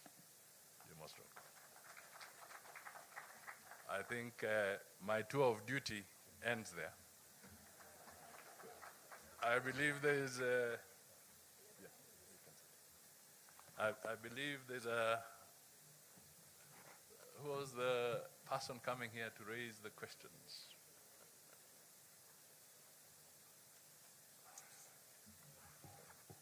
Our moderator, please. Latif. This man harasses us when he gets hold of us.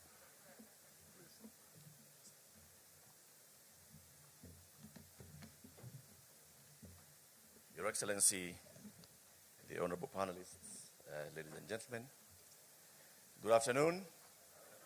Happy Katiba Day. I want to start on that note because it has to be a happy Katiba Day.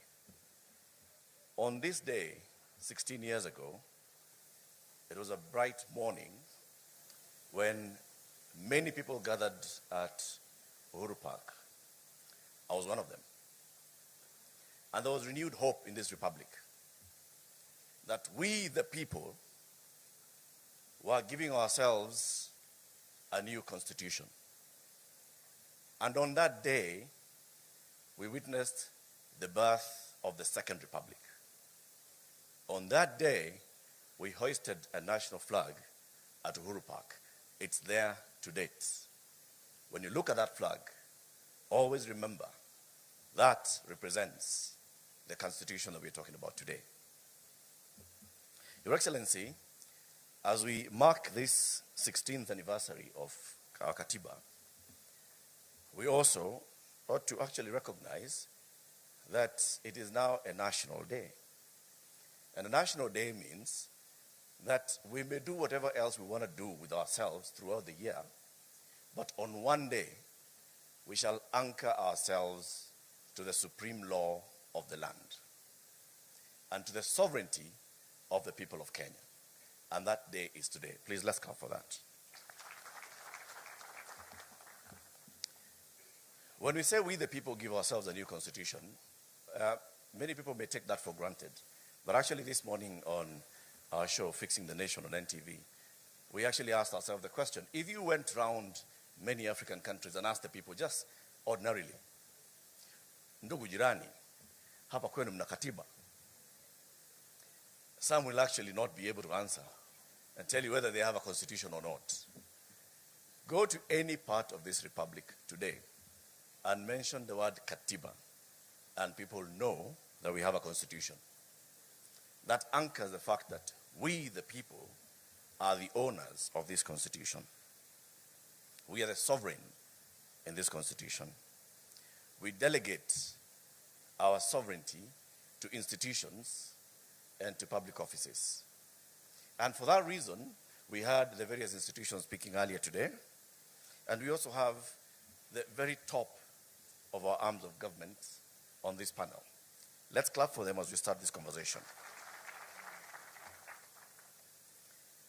I want to start by just acknowledging some of the words that you said, Your Excellency, in your remarks to set the scene for today.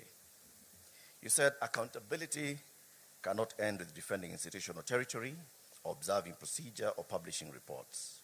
Ultimately, we must account for outcomes, whether we have protected the sovereignty of the people, upheld human dignity, preserved constitutional order, used public resources responsibly, and brought the rights guaranteed by our Constitution within the reach of more citizens. There's no greater responsibility than that's given to the people in our panel today. And I want to start with you, Your Excellency. When you took the oath of office, the first oath of office that you took was the oath of affirmation of allegiance, in which you said, I may remind you, and I'll use the names. Please allow me to use your name. I, William Samoei Ruto, in full realization of the high calling I assume as President of the Republic of Kenya, do swear that I'll be faithful and bear true allegiance to the Republic of Kenya, that I'll obey, preserve, protect, and defend this Constitution of Kenya as by law established, and all other laws of the Republic, and that I'll protect and uphold the sovereignty, integrity, and dignity of the people of Kenya. Our conversation this afternoon, Your Excellency, with the permission with the honorable panelists, I just want us to make it very short. It's not accountability. Accountability for these high offices. At the end of this, the program has you coming to make your closing remarks. So we'll not even do the closing remarks. We'll just do quick accountability for the person and the office that you hold. What have you done to uphold the Constitution? Your Excellency, you swore to obey, preserve, protect, and defend this Constitution of Kenya. Are you aware, sir, that your cabinet is unconstitutional?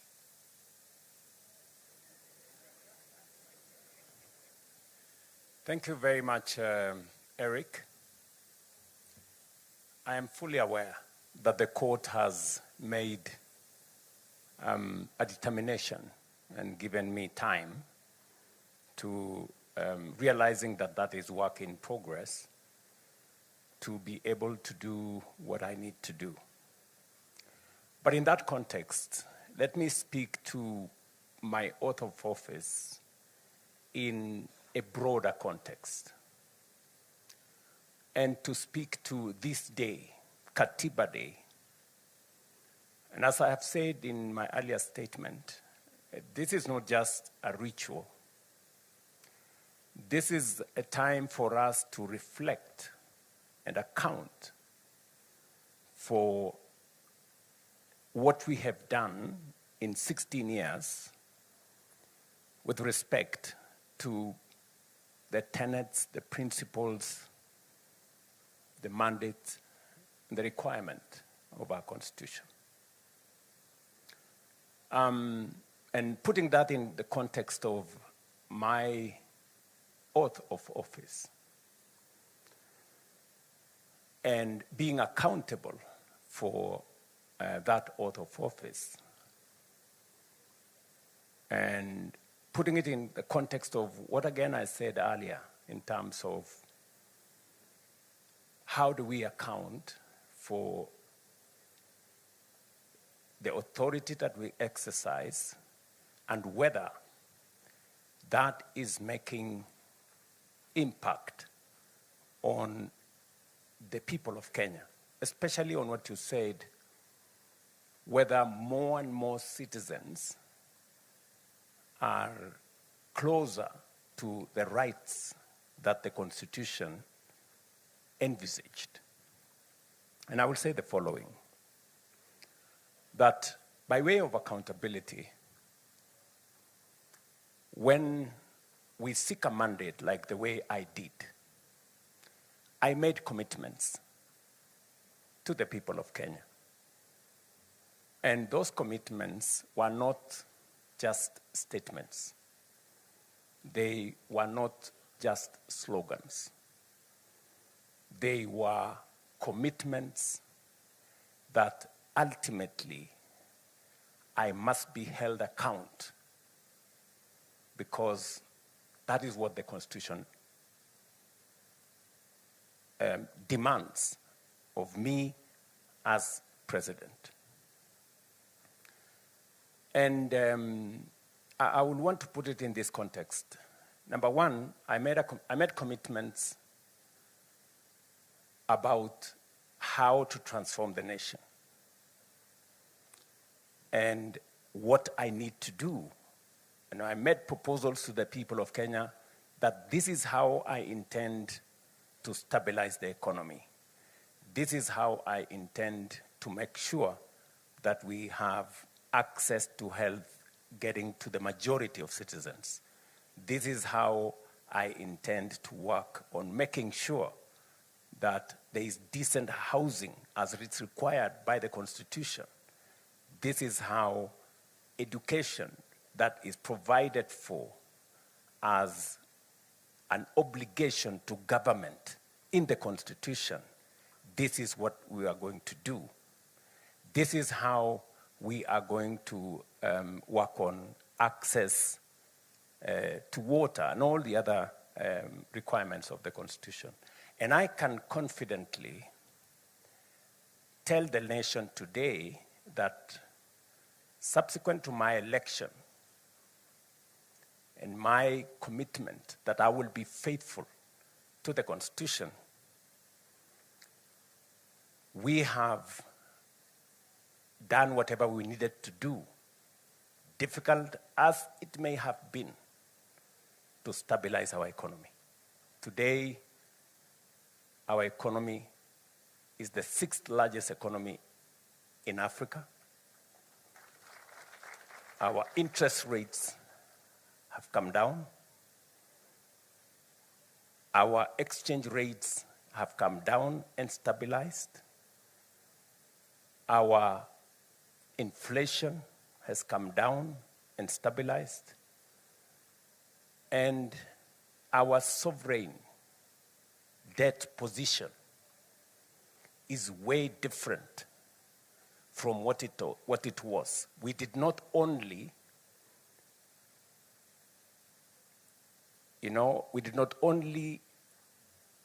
avoid the default. We've gone ahead to create a much more stable economy. Allow me to bring you back to my question. Let me, so that I don't lose my train of thought. Okay. Let me say that often I have been asked, you committed yourself that you will reduce on debt and on borrowing. And I want to answer that question in this forum because prudent management of public resources is part of accountability, is part of accounting by leaders. You know, sometimes we reduce accountability to just be about, you know, corruption and those other things, which are fundamental. But the worst form of corruption is to make a commitment that you have no intention of keeping. True. And so when I made a commitment that we are going to think of how to develop our country without burdening ourselves with too much borrowing or debt, and sometimes disproportionately disadvantaging generations that come after us. Right. I can say on this podium today, if you look at where we were in terms of debt and where we are today, we have significantly, by multiples, reduced the rate of acquisition of debt in our country. Let me give you an example. When Moi left office, we had a sovereign debt of 630 billion. That is what Kibaki inherited. In 10 years, Kibaki took that sovereign debt to 1.8 trillion. That is 3 times, by a multiple of 3, roughly. When my brother, President Uhuru, left office in 2022, he left behind a debt of 10.3 trillion. It had grown by 5 times, 500% in 10 years. In my 5 years, that debt has grown from 10.3 trillion to 13 trillion. In 5 years, that debt has not grown by multiples. It has grown by 27%.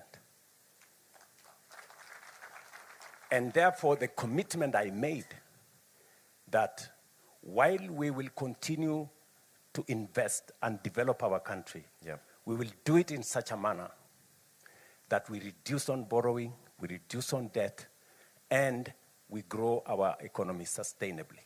So I'm just giving an example of how accountable one must be. So back to my question, sir.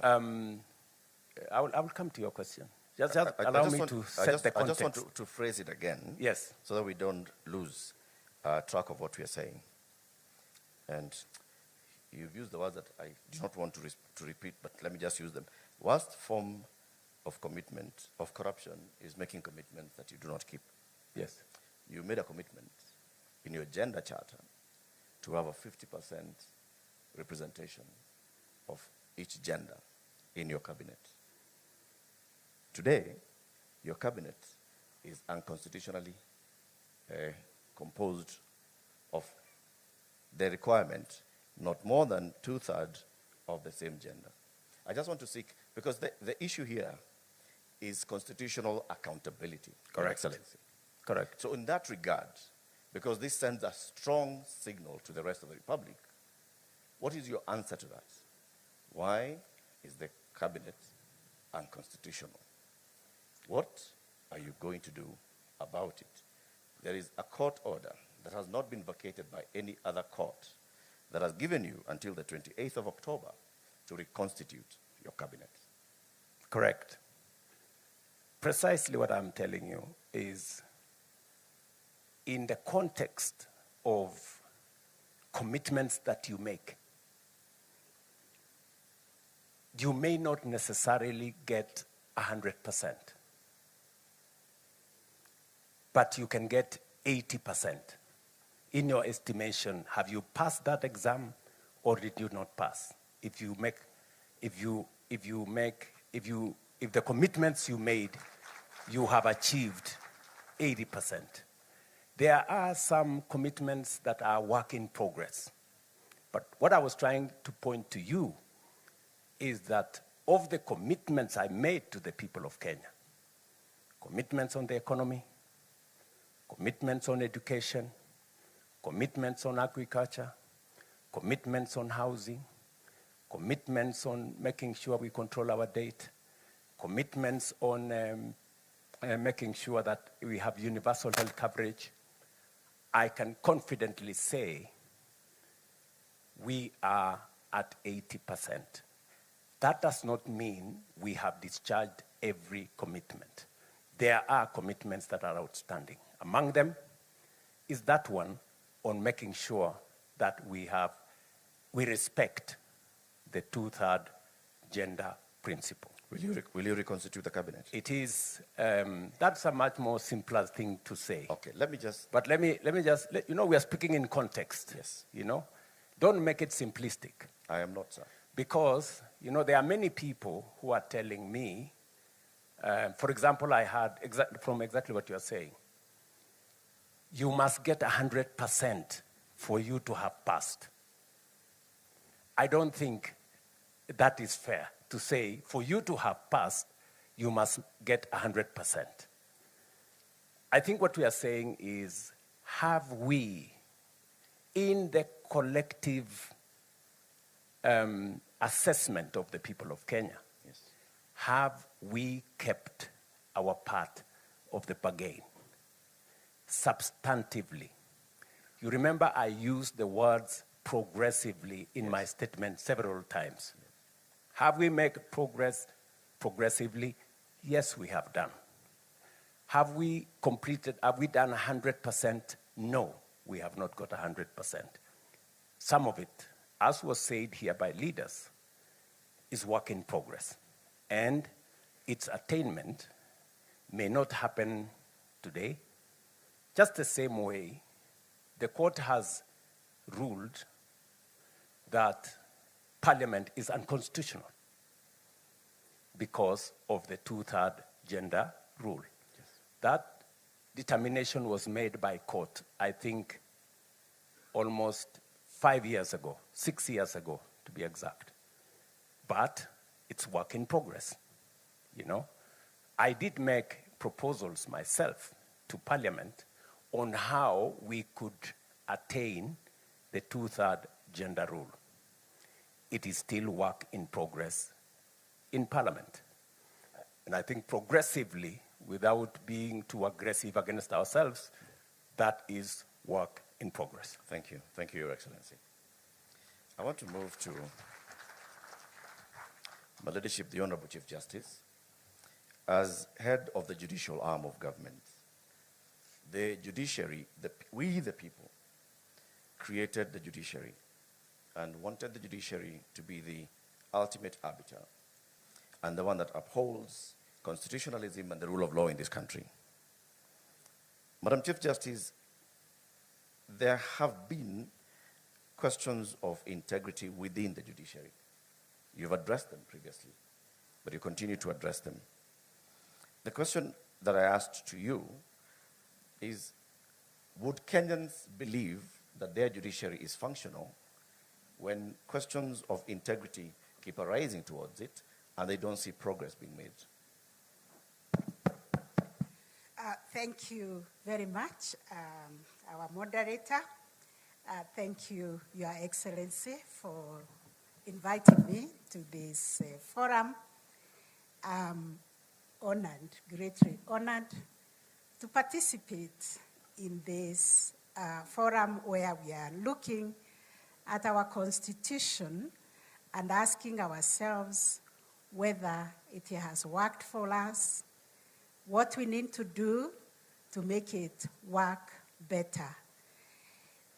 Now, when I look at the judiciary, we agree that judicial authority comes from the people. The people are sovereign, and therefore we are servants of the people. And whatever we do in serving them, we always ask whether we are meeting the expectations of the people, whether we are responding to their expectations, whether justice is truly a lived reality in Kenya. So this constitution has really strengthened the judiciary, because now judicial independence is constitutionally entrenched. But we take it that judicial independence goes hand in hand with accountability. We ask ourselves whether in the way we deliver justice, are we reaching out to every Kenyan? Can every Kenyan access justice? And that is where we begin, Latif, to tell ourselves that delivery of justice services is like any other service. And therefore, we have a duty to reach to the very last mile with judicial services. And when we looked around, the number of Kenyans who can access formal justice services are a paltry 17%. The rest of Kenyans look for justice elsewhere through other means. They go to the chiefs, they go to their religious leaders, they go to their community, to their elders to seek justice. And therefore we asked ourselves as judiciary, and especially me as the Chief Justice, am I only a Chief Justice of the 17%? No. So we must net everybody. And this is why we are working with communities to expand the multi-door approach to justice to reach the alternative justice system, which is also a command of the Constitution, that we should promote NDR, alternative justice system, mediation, negotiation, reconciliation, and all that, so that every Kenyan can have a choice. Do I want to go to the formal court? Do I want to go to the alternative? And that if we are being celebrated even by the Commonwealth for having been able to link the informal justice system with the formal justice system. We have ukumbis or tribunals or community sessions where people are resolving disputes, and thanks be to this constitution, they are able now to come with those agreements. We have trained them on fair trial methods so that when they agree, we only ask ourselves whether this agreement meets the constitutional thresholds. We've been, and we have established ourselves in 16 counties where we have NJS. We have court-annexed mediation now in over 120 court stations where people can opt for mediation, negotiations, to agree on their disputes, and we are adopting those disputes as the orders of the court. You talked about corruption, and I think the priest who did the introductory remarks was very apt, that the manure that is eating Kenya is corruption, is issues of integrity. And I think all the speakers have spoken to it. For us in the judiciary, it's very, very serious. We have no other currency to trade in. The executive has the power of the sword, they have the power of the purse. We only have public trust to trade in. And therefore, Kenyans must have confidence in the judiciary, in the independence of the judiciary. And this independence cuts both ways. It's both independence for us to be able to make decisions without any interference from anybody or from any institution, but also it's an independence that ensures that the citizenry can have confidence in the judiciary. Yeah. So it's both way, and we are required to be accountable. We have done everything as a country to enact laws, beginning with the Constitution and other laws. What I would like to say is that corruption, in all its facets, is a criminal offense.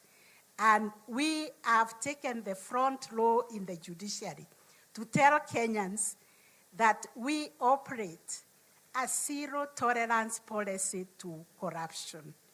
We even do a daily briefing in our courts to tell Kenyans, when you come to court, you will not be asked for a bribe. You will not be asked for any facilitation.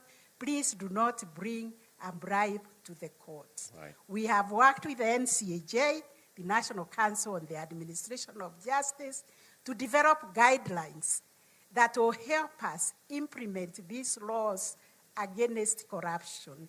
And we are implementing them in the judiciary. But it is a societal problem, Ratif, that requires Kenyans to say no to corruption. It requires a national conversation, because as much as we try to insulate ourselves in the judiciary, we are within this ecosystem where people believe in giving a bribe, or even believing somebody who has no connection with the judge or the magistrate, that I know the magistrate, I know the judge, I will fix your case, I collect money to go and take to the judge. The judge or the magistrate may not even know, but sometimes they know. Yep. And therefore, I've been saying it is wrong. We as judges and magistrates and judicial staff cannot be dispensing justice with one hand and committing a crime with the other. Any citizen who comes across a judge or a magistrate or a judicial staff asking for a bribe, we ask for cooperation. Thank you, Madam CJ. Just a quick follow-up on that. Citizens told the Ethics and Anti-Corruption Commission in their EACC 2025 survey that court magistrates attract the highest average bribe, apparently 164,000 shillings. Now, the one question I want to ask you, now that we are now introspecting 16 years in, can the judiciary really police and weed itself of corruption? Yes and no, by everybody who has taken a hold of office to defend the Constitution, to defend the rule of law, to say no to corruption. But out there are many people posing as agents of the judges. They are the ones collecting money to bring to the judiciary. And Kenyans themselves, why are they giving money to come and bring to the judiciary? So we alone cannot, because like me as the Chief Justice, with my 2 eyes, corruption, I was told, is like, is it sodomy, or is it, what offense takes place, adultery, which takes place in the dark places. So with my 2 eyes, how can I know who is negotiating a bribe in their houses, in their chambers, in the hidden places where they do those things? So it's a societal problem, Ratif, that we all need to embrace and say no to corruption. Say the manure that is eating Kenya, like it happened in New York, is corruption. Thank you, Madam And CJ. therefore, we need to say no to it. Asante. Thank you very much, Madam CJ. I want to move to the National Assembly, represented by the Deputy Speaker, the Honorable Gladys Boss. When we, the people, created the legislative arms of government, and Parliament in particular, we created a Parliament that would represent us, that would create laws that we would follow, and that would oversight the executive. Many complaints have been made in the public about the Parliament's role of oversighting the executive. Not just the 13th Parliament, the 12th Parliament, the 11th Parliament under the 2010 Constitution. Is Parliament, as constituted, maybe politically or otherwise, able to properly oversight the executive. Thank you, Latif. And before I answer what your statement comes from, I first want to say we are here to discuss Katiba at 16 and what we have done as the National Assembly to implement the Constitution. So let me start with that because that's our business today. If you look at Article 43, which the President has spoken about very passionately, on the issues of health, if you look at the Social Health Authority Act, Parliament, National Assembly passed it. If you look at the Primary Health Act, it was the National Assembly that passed it. If you look at the Emergency, Chronic and Critical Illness Fund, that is the National Assembly. If you look at the Digital Health Act, that's the National Assembly. So on the issue of health, under Article 43, we have made our part. On education, currently we have several laws. We have already, just yesterday, we were debating an amendment to the Basic Education Act, because again, that's a right.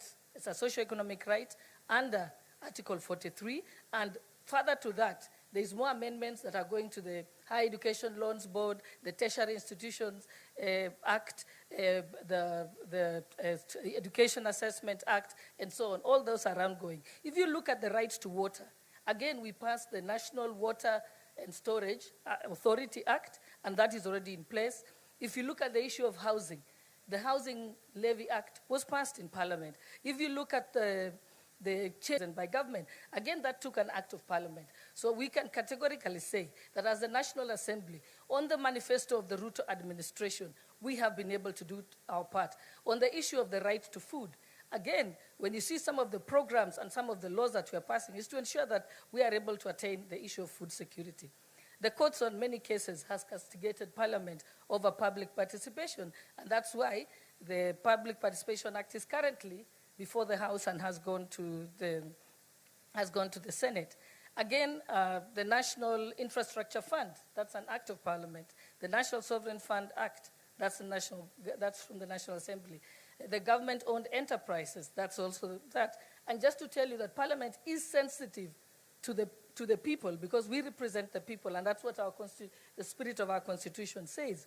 When we had the crisis in the Strait of Hormuz, and the prices of fuel was going to go very high, immediately, in exactly 1 day, we sat until midnight and amended the Value-Added Tax Act to be able to bring the price of fuel to at least an acceptable level. So yes, Parliament is doing its part to be able to implement the Constitution. On the matters of oversight, every single day, when we are not sitting in plenary, we are calling to account the executive. I know that the Auditor General was here, and yes, you many times hear the voice of the Auditor General when she has audited a certain institution. Most of the time, it's announced publicly, even before it comes to Parliament. Remember, it does not end with the Auditor General. That report, the Auditor General must bring to the National Assembly, then the relevant committees review them, and then are able to give sanctions where required or give recommendations where required.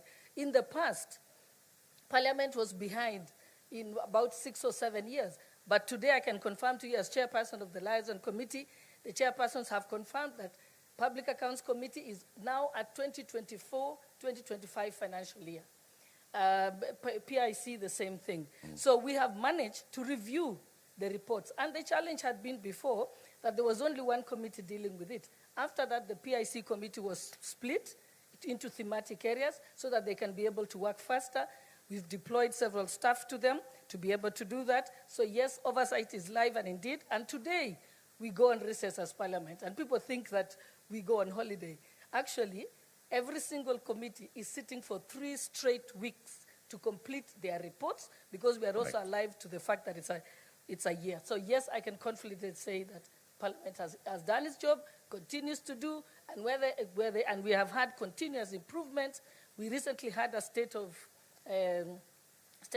Parliament report, and we're able to see that we've done this much and we need to make certain changes. Like now we know the outstanding orders have to be changed so that we can have the Public Accounts Committee can be in 4 of them in thematic areas so that we can work faster, for better oversight and accountability. Thank you. Thank you very much, Madam Deputy Speaker.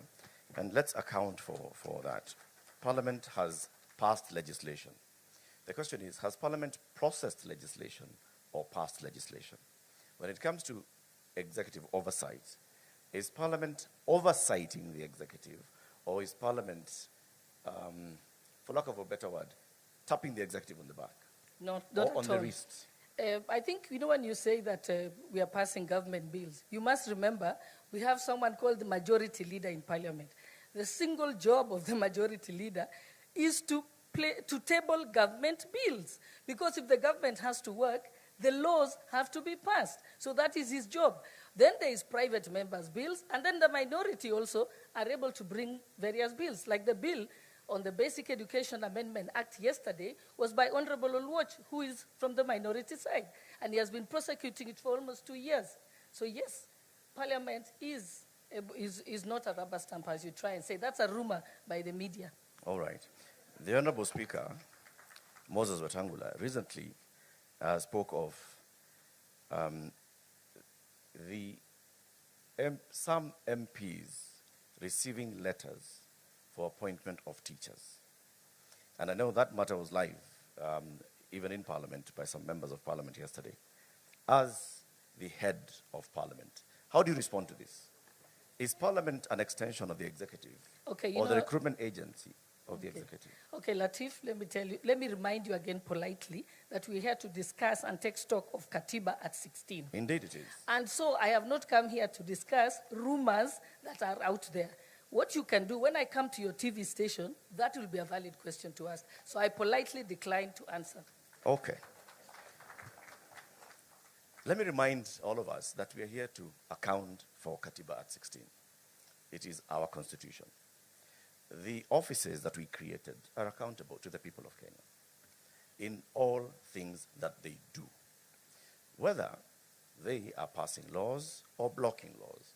So, the Honorable Deputy Speaker, respectfully, I tell you that the question I'm asking is about accountability. No, it's a valid question, Parliament. and as you said, and as I've told you, that for today's session, there's no answer to that. But I can confirm to you that yesterday, the Education Committee was waiting to summon the Teacher Service Commission, because that is the independent commission that is charged to do with recruitment of teachers. If they are doing it in a different manner other than provided by the law, then they are the ones to be called to account. And that's what I'm saying, that's a conversation for another time, not today.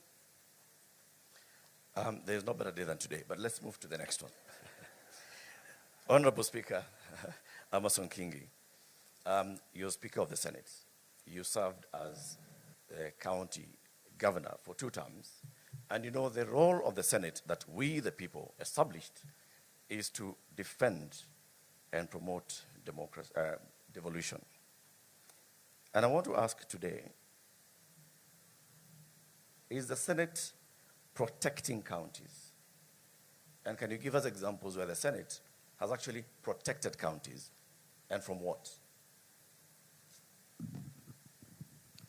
Thank you for that question. Indeed, the constitutional mandate of the Senate is basically that, to protect the interests of the county governments. And it does that in different fronts. First is when we are doing the division of revenue between the national government and the county governments. That is where the Senate then pronounces itself as a defender of the county governments. You will note that since inception of devolution, because of the the spirited fight by the Senate, the shareable revenue going to the counties has gradually been increasing. So yes, we have been fighting so hard to make sure that the county governments do not get a raw deal when it comes to sharing the revenue between the national government and the county governments. There are other instances, of course, where the Senate comes in to protect the county governments. You've heard of this issue that is, I believe, still very much alive. That touches on the roads, for example. There has been a push from the national government on how to reclassify roads beyond what is presently provided for under the Constitution. And I think the Senate has taken a very firm stand on how we should handle that matter, again, protecting the interests of the county governments. So yes, the Senate has been there fought on behalf of the county governments. Have there been instances, Honorable Speaker, when the Senate has felt the national government overreaching its mandate to claw into functions of devolution?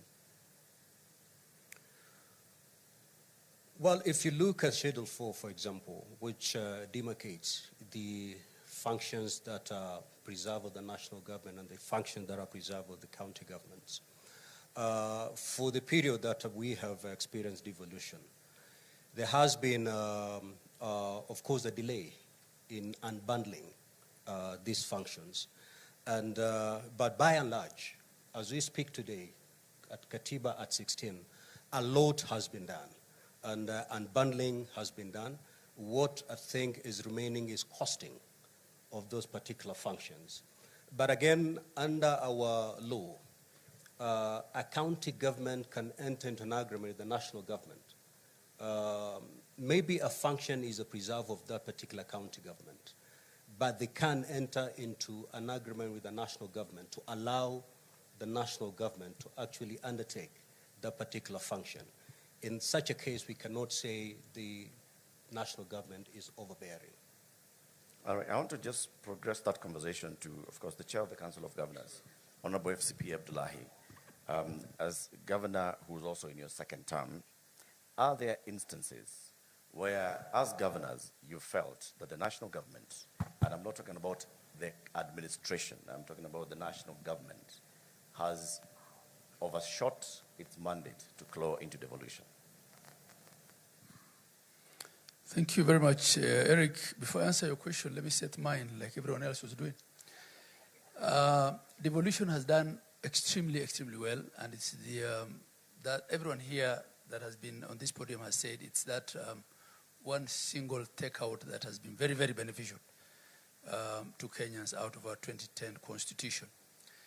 And without giving numbers necessarily, if you just look at the expansion in healthcare, in agriculture, in early childhood education, the distances that have reduced for fetching water, and all the number of hospital beds, and I have the data here in a very refined manner, devolution has done extremely well.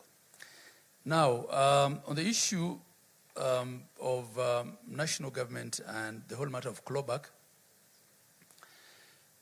you'll have to understand that in a robust democracy such as ours, and where we came from, you know, we were not 47 countries coming together. We were one country, and we were not coming out of war, right? We had a very strong centralized government. And the clamor for the new constitution was partly to spread that power at the center and devolve resources and decision-making over those resources. So there'll always be areas of conflict between national and county government. And this is why we have a very elaborate architecture of intergovernmental relations. And we try as much as possible to solve disputes intergovernmentally, right? And at times then, when we don't quite agree, that's why we have courts. And this is the same everywhere. I was just checking the number of cases that US states filed against the Trump government in the last 2 years. There are over 100. So this is normal. And two, clawback globally of decentralization, because devolution is a form of decentralization, doesn't really have to happen through change of law. It mostly happens through, administrative procedures, right? Bureaucrats, sometimes even middle-level bureaucrats, at national government might send out circulars and do certain things which then impede or gridlock implementation by decentralized units. And this is why we have IBEC, the Intergovernmental Budget and Economic Council, headed by chaired by the Deputy President, where we meet and discuss these things. And many times we disagree, many times we agree. We have summit, where as a body of governors, the council, we may even disagree with the president, right? And we come back together again to see how we refine, certain procedures. So I would say, largely, we've done very well. Right. And sometimes some of those administrative interventions are necessitated not so much by, the clamor for clawback, but just to get things more standardized, right? Especially in the area of health, technology, equipment, for instance. We might be quite protective of that space as governors, but again, when you look at what, for instance, the NESP, the National Equipment Support Program, has done, and sometimes we ask ourselves, could we have done this individually, as single counties? So clawback is something that we always, as governors, have to be wary of. But this is why then there are these elaborate arrangements of intergovernmental architecture. And this is why also sometimes we go to the Senate and tell the Senate, this is not acceptable to us. And the Senate, much as we have a lot of other differences on other things, still remains and is the key protector of counties, protecting counties against Big Brother, protecting counties against themselves. So this is part of the robust architectural framework that we have. We have over 42, I think by the last time I checked, intergovernmental partnership agreements between county and national government. And we take this through a lot of, legal procedure. We get, lawyers to look at them to see, how it could end, whether it is a clawback through the back door. And by the time we agree to sign those intergovernmental partnership agreements at a full council, then we are fairly confident that it's an arrangement that works for us. Of course, clawback is not only by national government, or the fear of clawback is not only with respect to the national government. Increasingly, it's also with the National Assembly. And because the National Assembly is also becoming quasi-executive by virtue of the funds they handle, CDF, I don't want to get to the politics of that. There's Matters Equalization Fund. It's for accountability. Right, Matters Equalization Fund.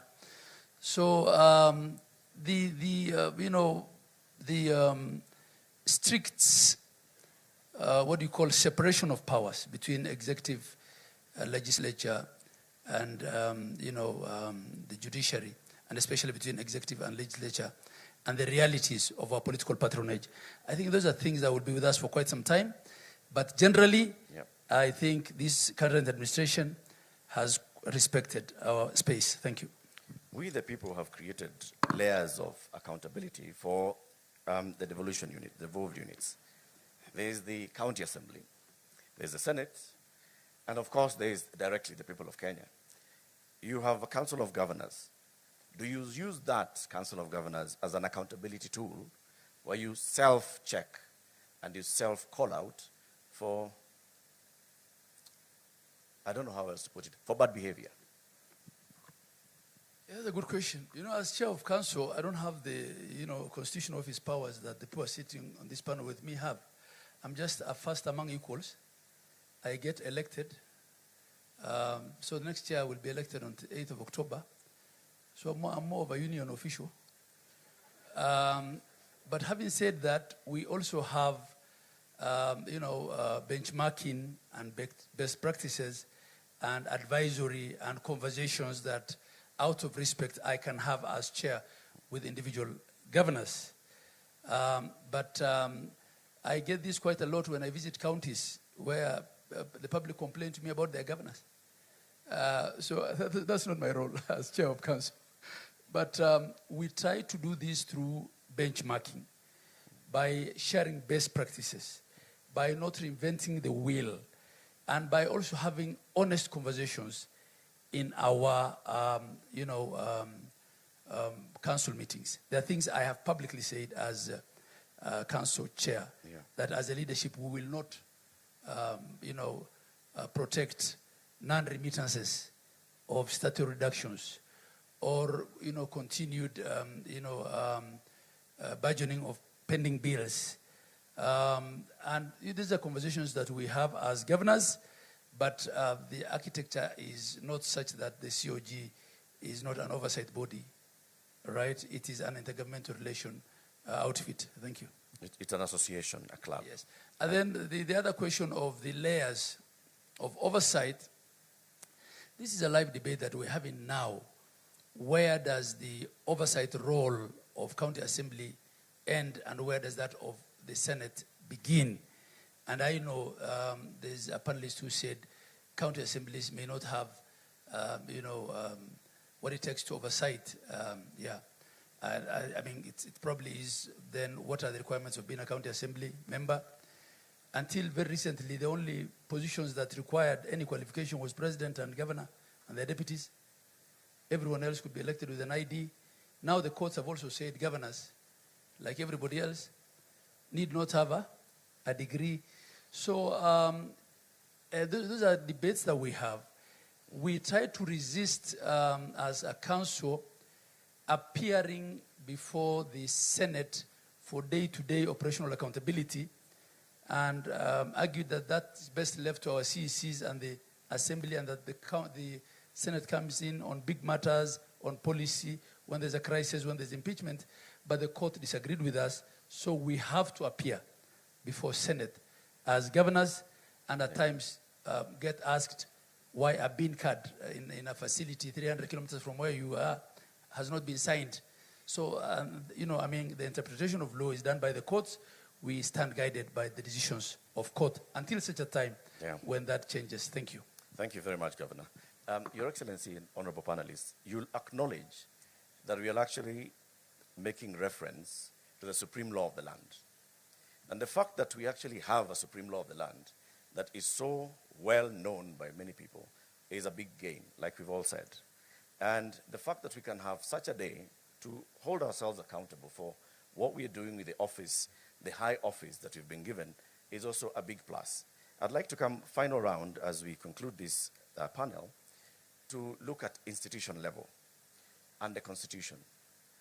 And I'll start with you, Honorable Deputy Speaker. You understand this Constitution very well. You participated in making of this Constitution well, as did the President and the Honorable Speaker and the Honorable Chief Justice, everybody. But looking at the Constitution as it is now, and the institution of Parliament as we have created it, are there aspects of the Constitution that we have not gotten to the full realization of, whose benefits we are not yet reaping from Parliament? And are there ways in which the Constitution ties your hands as representatives of the people? When we take the oath of office, we swear to uphold and protect the Constitution. It's an obligation under Article 3 for every Kenyan, including yourself. You're bound to protect, uphold, and defend the Constitution. So that is something we must do. But as legislators, yes, there's ongoing discussions constantly. We have a committee on a Constitution Implementation Committee in Parliament. Its job is to constantly review various departments of the executive to find out if they have implemented the Constitution. So they're constantly bringing reports, and a lot of them, a lot of their recommendations have helped because they are able to look at the list on the schedules, what should have been implemented by what date, and they are ensuring that that is actually happening. So that is the role of Parliament. So Parliament can't just amend the Constitution, but our job is to have the Constitutional Implementation Oversight Committee. But yes, there is also conversations in the Justice and Legal Affairs Committee. I know which I sit on, when we have met the Electoral Commission and so on, and other arms of government, they say this probably needs to be changed. And What we have done is we normally give that report of requests to the implementation committee, and they're keeping a bank of that, so that when the time comes, when the Kenyans think that we should change the constitution, there will be a reference book and a reference document. So that is available in Parliament. And they've also taken stock of what needs to go to a referendum and what can be changed under parliamentary initiative. What fruits are we not reaping from this constitution? Sorry? What fruits are we not reaping? Are there any fruits that are contained in the tree of the Parliament that we are not enjoying yet? Within Parliament or the Constitution? As the people of Kenya, we the people. No, I think, like I said, having a constitution is not an event. It is a process. So we are walking that journey now. And that is why I want to thank Your Excellency for convening this, because this is a time for self-reflection as a country. It's giving us a chance to make this a conversation. And just the way His Excellency also said that we need to look at Vision 2060.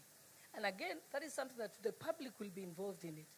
And I think this is probably the first time it has happened in the country, because that is how we improve our country. Thank you. Thank you, Honorable Deputy Speaker. Honorable Speaker Kingi, what are we not getting out of the Senate? Well, I think you're getting everything from the Senate. What more could we get out of the Senate?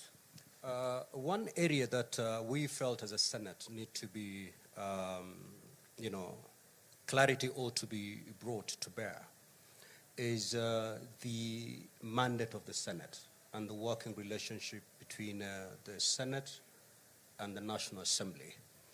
And for this Parliament, the working relation has been pretty good because I and Senator Wetangula tend to agree on a number of issues.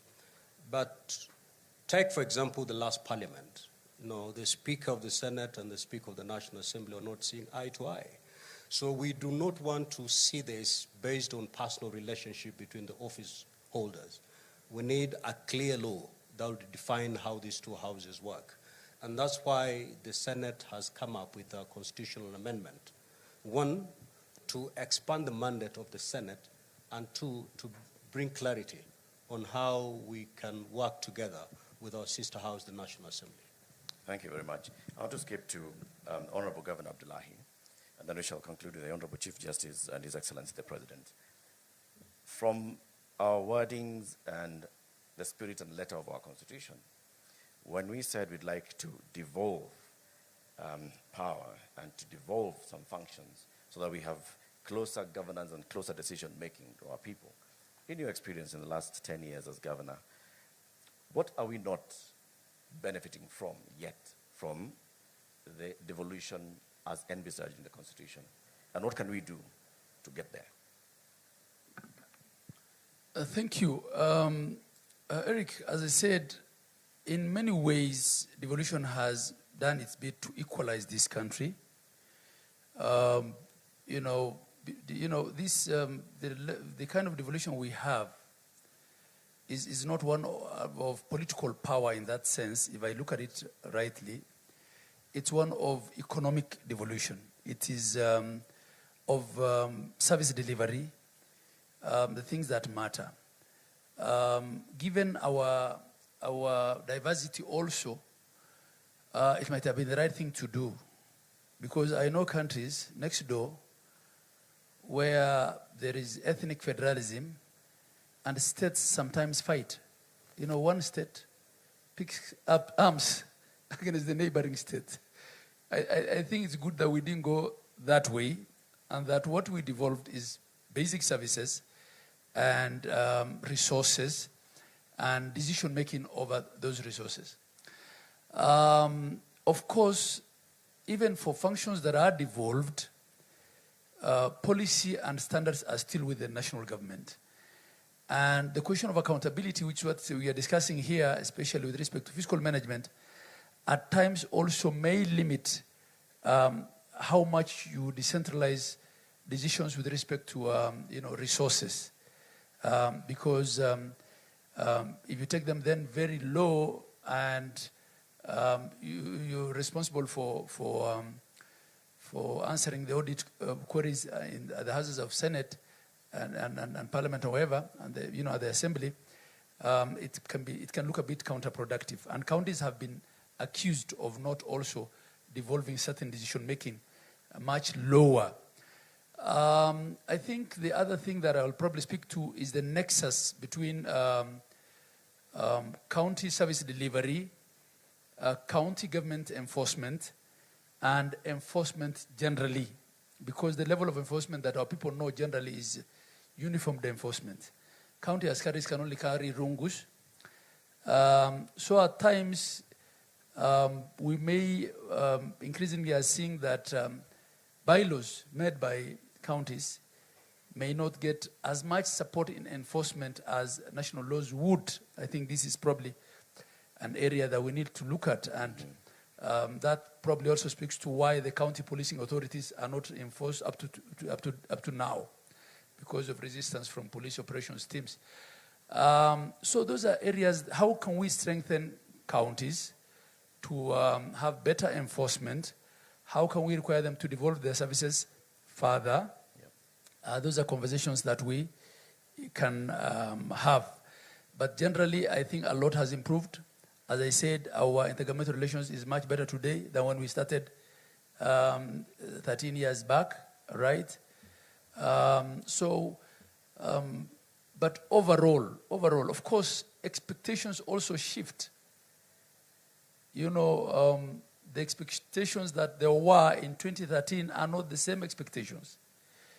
And a lot of times, a county's performance may be judged by what the loudest MP from that county said on the floor of the House, as opposed to actual reports by oversight authorities. This is part of our politics, which we have to deal with. Lastly, maybe to protect counties, I have a lot of respect for my brother Abdul Qadir Mohammed there, and I don't think I have the qualification to argue with him on matters legal. I'm a simple accountant, but I have disagreed bitterly with him on the question of impeachment, and as to whether impeachment is a political decision or a legal decision in a presidential system. And also, I might be clouded by the political realities of our counties. We have had a governor who was impeached before she formed her cabinet. And she kept being impeached until she was finally impeached, right? And had to go home.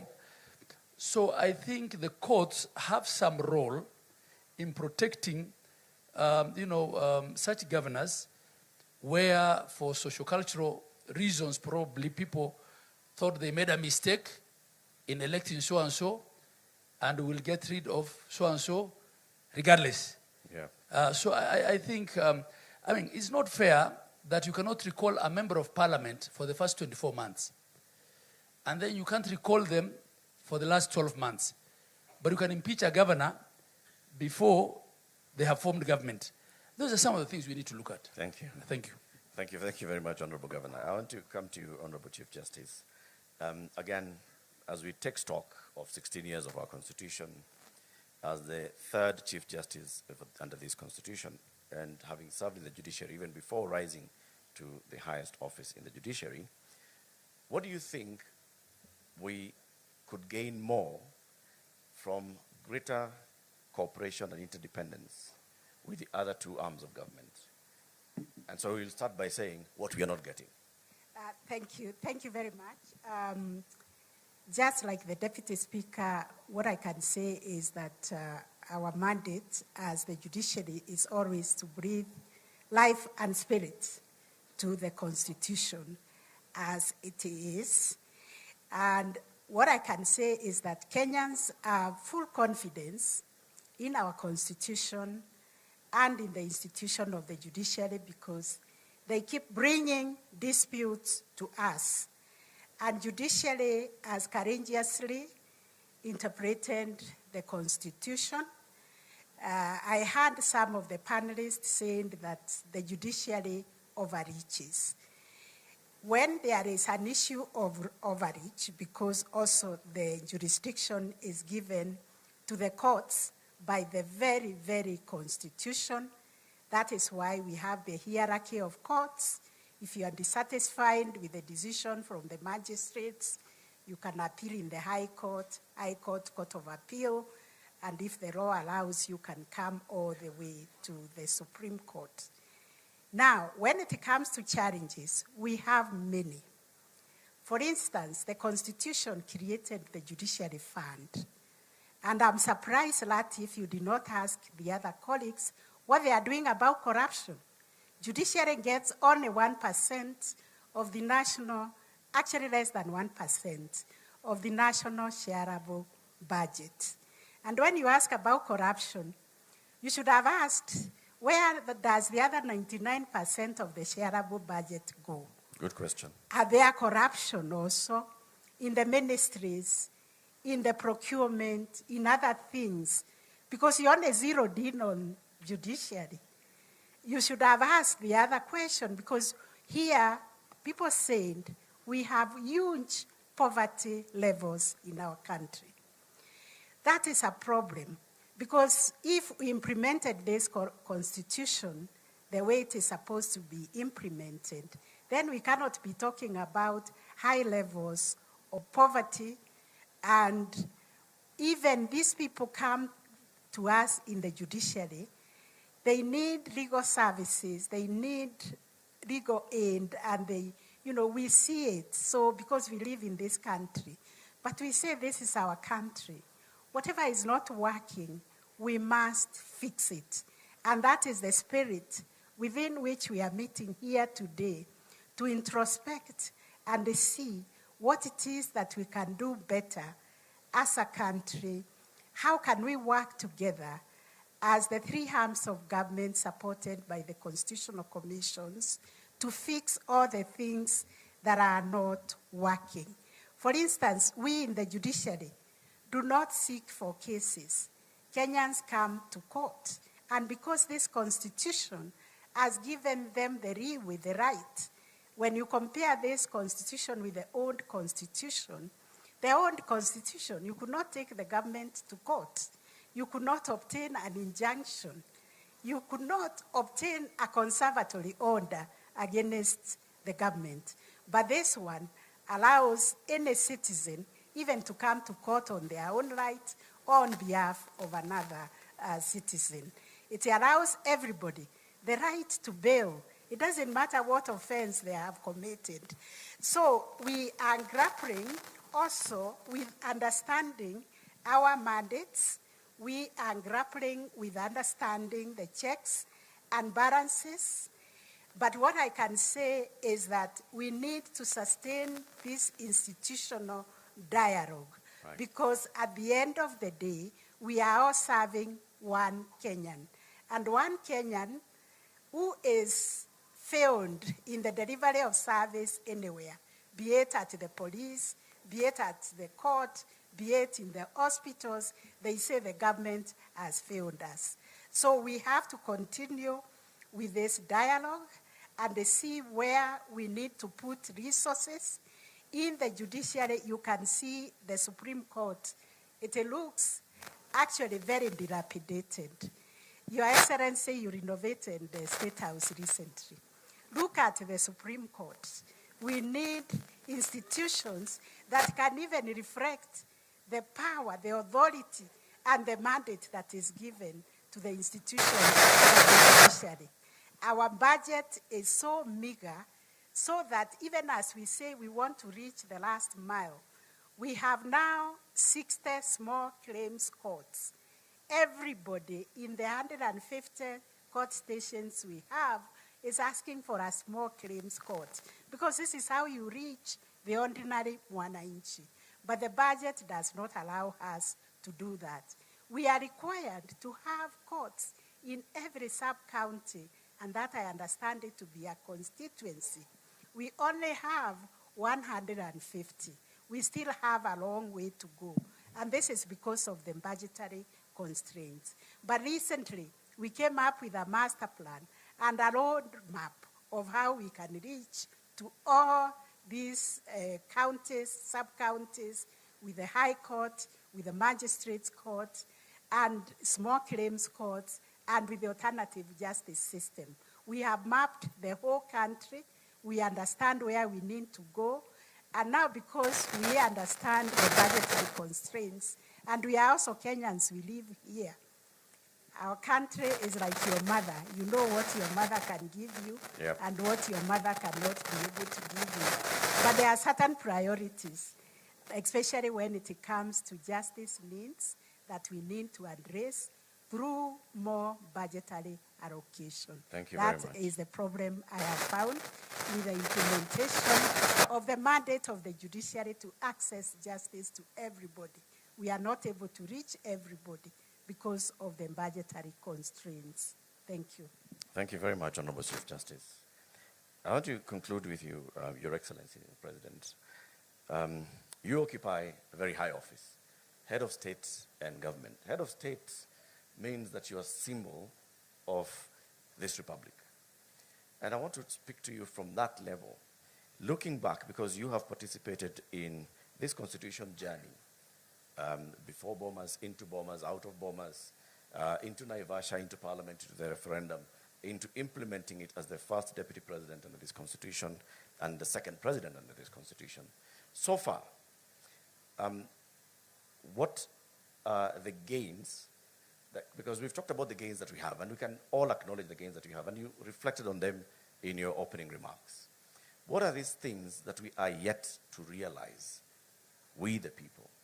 And how can we get there? What do we need to do to get there, to realize the aspirations and the great dreams of our Constitution?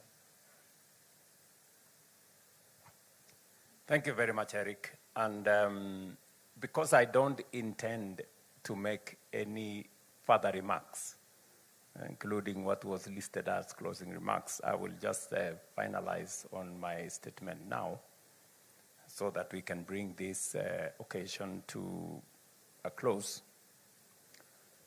First, let me say the following as I come to answer what you have asked me.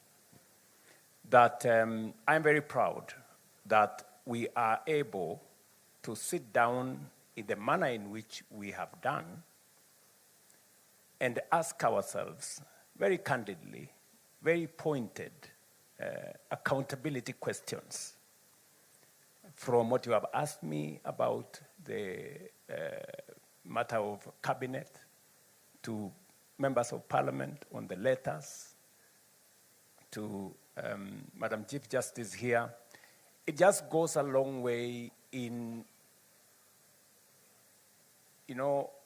putting in context the great country that we have, that we can stomach any inquiry into what we are doing as citizens and as leaders.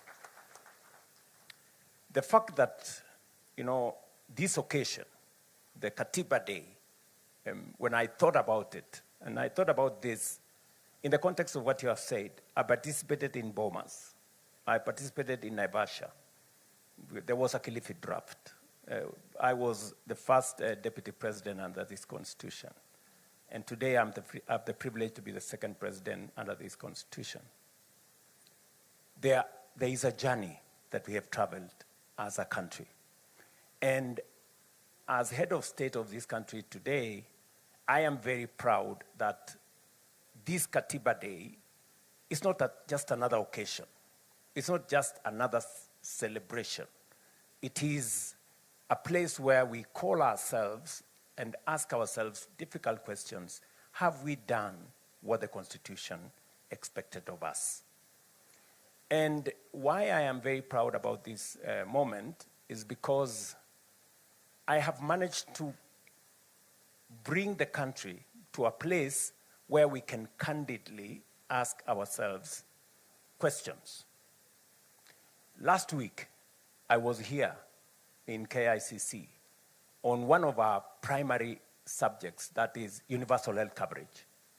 And I spent 5 hours the first day, 5 hours the second day, answering citizens, having an engagement with citizens. As president, that does not happen in ordinary circumstances. No other president has done what I have done. I have put myself at a place where I can be questioned and taken questions and answered. So I think this is a good place for us as a country, number one. Number two, we have made very good progress. As somebody who worked under the old constitution and the new constitution, I can proudly say, as others have said here, Mutava Mushimi, all the other good people, including Abdikadir and all the other people, that we have made progress. Of course, we could have done better, but that does not discount the progress that we have made. In different spaces, devolution, for example, which is probably the biggest gain that this constitution brought. There are many arguments as to whether devolution has worked or has it not worked. From where I sit, I think we were right to have devolution. Devolution has served this nation. Could it have been better? Yes. Are there challenges? Yes. But that does not discount what devolution has done to our country. Specifically, for example, the biggest subject, health. I see many people trying to argue that maybe health should be reverted to national government. I am completely opposed. I think health is in the right place in county governments. Why do I say that? If you look at delivery of health, there are counties where we had only one doctor. Example, Wajir here. Today, there are 70. There are many more health workers. Supervision has been devolved from the national government to the county. County workforce, health professionals are held to account. In the past, there used to be doctors who never reported to their stations for 10 years and nobody knew. That is no longer possible. The county governments have appropriated that space properly. And so, have they done many other things better than was the case in the old system? Let me also say, having served as the first chairperson of the Intergovernmental Budget and IBEC, that we started off with a lot of territorial fight between the national government and the county government. And rightfully so, because there was still a hangover by the national government to try and control counties. And then there was also, a bit of that, I must admit.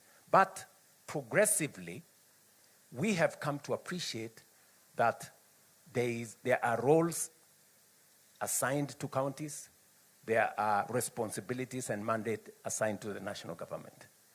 And that way, we have found a way of living together. In fact, I have had a wonderful 4 years working with county governments. Maybe because I had the benefit of what happened in the last 10 years. And we have signed, as Abdullahi has said, many intergovernmental participation agreements. We have done, for example, the registration of farmers, which was a very big thing. Now we have a register of all farmers. It was a joint project between national government and county governments. We have community health promoters. Today, we pay community health promoters jointly. The community health promoters are doing a fantastic job. Today, we have signed an intergovernmental partnership agreement on matters health. I would have chosen, for example, to say health is a devolved function and I should have nothing to do with it. But we sat down with counties and we said there is a role where national government can support counties in delivery of a mandate that is assigned to counties, and that is purely constitutional. The Constitution, provides for that kind of mechanism. And we use that mechanism to improve health outcomes. Today, we have more citizens registered on social health. Today, we have more citizens treated. Today, we have better delivery of equipment. We signed a partnership agreement with counties. Today, they get equipment that they don't have to pay for because of the agreement we have signed, and they are using those equipments to deliver health and get paid for by SHA. So I can say confidently that counties are better placed when there is a better relationship between the counties and the national government. That is not to say there are no challenges. Yes, there are challenges here and there, but continuously we keep resolving those challenges. Let me give you one challenge, for example. On matters to do with housing, there was a challenge on whether housing is completely devolved or there is a role for national government. And we managed to resolve it.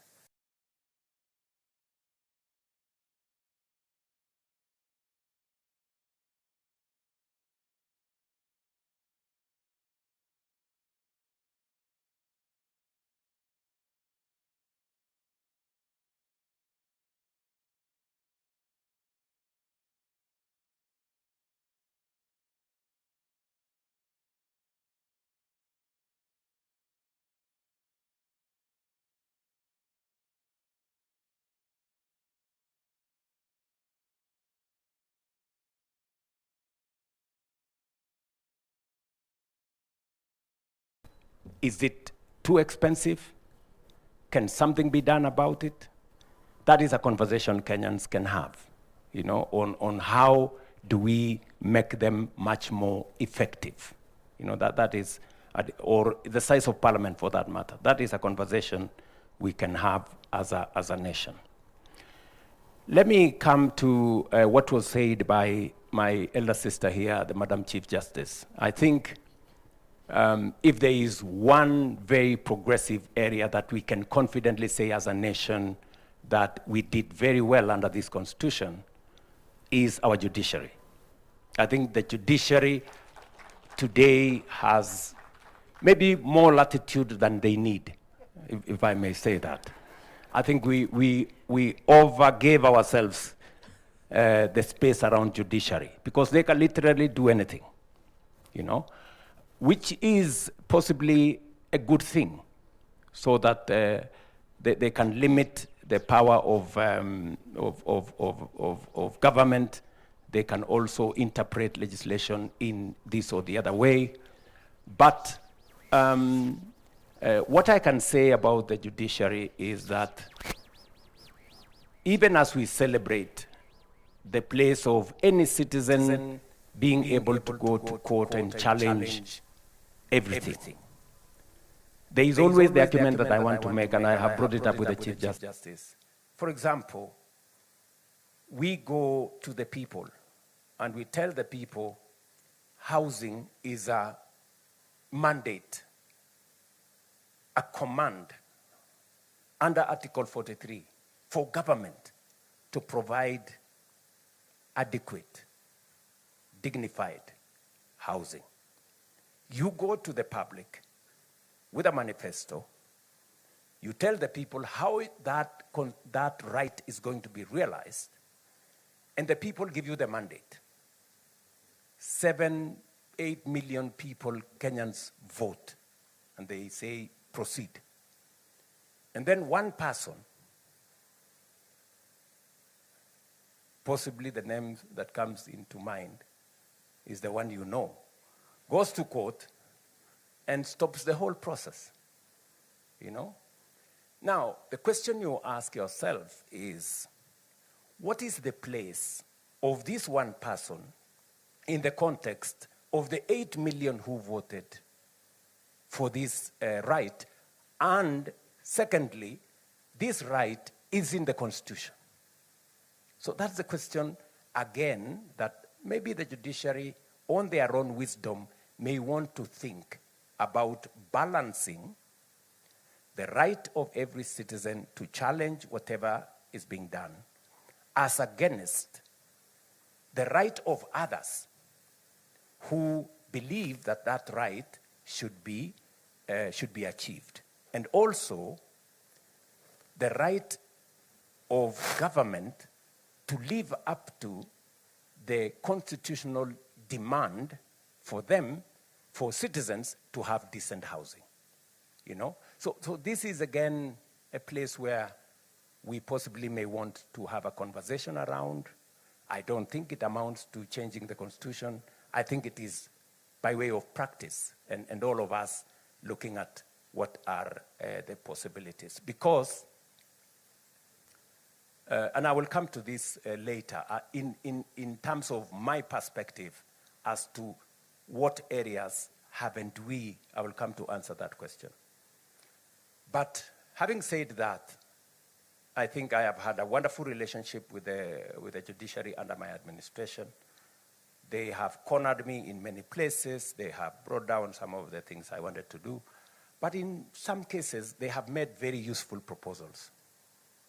You know, they have told us, for example, go and change the law so that it's not just those who are salaried who pay for housing, let all others pay.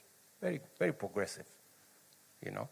They have also told us in other areas, maybe change the law so that you do this. So again, I cannot wholesome say they have done something that has stopped us. They've, in very many cases, enriched our, you know, proposal on how to get things done.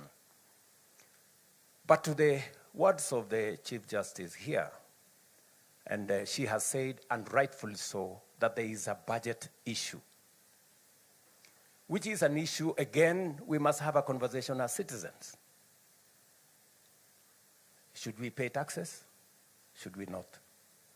Should we borrow more money to do what we have to do?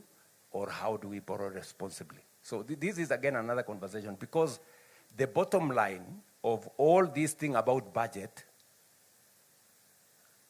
is taxes. Yes. I mean, we must have a candid conversation. Today, there is a big argument that Kenyans are overtaxed. We need to have a conversation. Is it based on empirical evidence? To my reflection, we are at 14, maybe 15%. Our taxes are 15% of GDP. The highest country, France, is 45% of GDP. They pay 45% of GDP. We pay 15%. South Africa pays 25% of GDP. So is the argument that we are overtaxing ourselves right, or is it not? And is it possible for us to provide for every service that we need without thinking of where we are going to raise the revenue for us to do that? This is, again, another conversation that speaks to what Mutaba Mushimi was saying as to affordability of government. But to my defense, I can say here that we have increased the budget for the judiciary from 18 billion when I came into office to 30 billion today. We have almost doubled the budget. That's the correct position. Under my administration, I think, together with the Judicial Service Commission, we have hired the highest number of judges any administration has hired. In my 4 short years, I think, Madam Chief Justice, I think you, myself, and your JSC has hired close to 100 judges. So we have made a contribution. Maybe we have not reached where we should. I sympathize that the building at the judiciary is not in very good shape.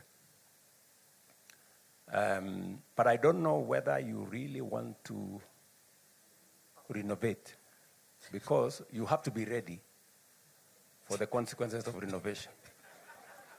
The audit out there is very vicious. You know, you don't know how much shit I've gone through on lectures on whether it was the right thing to renovate a State House. I've tried to make argument that this place was leaking. This is the address of the people of Kenya, any citizen, any but I don't know whether I've succeeded. So as you think about renovating and rebuilding a judiciary, I will warn you that there will be consequences for that. But I guess you have the mettle for it. And I think with the new facility that we have negotiated with yourselves and the World Bank, we now have a facility of about 20 billion shillings to be able to rethink about how we can empower the judiciary to do more. I think we have done a couple of other things, including looking at the retirement benefits of judicial officers, their transport, and many other things, which I don't want to say. But I think we have tried to make a contribution in that direction. Let me say finally that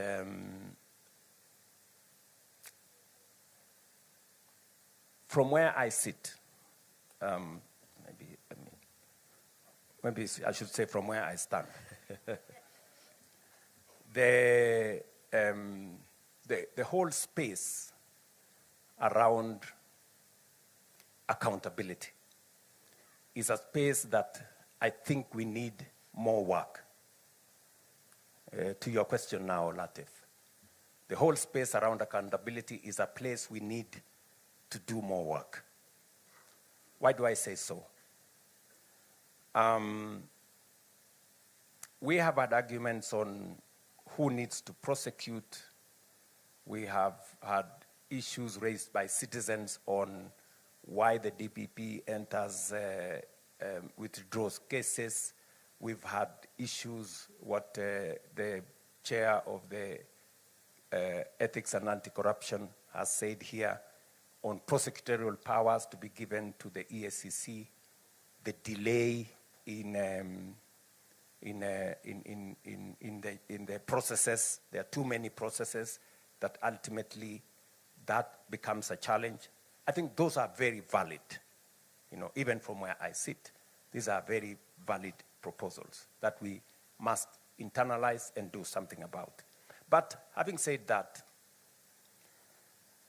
there is more that we can also do by way of prevention. And I remember making this statement before the last election. I said, in my administration, there will be no money to steal. And I meant it. And how have we stopped or prevented loss of public resources? Number one is what was said here by somebody, digitization. Just by digitizing government services and payment, we have significantly reduced transactions in cash that end up being areas of corruption. Today, I can confidently say we have eliminated paying for government services using cash. And this is to enhance accountability, traceability, and who pays what. We had 1,000 plus government pay bills, all in shady places. Today we have one. And the Treasury can see all government payments and where it is going. Number two, we have implemented what we call Treasury Single Account. Treasury Single Account enables government to see how much money we have in which places and how much idle money there is in government. We used to go to borrow using the instruments that we have, and most of the time we borrowed money which we had, and sometimes we went to the market to borrow our own money, and it was not very intelligent. I don't want to say it was foolish. So we have eliminated that, and John Buddy is here, and we have made huge savings just by making sure that we have all our money with our visibility.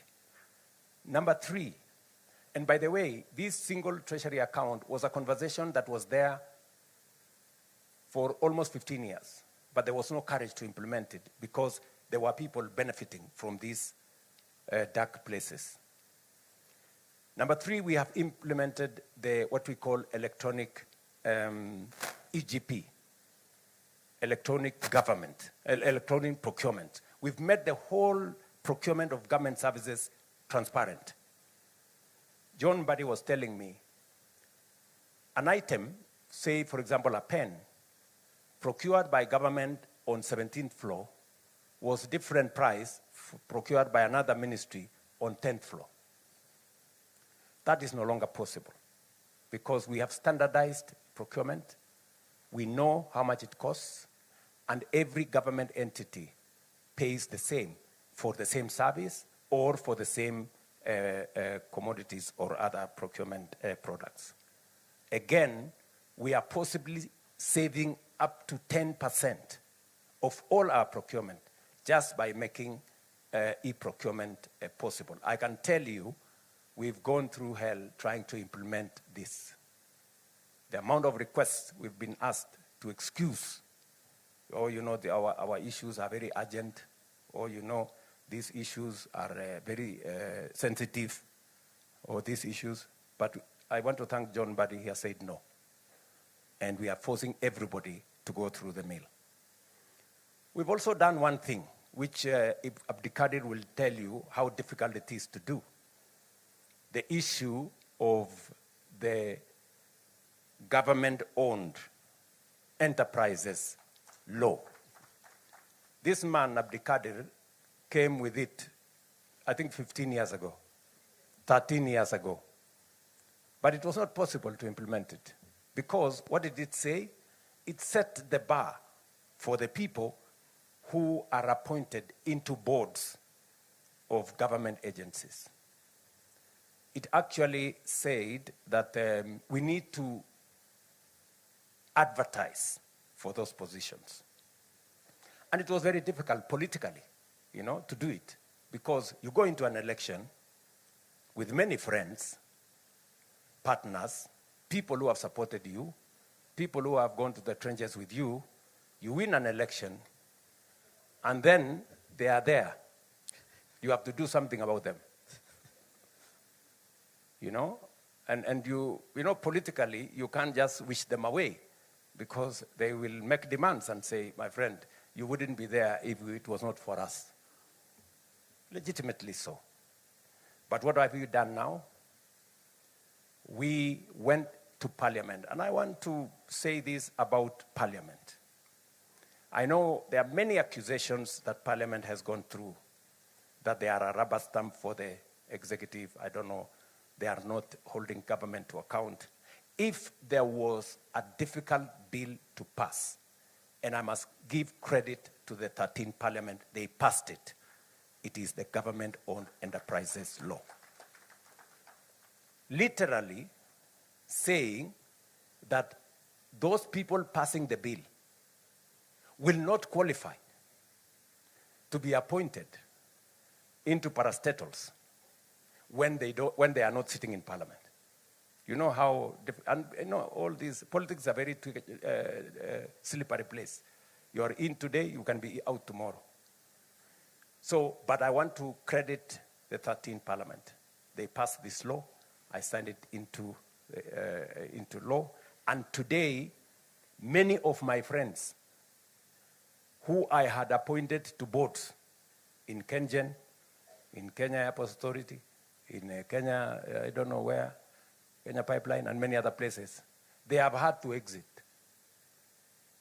Because now the law says those who participated in the last election cannot be board members. I have lost a few friends, but it comes with what it is. And why are we doing this? We want to, as much as possible, professionalize the running of government agencies. and to depoliticize those boards. And again, I must say that has worked in a very significant way.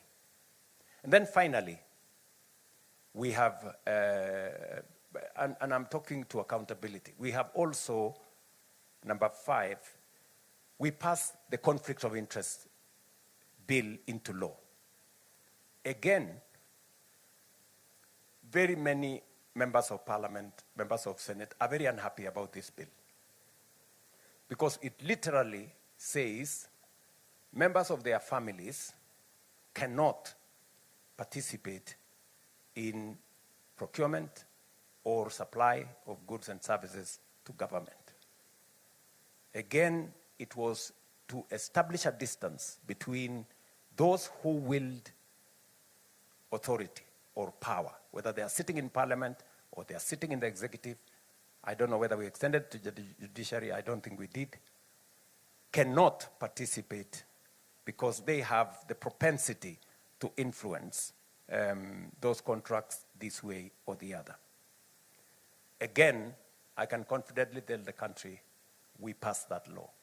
And we are progressively, pushing corruption to the limits, even as we do the other things. You remember it was said here earlier, what about the ethics part? What other, apart from prosecution and all this, are there other things being done to deal with corruption? This is part of it. And we've worked with the criminal justice system to work on this. And then allow me to say 2 final things, which, speaking to what the other panelists have said, I agree entirely with the assessment of Mutava Mushimi on the subject of us having and what we are doing about poor people in our country. There is a message that Mutava Mushimi is saying, that those of us in positions of responsibility, myself and these great people and all of you seated here, which we cannot lose focus on. What are we doing about equity? How are we working to make sure that every citizen has meaning in Kenya? It's okay, for us to defend our salaries, for us to demonstrate, ask for more salaries, but what about the people who have no salary? What about the people who have no jobs? What about the poor people? This is something that we must pay attention to. There are some people, and I'm afraid to say this, that believe that there are citizens who are born to be poor. I think that is tragic. Because I hear arguments when I was pushing for the housing levy. And many people were telling me, how is it our business to make sure the people living in slums who have no decent dwelling places, how is it our business to assist them to get decent housing? It's a very, reasonable question, but looking at it from the other side, it's very callous. I mean, it shows how insensitive we are, that we have people who live in slums, that it doesn't concern you that there is a citizen who uses a flying toilet. It doesn't concern, you're not bothered. I mean, you really have to have a heart of stone not to think about fellow citizens who have to pay to use a toilet. I mean, it is something that must concern us. And that is, I think, what my good brother there was saying.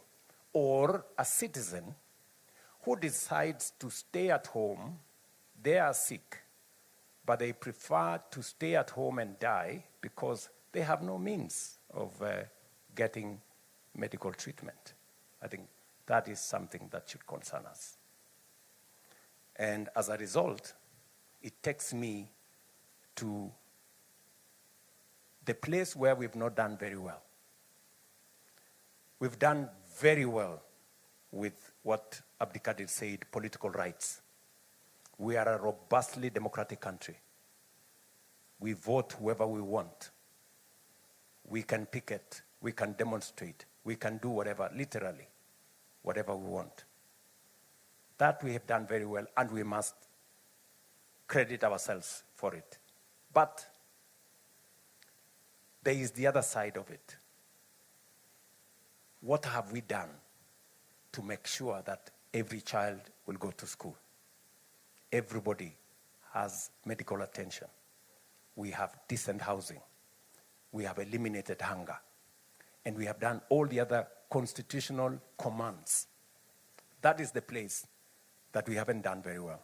And that is where we must focus going into the future. And that is why I am inviting all of us to have a national conversation, on the future of Kenya, a development charter for ourselves, so that we can enjoy our democratic rights, but also make sure that every citizen lives a dignified life. I think these are the two, sides of what we must achieve. And I say this with a lot of humility, that it's upon us, to do whatever it is that we can to make sure that we deliver on these two commitments. Let me say this. Our right to choose, our democratic right to choose, must be exercised in choosing what is best for everybody, or what is best for us. We should be able to make the best choices for Kenya. And again, let me paraphrase what Abdikadir said. If you choose a thief and expect that they will not steal from you, you are not being intelligent. If you choose somebody who is incompetent and expect them to deliver on anything, then you are not being serious. If you choose a person who has no vision, who has no plan, who has no agenda, and expect them to take your country anywhere, then you are not being serious. I think these are the choices that are on the table for us. And finally, I have spoken for too long.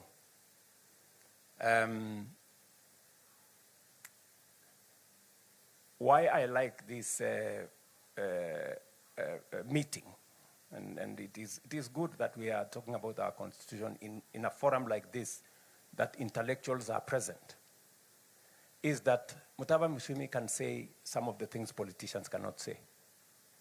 And Abdikadir can say some of the things politicians cannot say.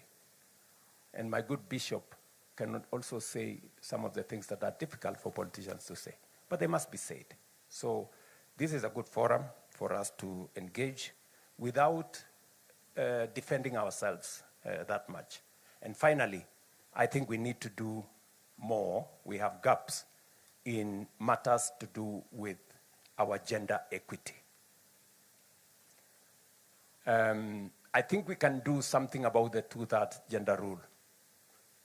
And I think I can do something about making the, not just the 2/3 gender rule, but also the constitutionality of our cabinet. I think that is a space that even me, I have some homework to do on matters to do with gender and all that. If I was given an opportunity, I would try to mitigate my situation by saying, at least I have the first ever Attorney General, who is a woman, whom I have appointed. And I can also try and mitigate my case by saying, by appointment, maybe the cabinet does not meet the 2/3 gender rule, but by operation, it does, because I not only have the AG, but also the Secretary to Cabinet sitting in my cabinet. But anyway, that's a conversation for another day. So I want to say to all of us, this is a very good conversation, Madam Chief Justice, I think. And Abdullahi, my good friend from the Council of Governors and the Houses of Parliament, I want to say to all of us, thank you very much. I think this is time we have spent very well. And thank you, Eric, for provoking us. Asante sana. Ladies and gentlemen, let's give a standing ovation to our panel, please. And a round of applause. As I welcome Michael Gitonga to come and take over to the next space, I'd like us to do something. Every 27th of August going forward, always remember it's a day of victory for we, the people. And I'd like us to say this together. 16 years ago, we, the people, gave ourselves this constitution. And our head of state went ahead to say, our responsibility today is to fulfill its promise and build a democratic, prosperous, and transformed republic. So repeat after me. Our responsibility today is to fulfill its promise and build a democratic, prosperous, and transformed republic. Thank you very much, Your Excellency. Thank you very much. I'll request that we remain standing